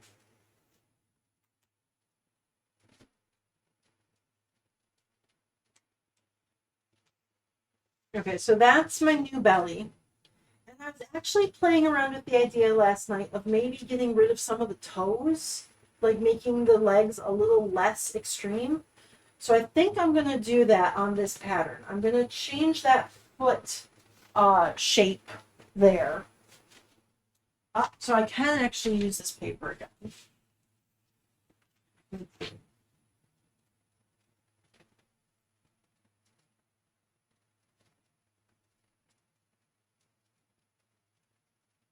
So this is the current foot shape I've got going on.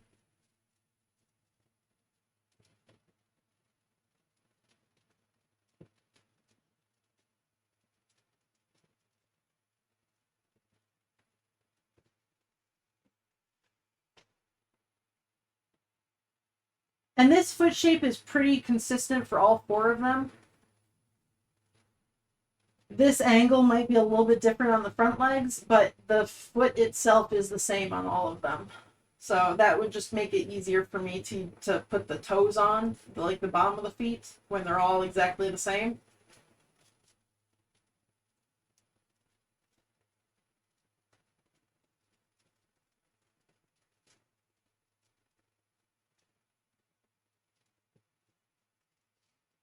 Okay.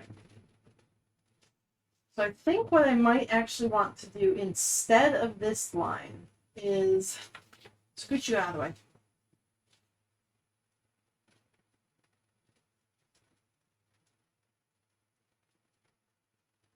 Something more like that.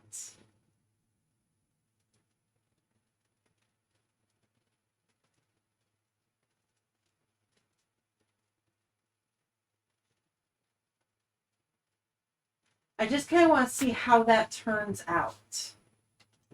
So I might use.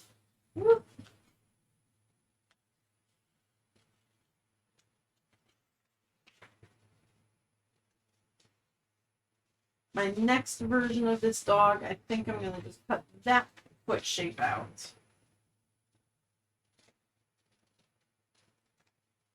Because those toes look fine on the small dog, but when I get up to the larger size here, it's just not quite the shape I was going for.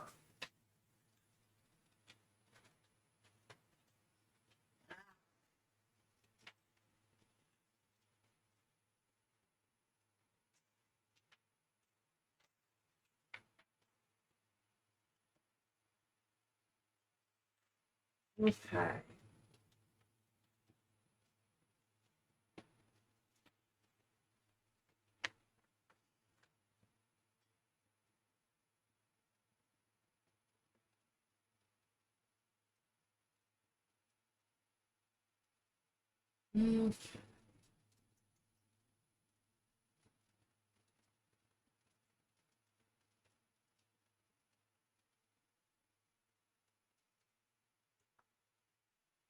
So I won't cut this pattern piece, but what I will do is when I trace out the feet, I will then come in with this one and change the line to where I want it to be.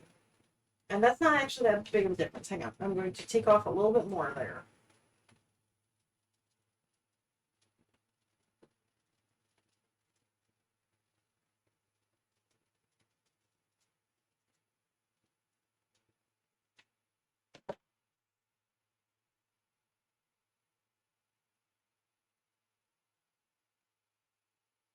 Yeah, we're going to try that.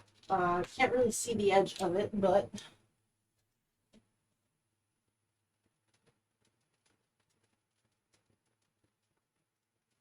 ugh, I need to wash my mat.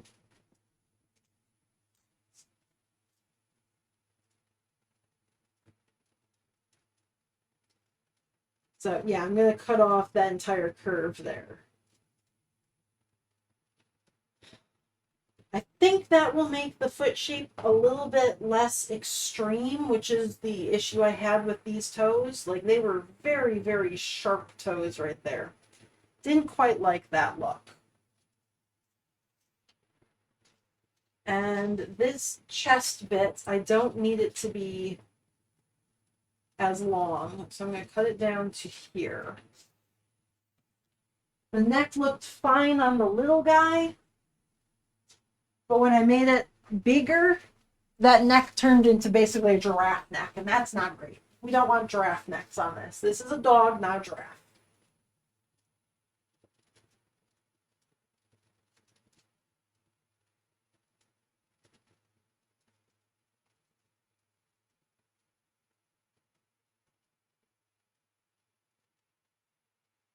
So I'm combining the chest and the neck together, which I'm not going to change on this one right now. But I did trace out to where that line should be, so I'm going to shorten that up. And I've got the better foot to attempt there. Here on this body, what changes am I making there? So I want to take the neck down, and I figure out where I want to take it down to. I need my stabby mat.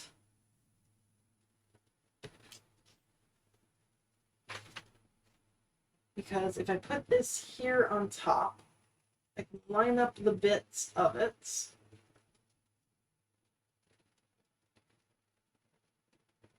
And I can take a pin, stab right there. Oh, interesting. Okay. Yep, so I did get that right.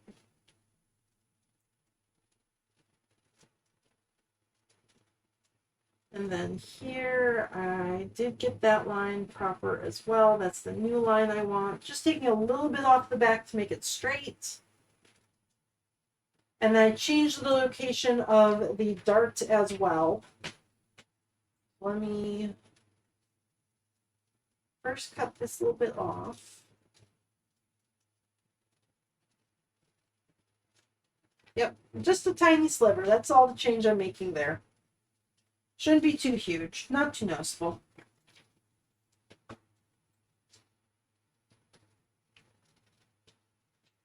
That one's a little bit bigger though, and I'm going to be, I need some extra paper in the back to change where that dart is. So I'm going to just tape that down.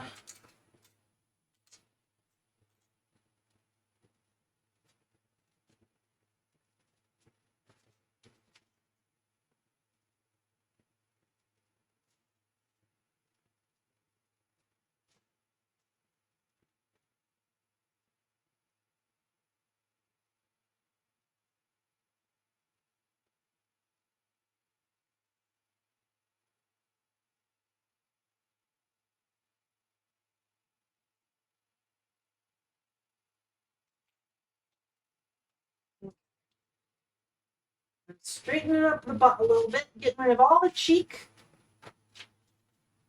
Does not need cheek.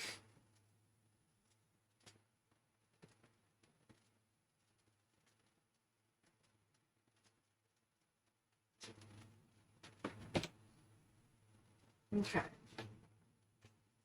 Let me tape that back.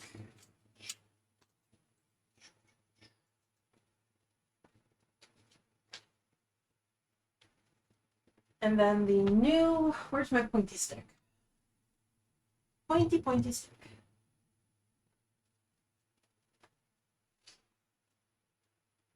So it goes there. And then,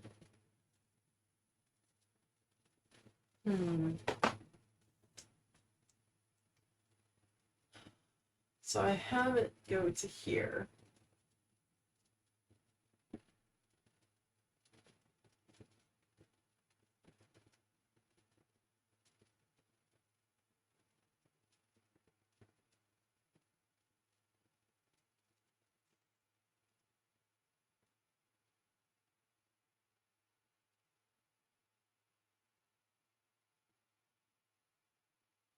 Okay, so that's the new dart location.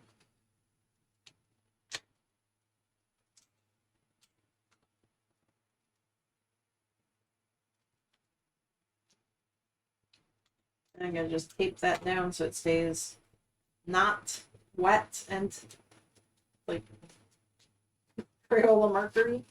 I drew on top of tape, so it was going to not dry very well.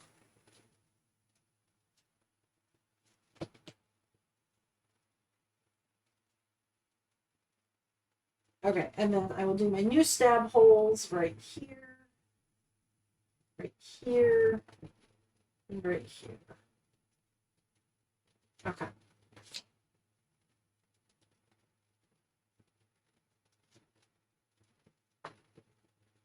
That'll be the new location for those darts.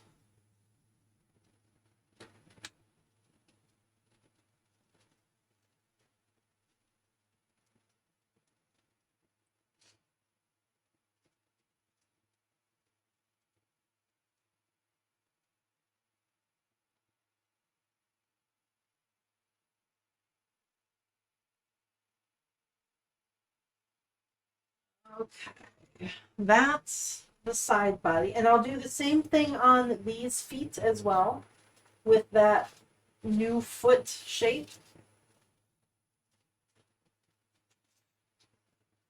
The bottom of the foot should be fine, no changes to that. The chin should be fine. I don't think I made any changes to that.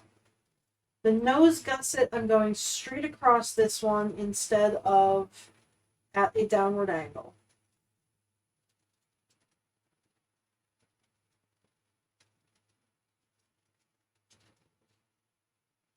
So there we go, straight across the top instead of that curve shape.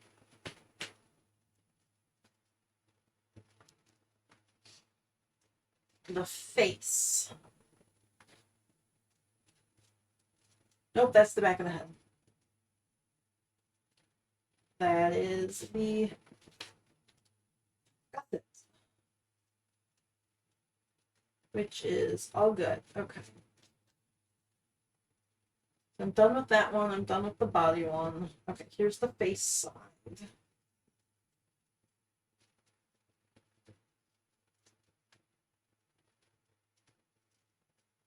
There we go. This is someone's OC. Her name is Autumn. I believe she is a wolf dog hybrid, if I'm remembering my reference sheet correctly. And this will be the second version plushie of Autumn that I make. So the first one was a little pup cake that I made, and did I take a picture of? Let's see.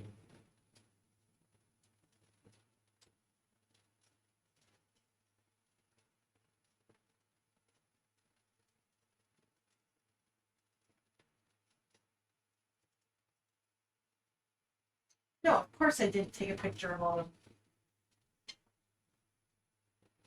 That would have been too convenient to actually have taken a picture.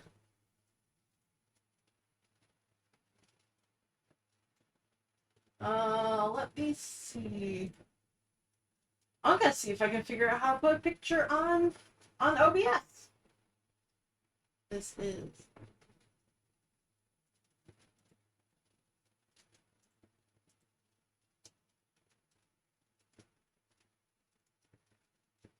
Let's see.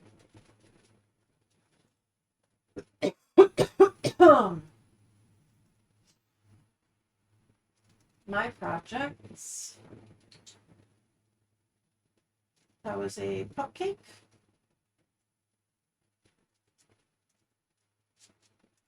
Autumn the cupcake.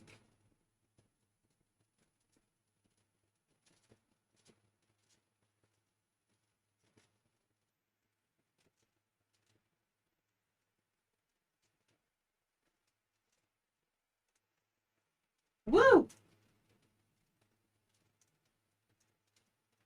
Well, she is huge.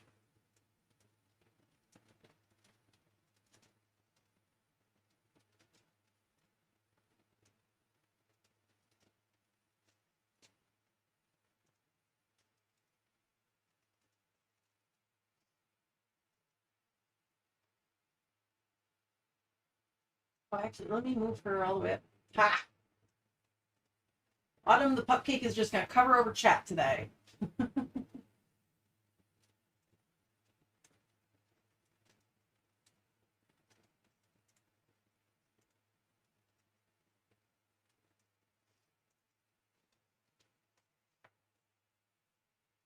So I made Autumn as a cupcake, and then Autumn's owner liked that so much they came back and they asked if I would be able to make a floppy dog in the style of like the Webkinz plushies, which I knew absolutely nothing about. I had never heard of Webkinz before that conversation. But they're kind of cool actually. Like the Webkinz idea, like apparently you get a stuffed animal and then you put it online and you can play games with it. Like that's neat.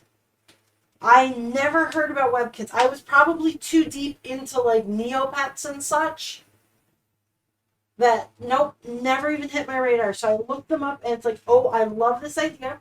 So I found a picture of the Webkinz plushie and it's like, yep, I'm gonna make that. I'm gonna turn that same shape into a little stuffed animal, and that's what I did. They liked the shape, so I'm now making it bigger. It's gonna be like 12 inches from, 12, like that, from head to snout there. It was soon after Neopets, yeah. So I missed it entirely. I did Neopets, and then when Neopets was blocked on the school website or on the school internet, and you could no longer play Neopets during the day, I went to well, it was probably Ask Jeeves or something at the time. I don't know how big Google was, but I went to the search engine and I said sites like Neopets. And I ended up joining Neutrino Pets, Terry Pets, Subetta, Not Gaia Online. That one was blocked, so I never actually got into Gaia. But I joined a whole bunch of like the knockoff Neopet sites, and Verapets. Ended up being a site artist for a bunch of them. Neutrino Pets was actually the first paying job I ever had. I made little item art for them. Subetta was fun. I was never like a good player on Subetta. I was never rich or anything like that. But I enjoyed Subetta. They had very cute little art for their animals.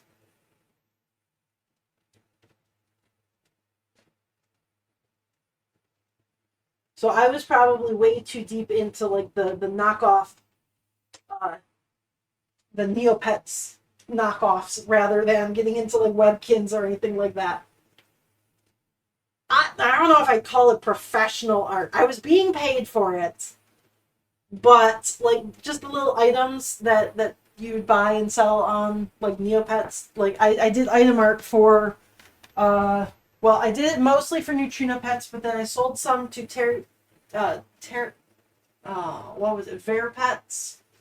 Fight for One was a site that never even got out of beta, but I did a lot of their art.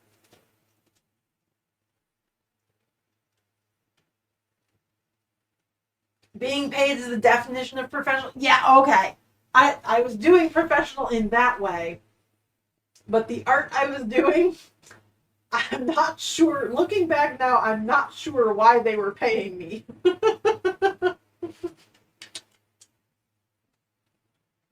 There were issues with some of my art.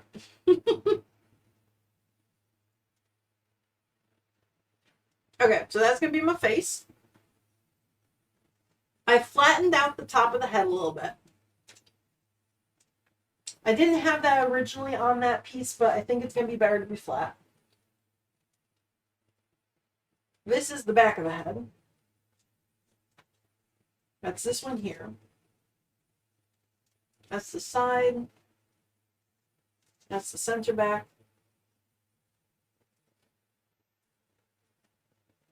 There we go.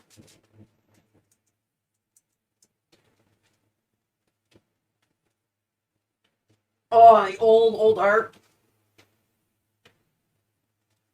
Some of it is on my super old DeviantArt. A lot more of it, I upload specifically to like a group from Neutrino Pets. So Neutrino Pets broke down because the site was owned by a husband and wife team, and their relationship broke down. So the site kind of died quickly after that.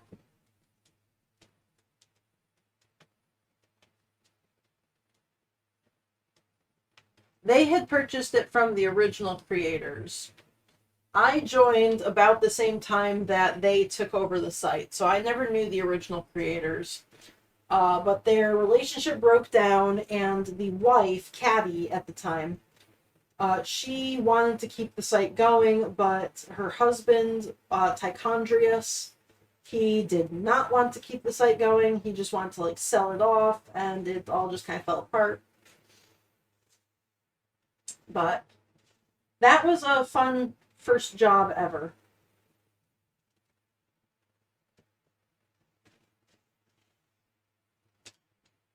Tiny ruler.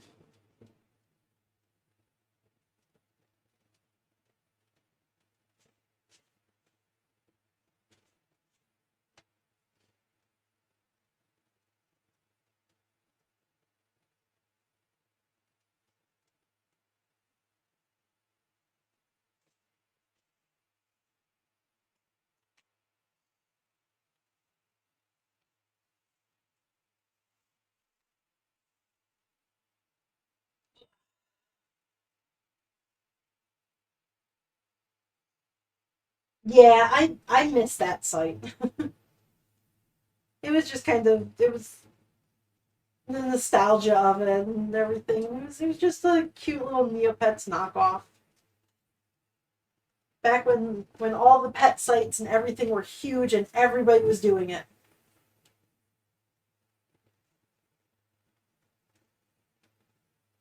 Okay, so I chopped off the bottom here. That's going to be the back of the neck. So I want to have a little less there so that the head kind of tips upwards rather than looking down at the table. I flattened out the top for the same reason that I flattened out the top here, to just flatten out the entire top of the head instead of making it super rounded. And then the snoot here. Ooh, did I actually get all of that curve? Let me see. Going back to this one.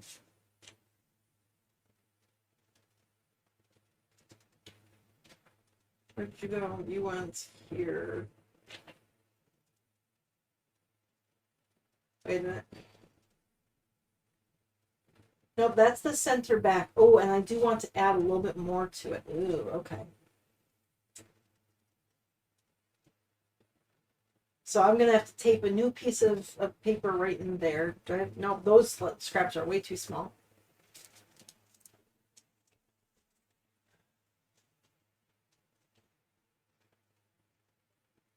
Okay.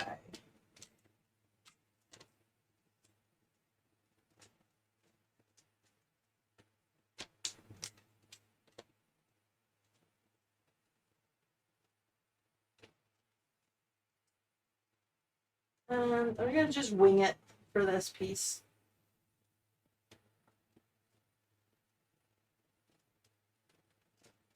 It's about a 1/4 inch. I could use a ruler, but nope. Perfect. Lovely. Why do I have fuzz everywhere?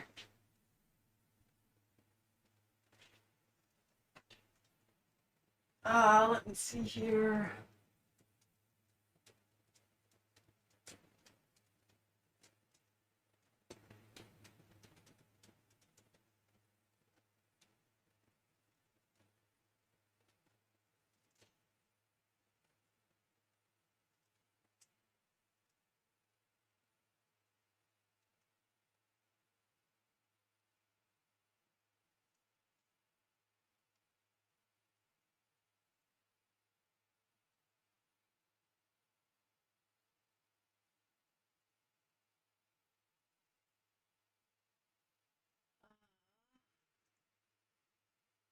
Maybe I don't have my old art on here.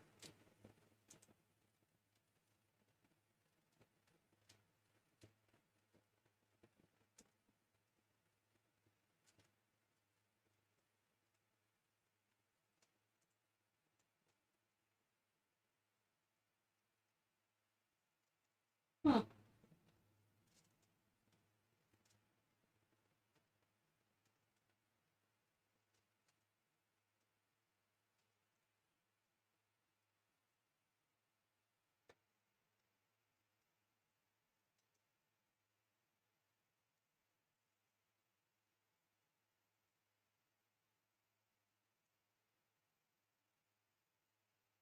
Nope, I cannot find them right now. Well, I will try and search up my really, really old art later on. I thought it was on my old DeviantArt, but it does not seem to be there. So it's probably on one of my even older DeviantArt accounts. But I don't know which one or where.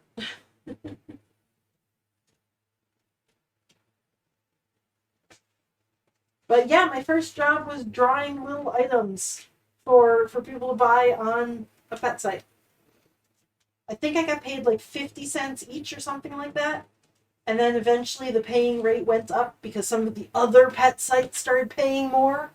So they had to be competitive. And then it was like I got $1 for each of them. It was crazy.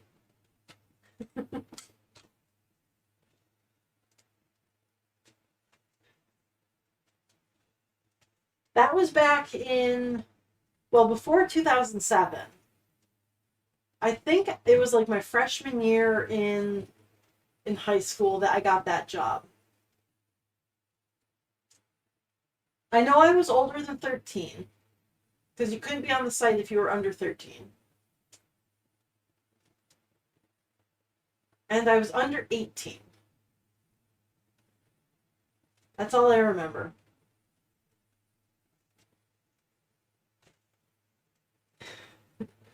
Oh, yeah, if you look at, like, well, there's not that many pet sites around now, but if you look at the people who make art for, like, the new pet sites and everything, it's a lot more that they're getting paid per item now. Like, the art that they're making is actually being paid at, like, a good rate. But that was back in, like, the early 2000s kind of a thing. And that was good money at the time for me.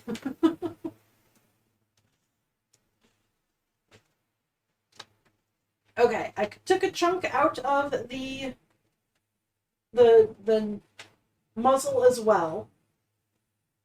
I don't know if that's going to be long enough, though. I've got the nose gusset. Okay, so the side of the face has the chin. And the chin attaches right about here. Let me pivot around. Okay, so the chin goes to this line. Then from there, this goes up the side of the face. So that one here goes to that pivot point, and then we go around, pivot, pivot, pivot, rotate. Nope, that doesn't seem right. Okay, nope, I did the wrong line. Okay. I'm gonna get pinned, I'm gonna just stab it. Yeah, the art nowadays, they are employing much more professional artists on the websites now.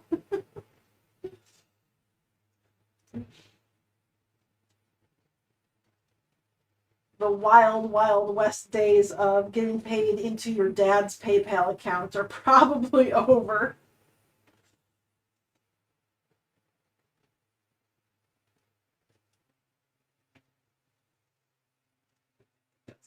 There.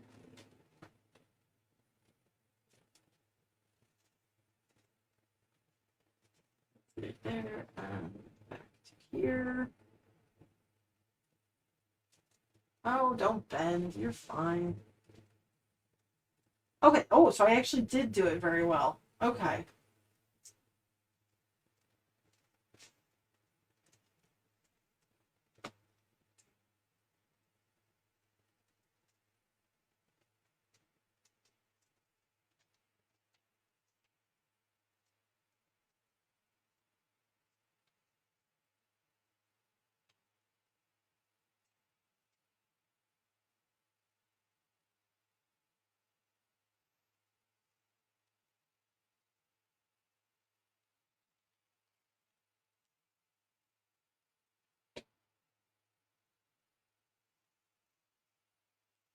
Okay, so I think these are all my pieces. And I'm going to be able to reuse most of these, I think. Because I should be able to just... Oh, wait, I want to change one more thing about the face. Ooh, I might not be able to reuse that piece because I need to add some more fabric to it.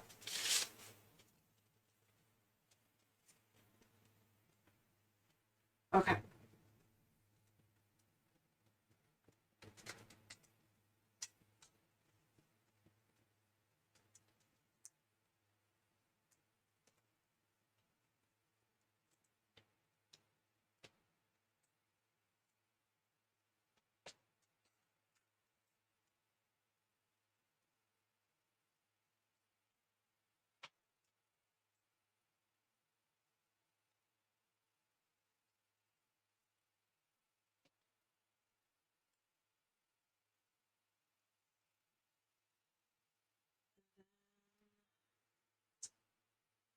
Okay, so I am going to add a little bit more to this length.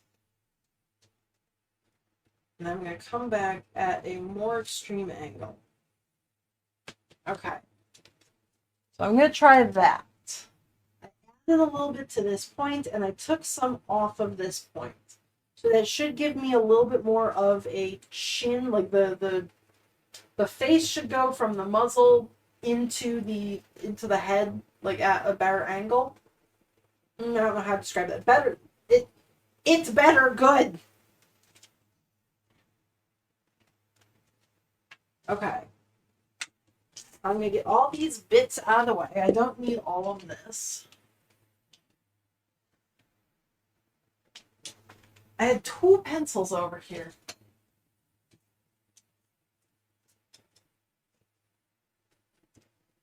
Technically 3 pencils. What were you doing now? Go away.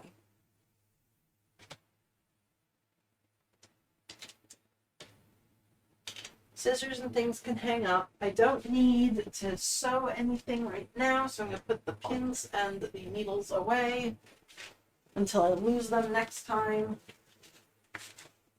Don't need the tape and the eraser.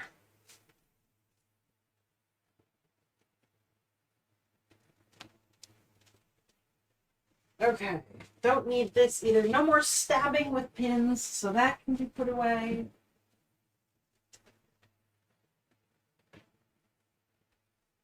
Let's see. I don't think these are big enough because I added some fabric to it. They are not.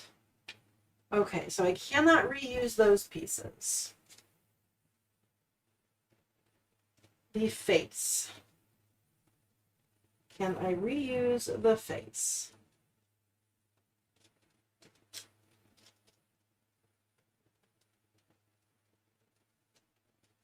Maybe.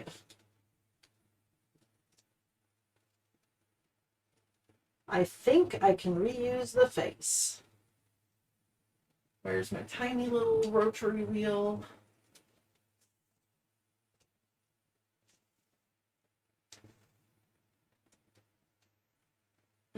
Oh, no.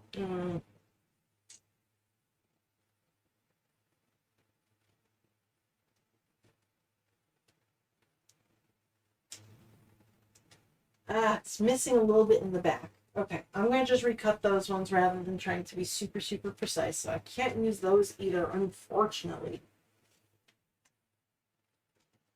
The body should be good. I'm going to be just taking off. Oh, no, I changed that to. Damn.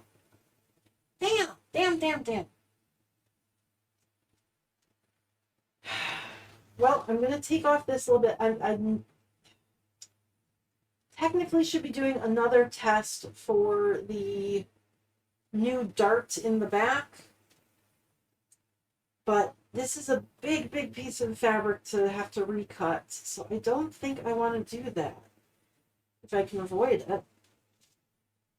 So I'm going to just test it as it is. I will be changing the feet, though. I'm going to sew a new spot for the feet. I need to snip the thread right there, or the fabric right there.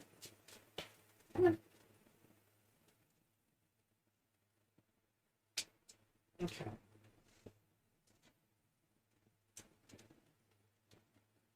And then this one here as well. Snip.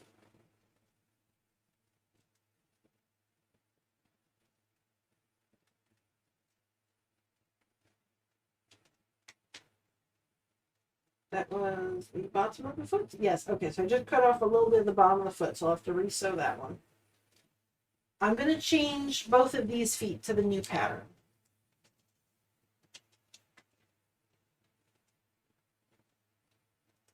Which is going to be super hard to do here. Let me just squish you flat, maybe? Yes, squish. Close enough. Okay. Marker. What am I cutting off? Just that bit. Okay, so I'm coming down to here. Coming to here. So I'm going to sew that line there. That doesn't seem right. I'm going to do it. Okay. You know what? I'm just going to wing it. Fold you flat here. Coming to here, I'm going to just sew you right there. It'll be great. Perfect. Okay, so I'm going to do the new foot on both of these. I'm going to leave the old feet alone on that side. I am going to trim down the fabric on the neck because that is much too long. That was a giraffe neck. There was a lot going on there. So 1/4 inch ruler.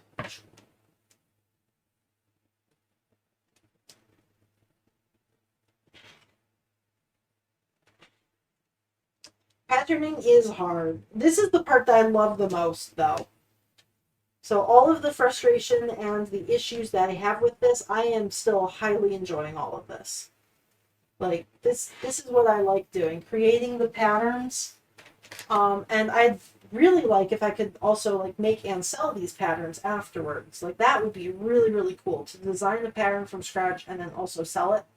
So I am going to be kind of keeping an eye on what I'm doing and hoping that it's simple enough that I can replicate into a pattern piece. Because I do really enjoy all this stuff. This is my favorite part.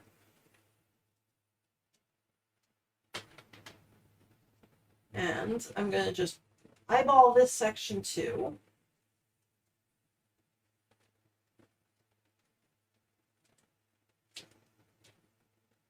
There we go. That looks like the piece I cut out, right? Close enough.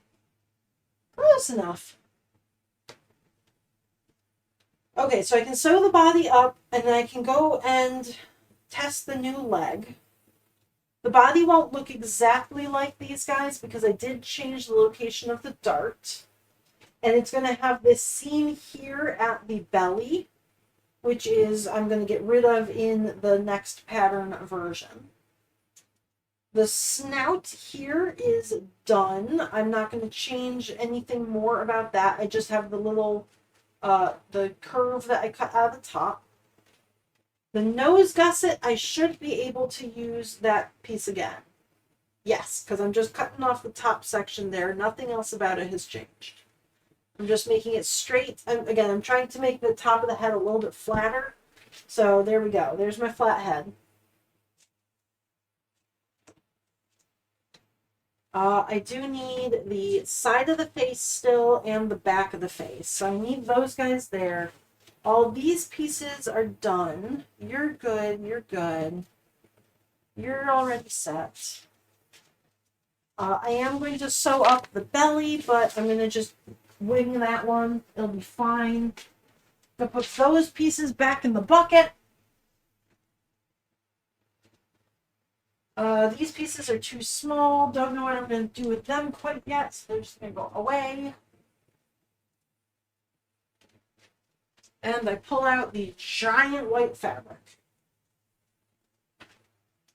So I'm making this all out of white because if I get it all finished, then for Autumn, the dog down there, I will just be able to trace her shapes onto this.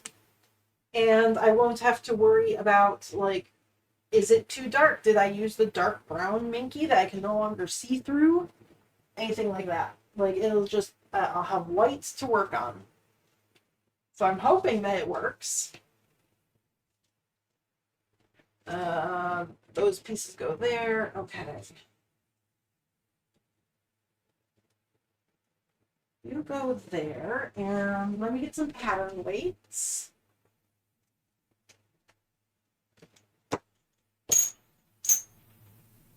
Hold things down in place. The next one's going to go over here. Oh, I'm going to flip that one over. Because that is the perfect angle right there. That's amazing. I did that on purpose. Absolutely. Yep.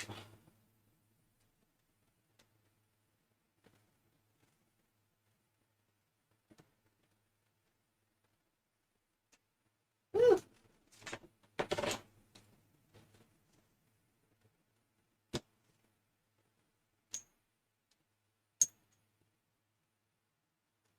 Okay.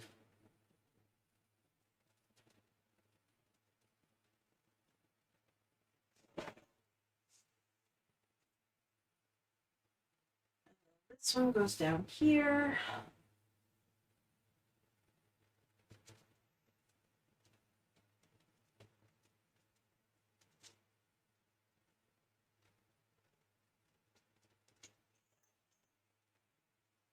And right here.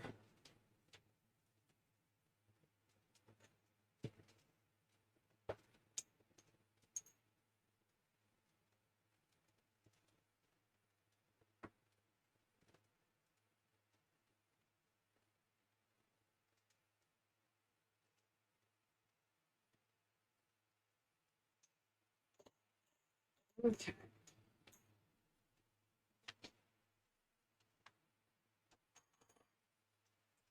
So I got those four there. I'll put those pattern pieces away. I can cut, really don't want to cut through all the layers.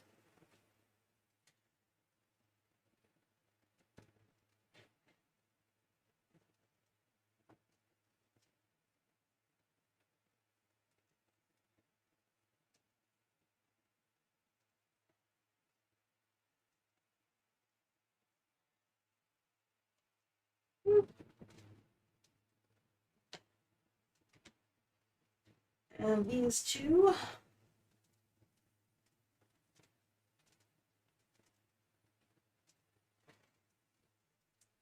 It might be time for me to change this blade. This is getting a little bit harder to pull through the fabric. So I think it's just dull now. And this is not one of the ones that I keep for the paper cutter afterwards. The little guys just get retired. They go into the sharps container.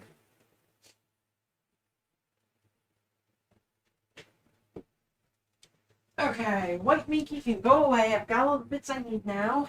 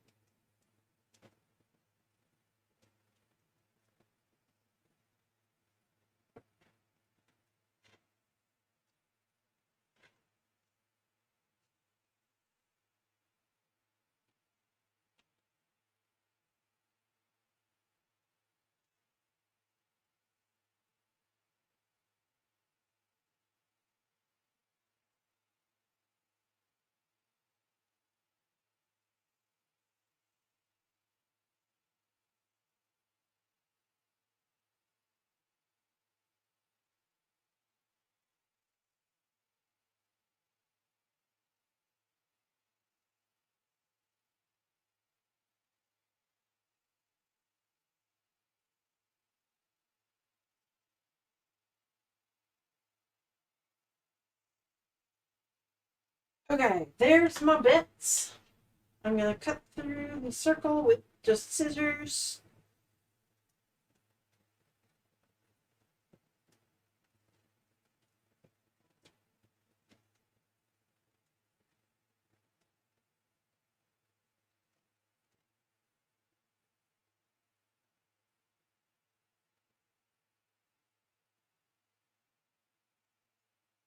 Okay.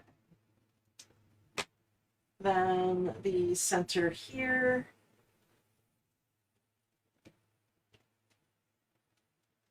I need my pins now.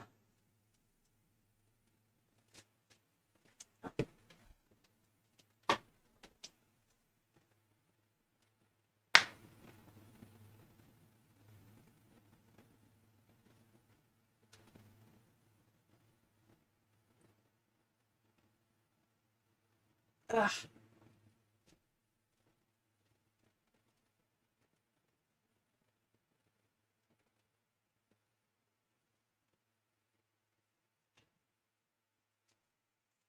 Okay, pins.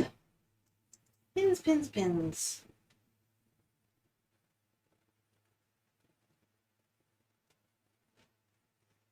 I'm pinning the top and bottom first, and then I'll go back through the middle to add the pins there.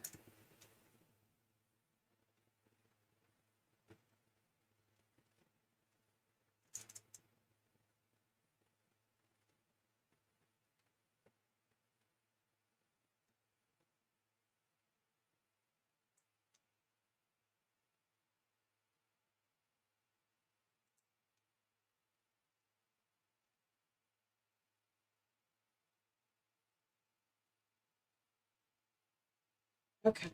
And I forget which the center back is. I think that's the center back, the curve there. Yes, maybe. Where's my pattern piece? Pattern piece. I didn't draw any lines. Okay, this is the side of the face. So center back is here. That gets sewn together.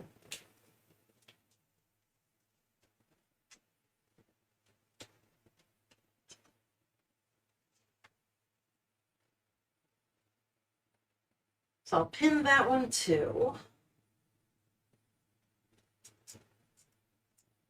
Oh, not the yellow pins though. I do want to be able to sew over these, which you should never do. Do not sew over your pins. So I'm using the blue ones so I can sew over them.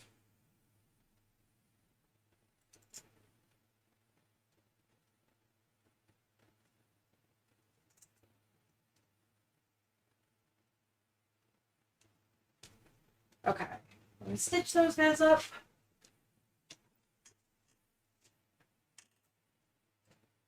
I do not want to use my white thread though, because if I have to pull these stitches out, I want to be able to see them. So I'm using pink.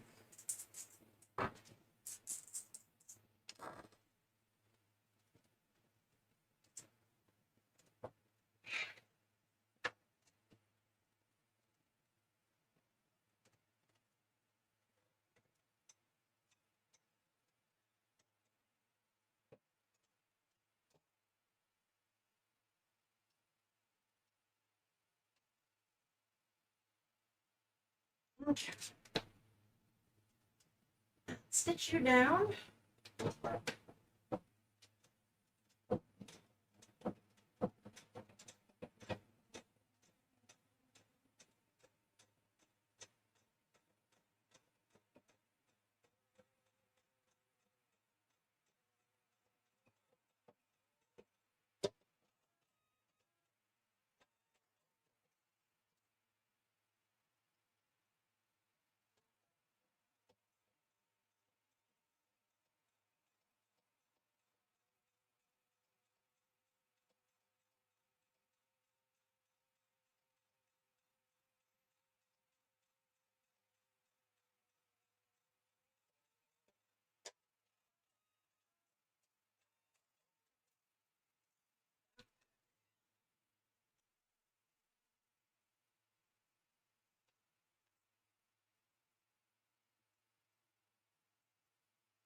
There's the back of the head.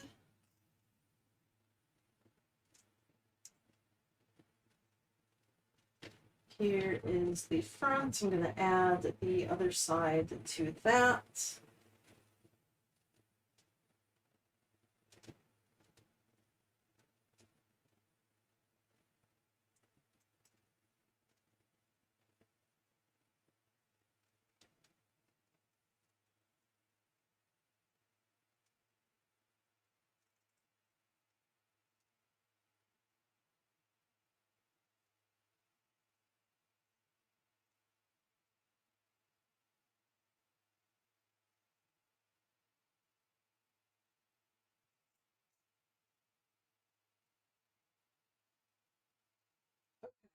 Stitch that one up.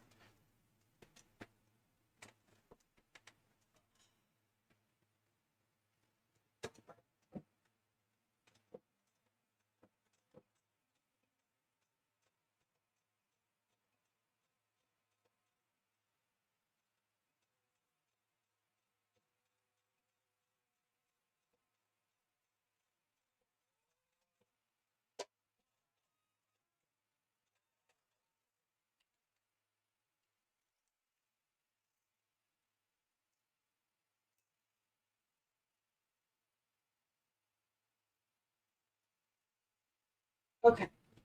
Now, did I put a mark on this one? No, of course I didn't. I had a mark and then cut it off. The center of the back of the head has to go to the center of the gusset here. So that's about right there.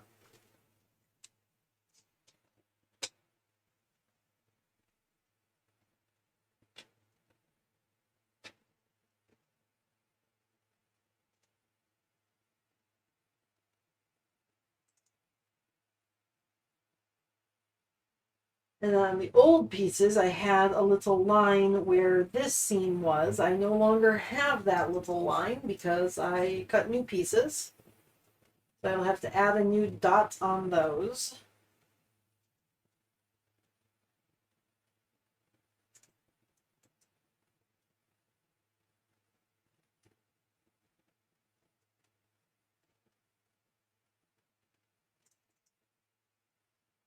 And I'm going to go to the edge and try to smush these together until they work, they fit.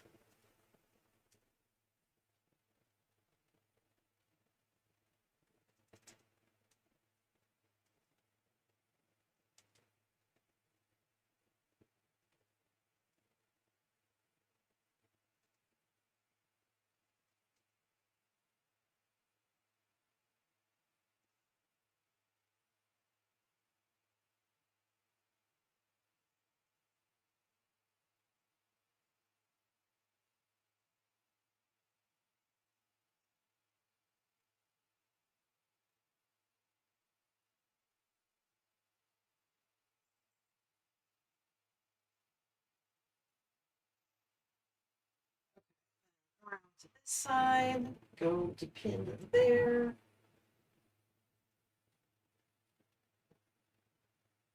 Come back to the middle.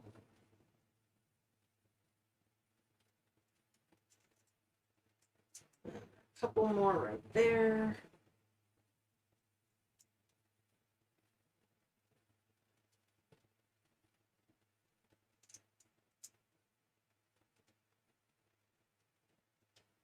Okay, and then I'm also going to sew the little tiny chin together. That one's going to get one pin, and that's it. There we go.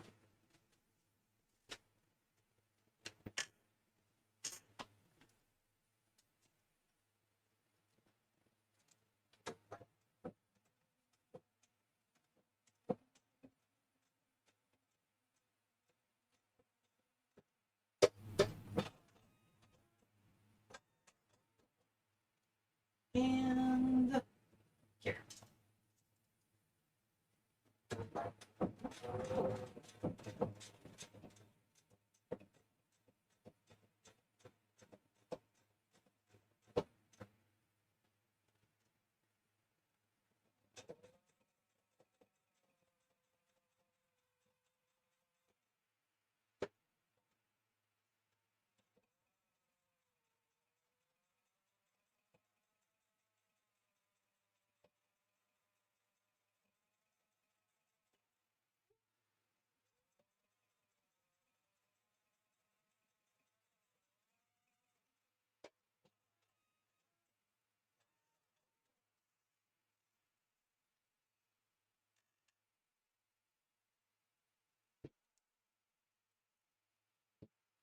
Okay, that's the head there.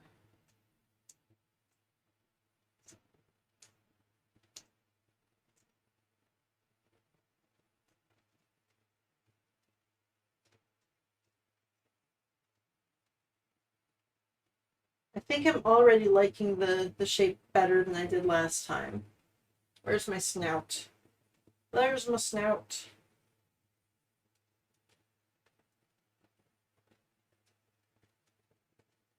This gets lots of pinning. I need to sit down and squint at this.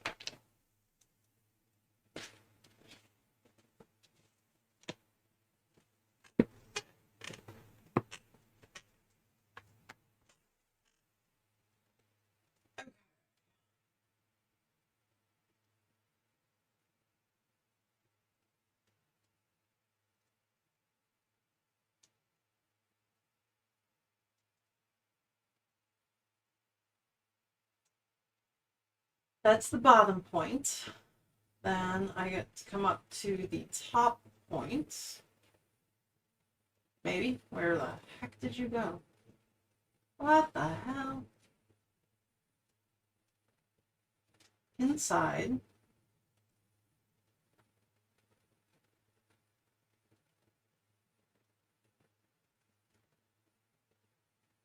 Okay. There we go. This point goes right here. Gets pinned there. This point goes right here, gets pinned there. And then this is a straight line across, but the snout is curved, so I'm going to just kind of shift it into place. Like slide the two against each other until the edges line up. And then pin in the center, and then go back to in between again.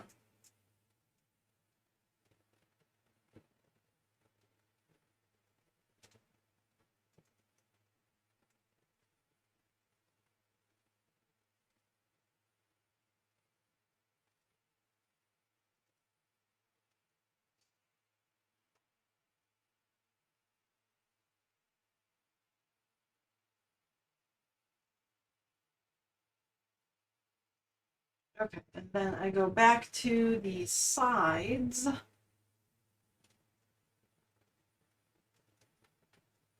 Whoop.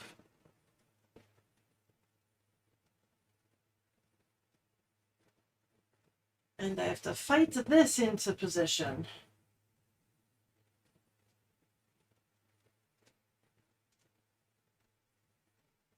Just a whole bunch of little pins. So many pins holding this in place.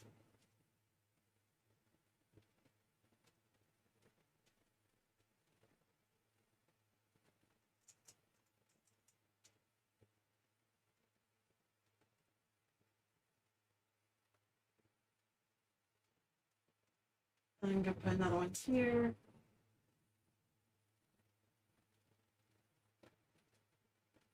And another one here.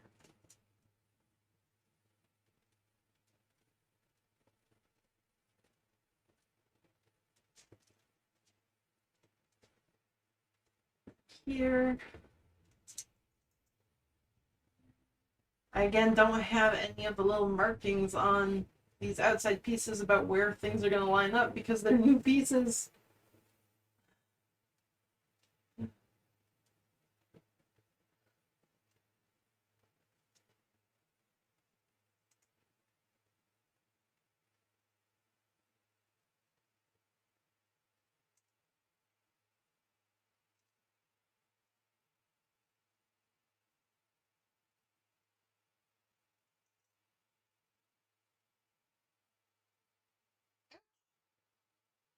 Oops, that's a stab. By Alien told me not to stab, and I did indeed.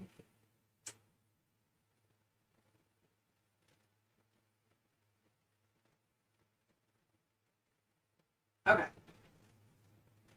there's this little alien creature's snout there. Yes, thank you for the stab. I did it again. And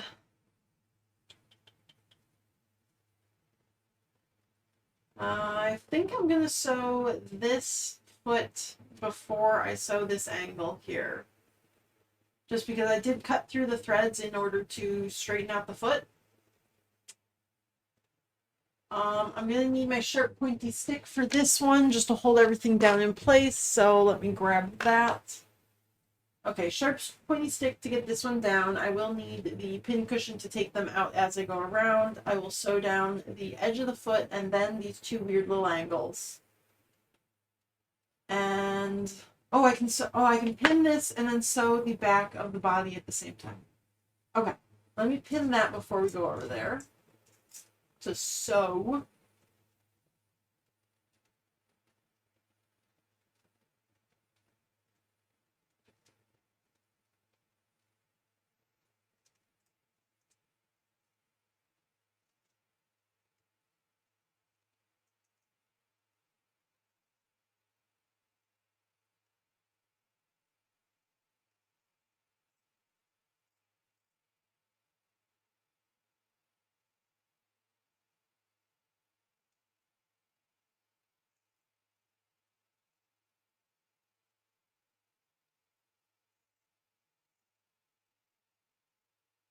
Okay, there we go.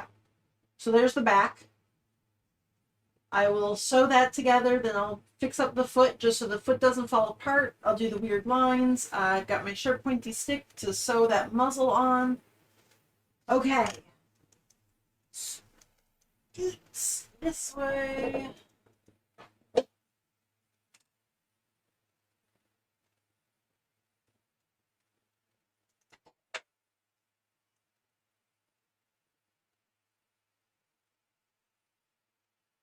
Do the back first.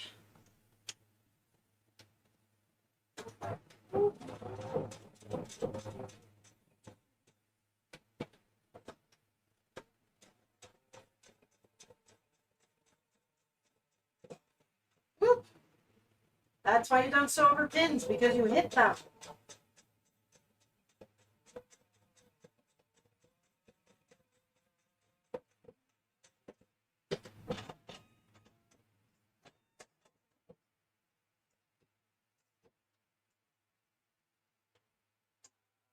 That leg. Okay, that's the one I cut the thread on.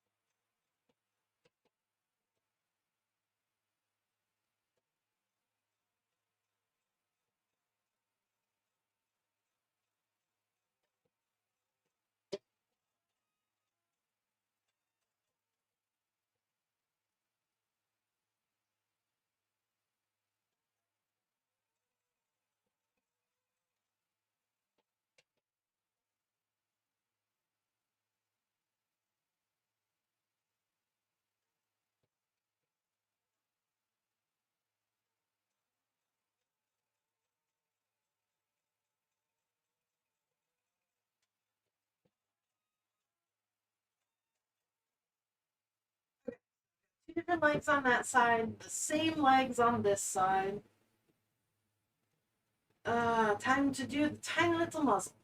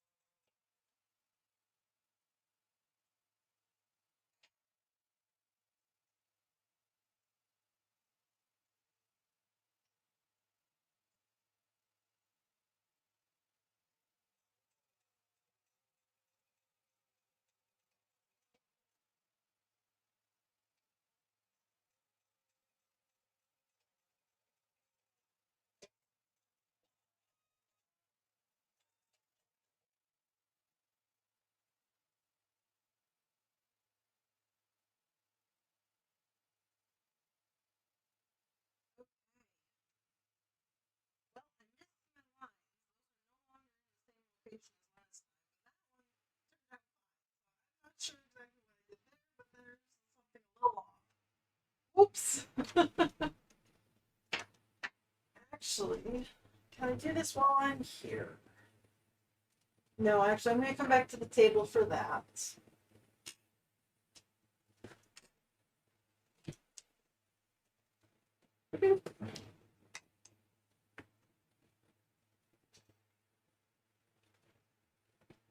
I don't have a mark for the center of the neck there.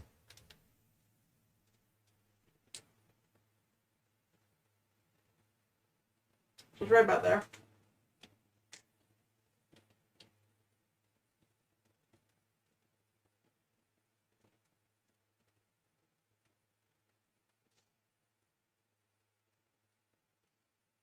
So that's where the center of the chin is going to go. Right in that dot to keep it centered in the neck there.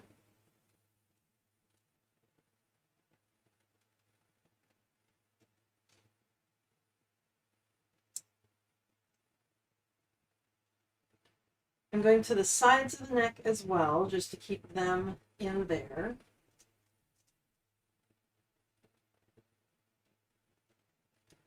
And then the center back of the head and the center back of the body there, I'm going to pin them, but I'm not actually going to sew all the way there. I need to leave an empty space for this to be turned inside out. So I'm going to do it right at the base of the neck.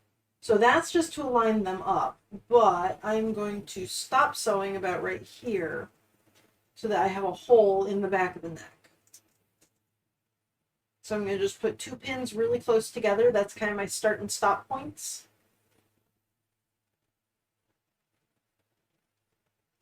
Let's see.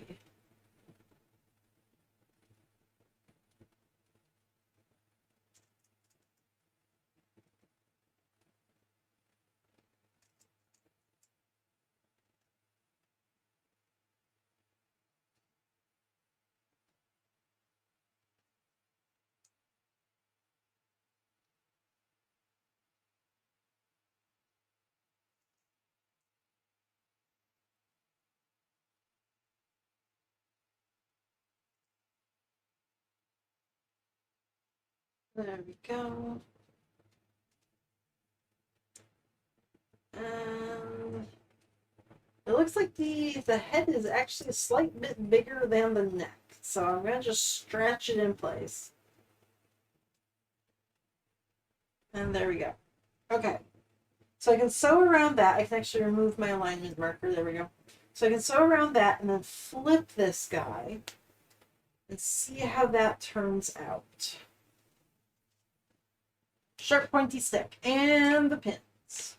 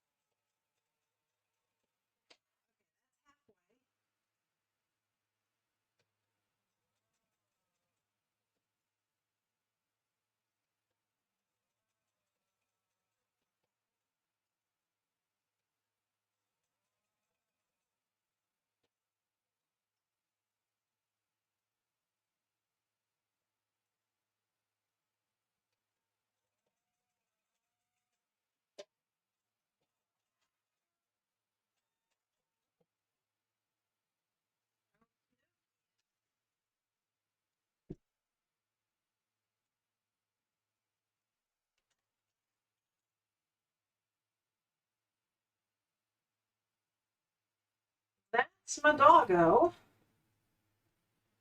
Shove all the bits through there.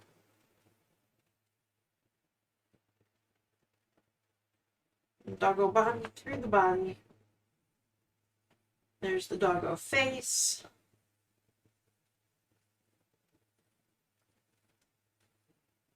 Here's some toes.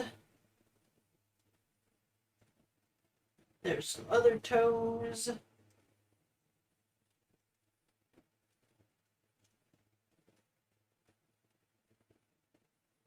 Even more toes.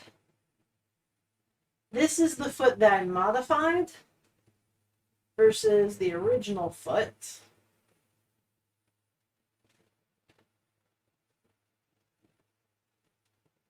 Not too big of a difference there.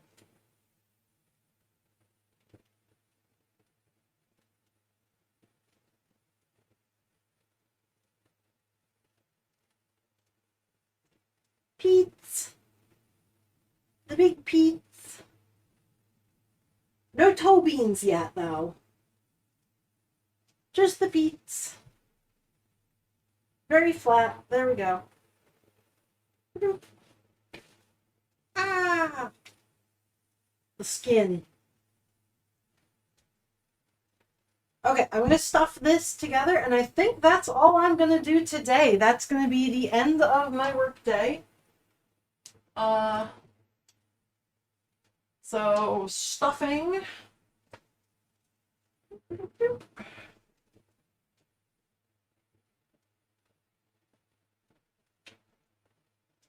And because I want this to be floppy, I am going to put some stuffing right in the toes. Mr. Moose is working a little bit later tonight. He has like a picnic type thing with Meet the Staff. So he'll be going to that, and he's going to bring me home food. But I do have some other projects to work on, like sewing up a quilt bit that I have been putting off for a while, and I should really have finished already. And I can't really do that on stream because I need to focus on that. There's way too much counting and math involved for that. And yep, and I need to unravel the little stringy bits to get all of my string back from it, because that's like an entire thing of string, and I didn't cut it at all, so that is a full thing of string. So I want to get all that back. I can do that off stream. And then I won't be streaming tomorrow or Monday, but I'll be back on Tuesday to hope. Well, I will still be working on Friday and Monday, but I won't be back to stream until Tuesday. So I'll probably have some more stuff done. I'm not really sure what projects I'm going to have. Hopefully the fabric for Helpy will have arrived, so I can make the little antenna ball, and Helpy will be done. I'm going to have the leg pattern for Stitch, so that one I can put together off stream on Friday and Monday. Ugh.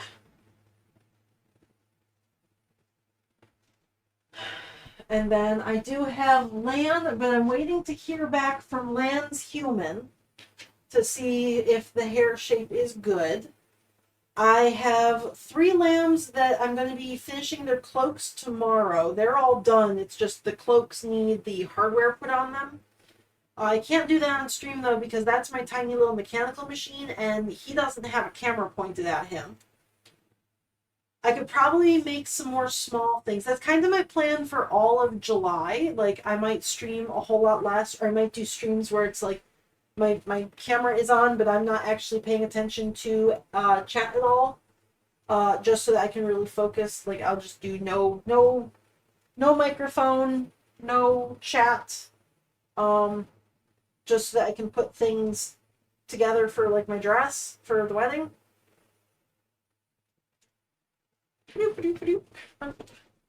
But for July, my entire plan is just small things. I'm not taking on any big commissions again until mid-August.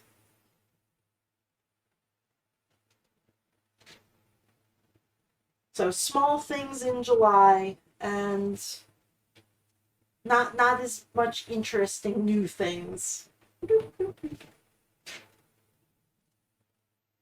Okay. And then I'm not stuffing the legs. I stuffed the feet and I'm going to stuff the body, but I'm not stuffing the legs at all.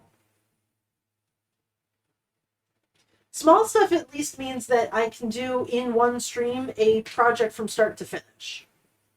So that'll be cool. Like, I'll actually have things finished in one day.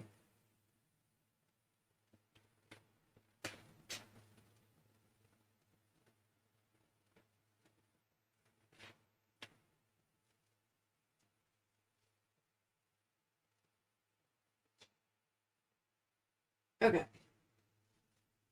Yes, I will have dress pics as well. As soon as it's made.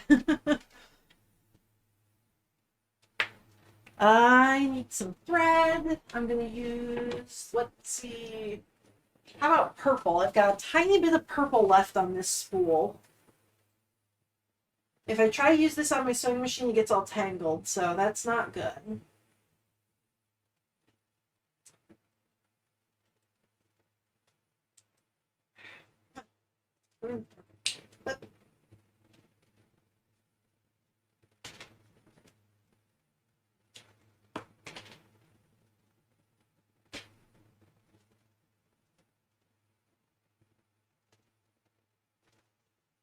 Okay, and just my giant big needle, easy to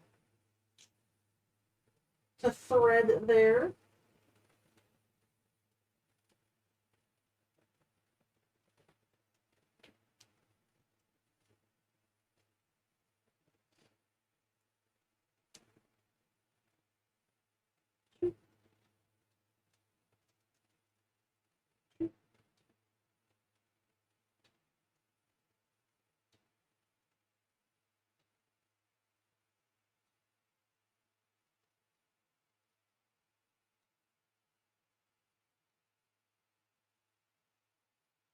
Okay, just real quick and gritty stitches here, just to get it all together.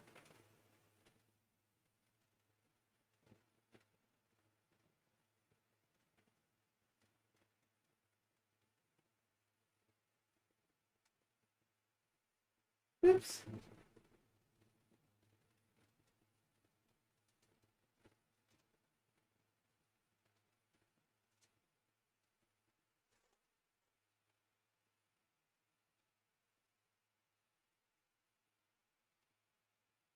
Okay, there's my dog.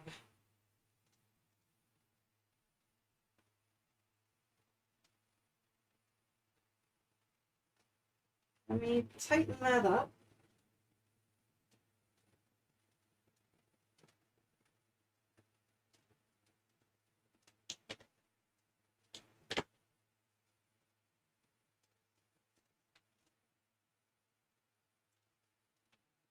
Okay, so the paw shape.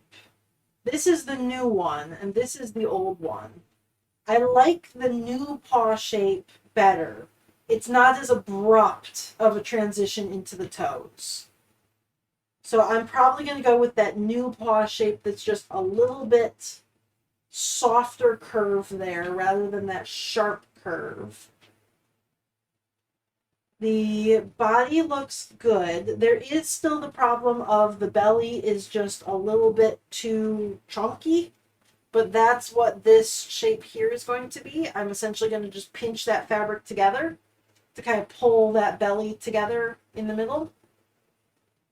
Yeah, just cinch, little cinch belt there. Work, work, work. That looks good.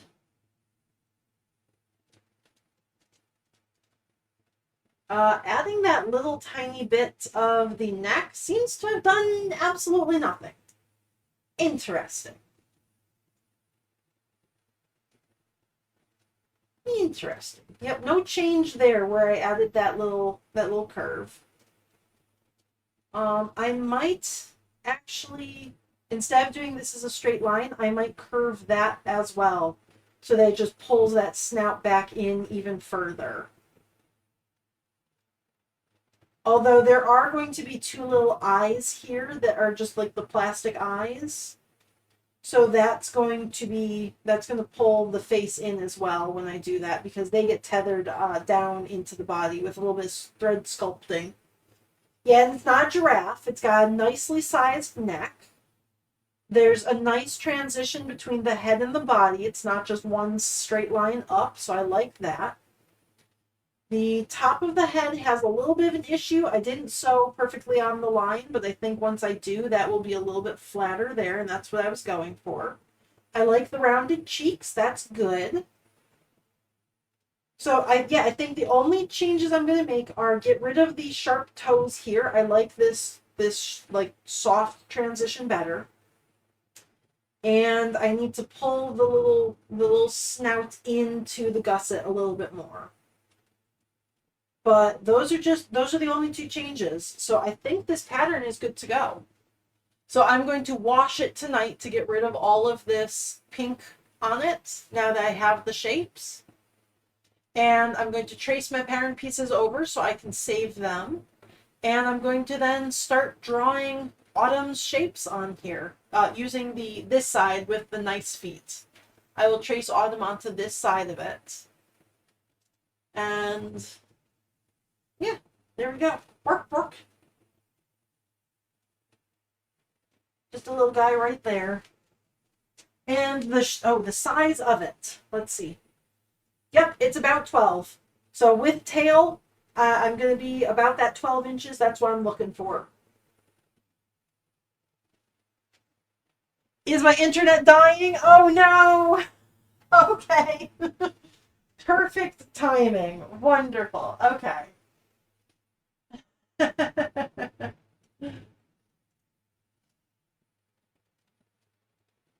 Yeah, nope, my internet is not happy. Okay. Well, let's see who is online then. And, oh, I can do this. I've got...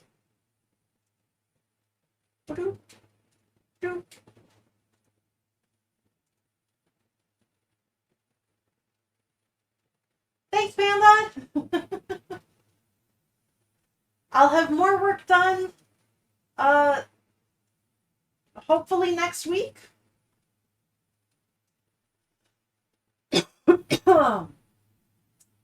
But who interesting is online to raid into?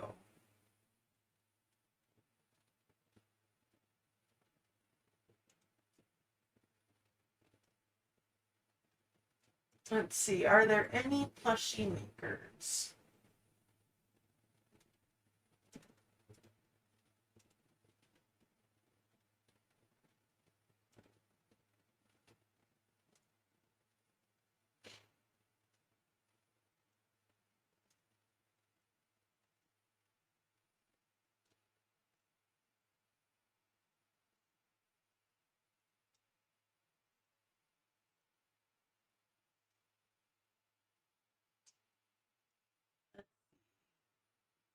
Yes, you can use the little bucket man now. You did not get your bat done while watching? Oh, okay. How far did you get?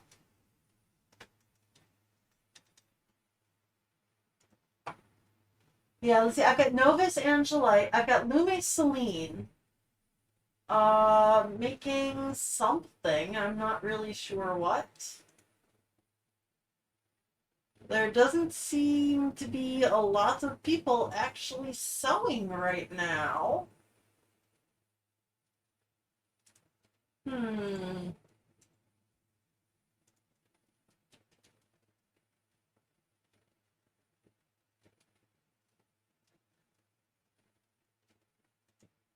How about we go to someone totally new then? Do you guys like furry art?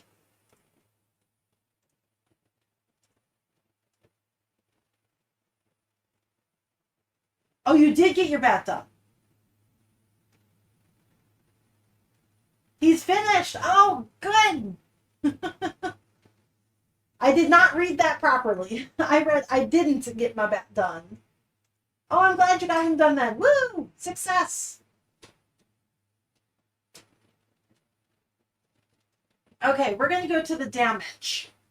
I think I'm saying that right. He does really cool digital art, does furry characters mostly. Um, yeah, we're gonna go see what he's doing, because I can then, I like his voice, so I can listen to him and watch him while I'm cleaning up my craft room and taking care of all my little fuzzy bits and everything. So, yeah. And if you want to click the Moose Raid and do Moose Raid, I'm having trouble copying without like pinning something. Come on, let me not pin. Okay. You have a good night too, Killer Panda. I will not be back tomorrow or Monday. I will be back streaming on Tuesday with more of probably the same plushies. Hopefully I will have fabric for the robot. If not, I will be working more on uh, dog and lamb. So the big guys, I'll be working on those two and hopefully finishing up a lot of them so that I can then get to work on wedding type stuff and small projects for the rest of the month and next month. So thank you guys for stopping by. I will see you later, Panda and Pick and whoever else happens to be here. Okay. Thanks for stopping by, guys. Bye.